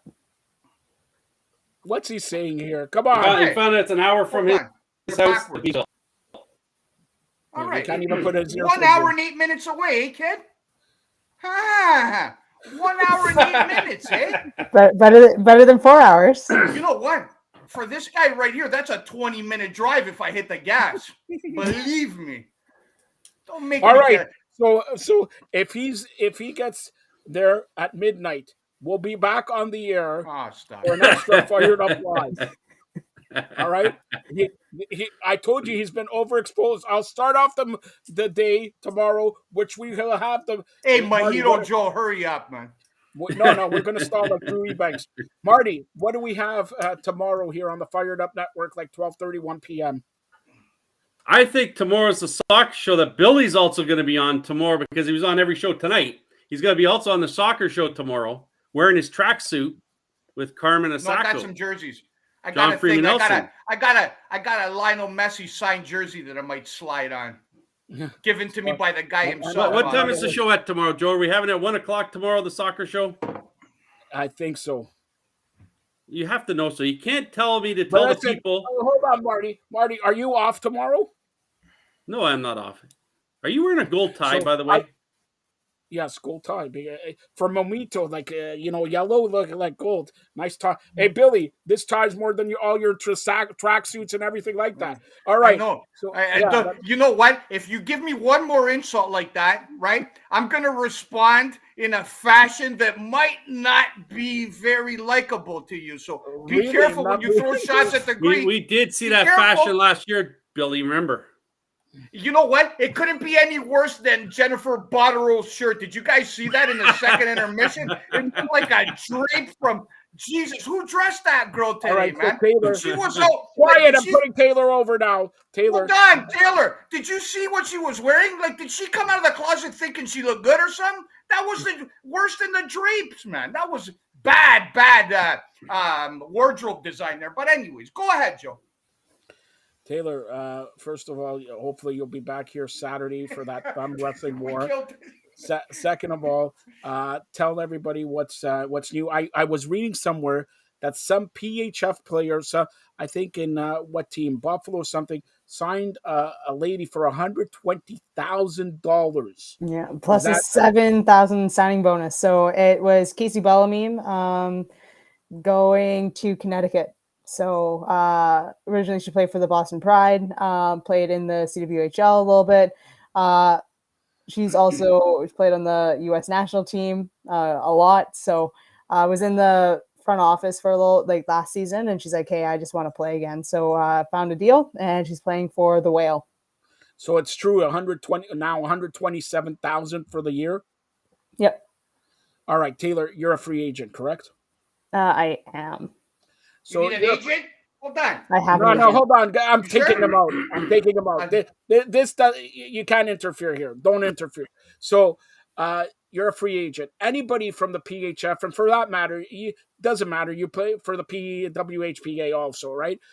Taylor Woods is a champion, and not only a champion in hockey, but a champion in the Arnold strongman competition. You want to move in front of the net. You want to move. She shoots left and right. Okay, Taylor, that's honestly double what you made last year, correct? Yeah. Isn't this league? I gotta ask Digit, but isn't this league? We're gonna pay. We got new salary. We're gonna pay. Everybody's gonna make the same. Nobody's gonna make 200,000 more than the other person. Correct or no? It varies. It's right a franchise base, so owners have different opinions. So, with the Toronto Six, I'm gonna go say it again. Are you done with the Toronto Six? At this point, it's never say never, but I am looking at different teams. Different teams. All right. So the Toronto Six, I'm going to put it out there. Have they extended a contract to you? Well, Bush League, but a Bush League. So when you say Bush League, it's the same money that I pay Billy. So basically, it's not the same money that I'm going to pay you at the end of this month. Not 127,000, right? Yeah, no. All right. Do you think do you think? And I know this is a lead-in question, but do you think you're 120,000 worth 120,000 for your services for any team in the PHF? This is a tough question. It's like obviously like well, it depends on like the salary cap and everything and what's on the team, but I'd rather Okay, just forget have a really good 120,000. team. Would you Hold on. settle? What is the salary cap, Taylor, in the league that you play per team? 1.5 million. How many roster spots? 22. Okay. Do you think? Forget about 127,000. Do you think you're worth 80,000? Yeah, yeah, at least 80,000. All right, 80,000 Canadian or American? See, your agent. I got tricked on that one last year, so American. All right, American for sure. So, yeah. In American teams, there's what 8 teams now, 7 teams in the PHF. Yeah. So 2 of them are Canadian, and the rest 5 are American. So forget about Montreal. You don't want to play for Montreal. Nobody wants to play for Montreal. Signed they signed another Manitoban there. So all right, Corinne Schroeder, but you got to actually is from my hometown. French? She's from Elm Creek, so you know that'd be cool. French? Oh, un poquito. Yeah, okay. That's Spanish, by the way, Billy. So here we go. $80,000. Anybody in the PHF from the Buffalo Beats to the Connecticut Whale. It's not going to be Connecticut if they gave 127,000 to Jabroni. All right. So look, anybody in the United States who plays in the PHF, you got a champion.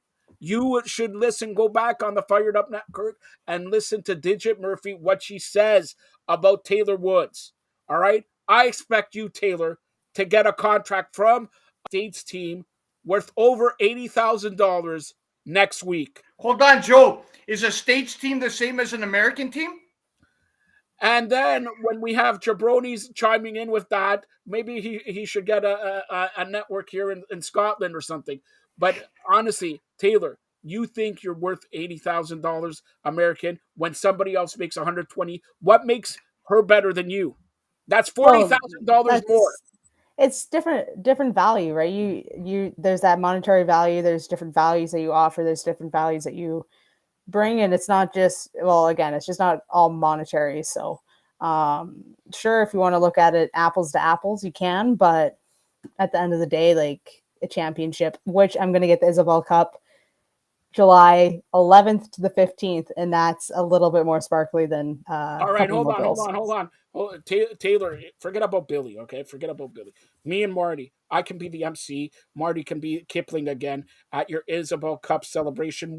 Is it going to be in Beansville? Is it going to be in Toronto? Is it going to be in Winnipeg? Where is it going to be?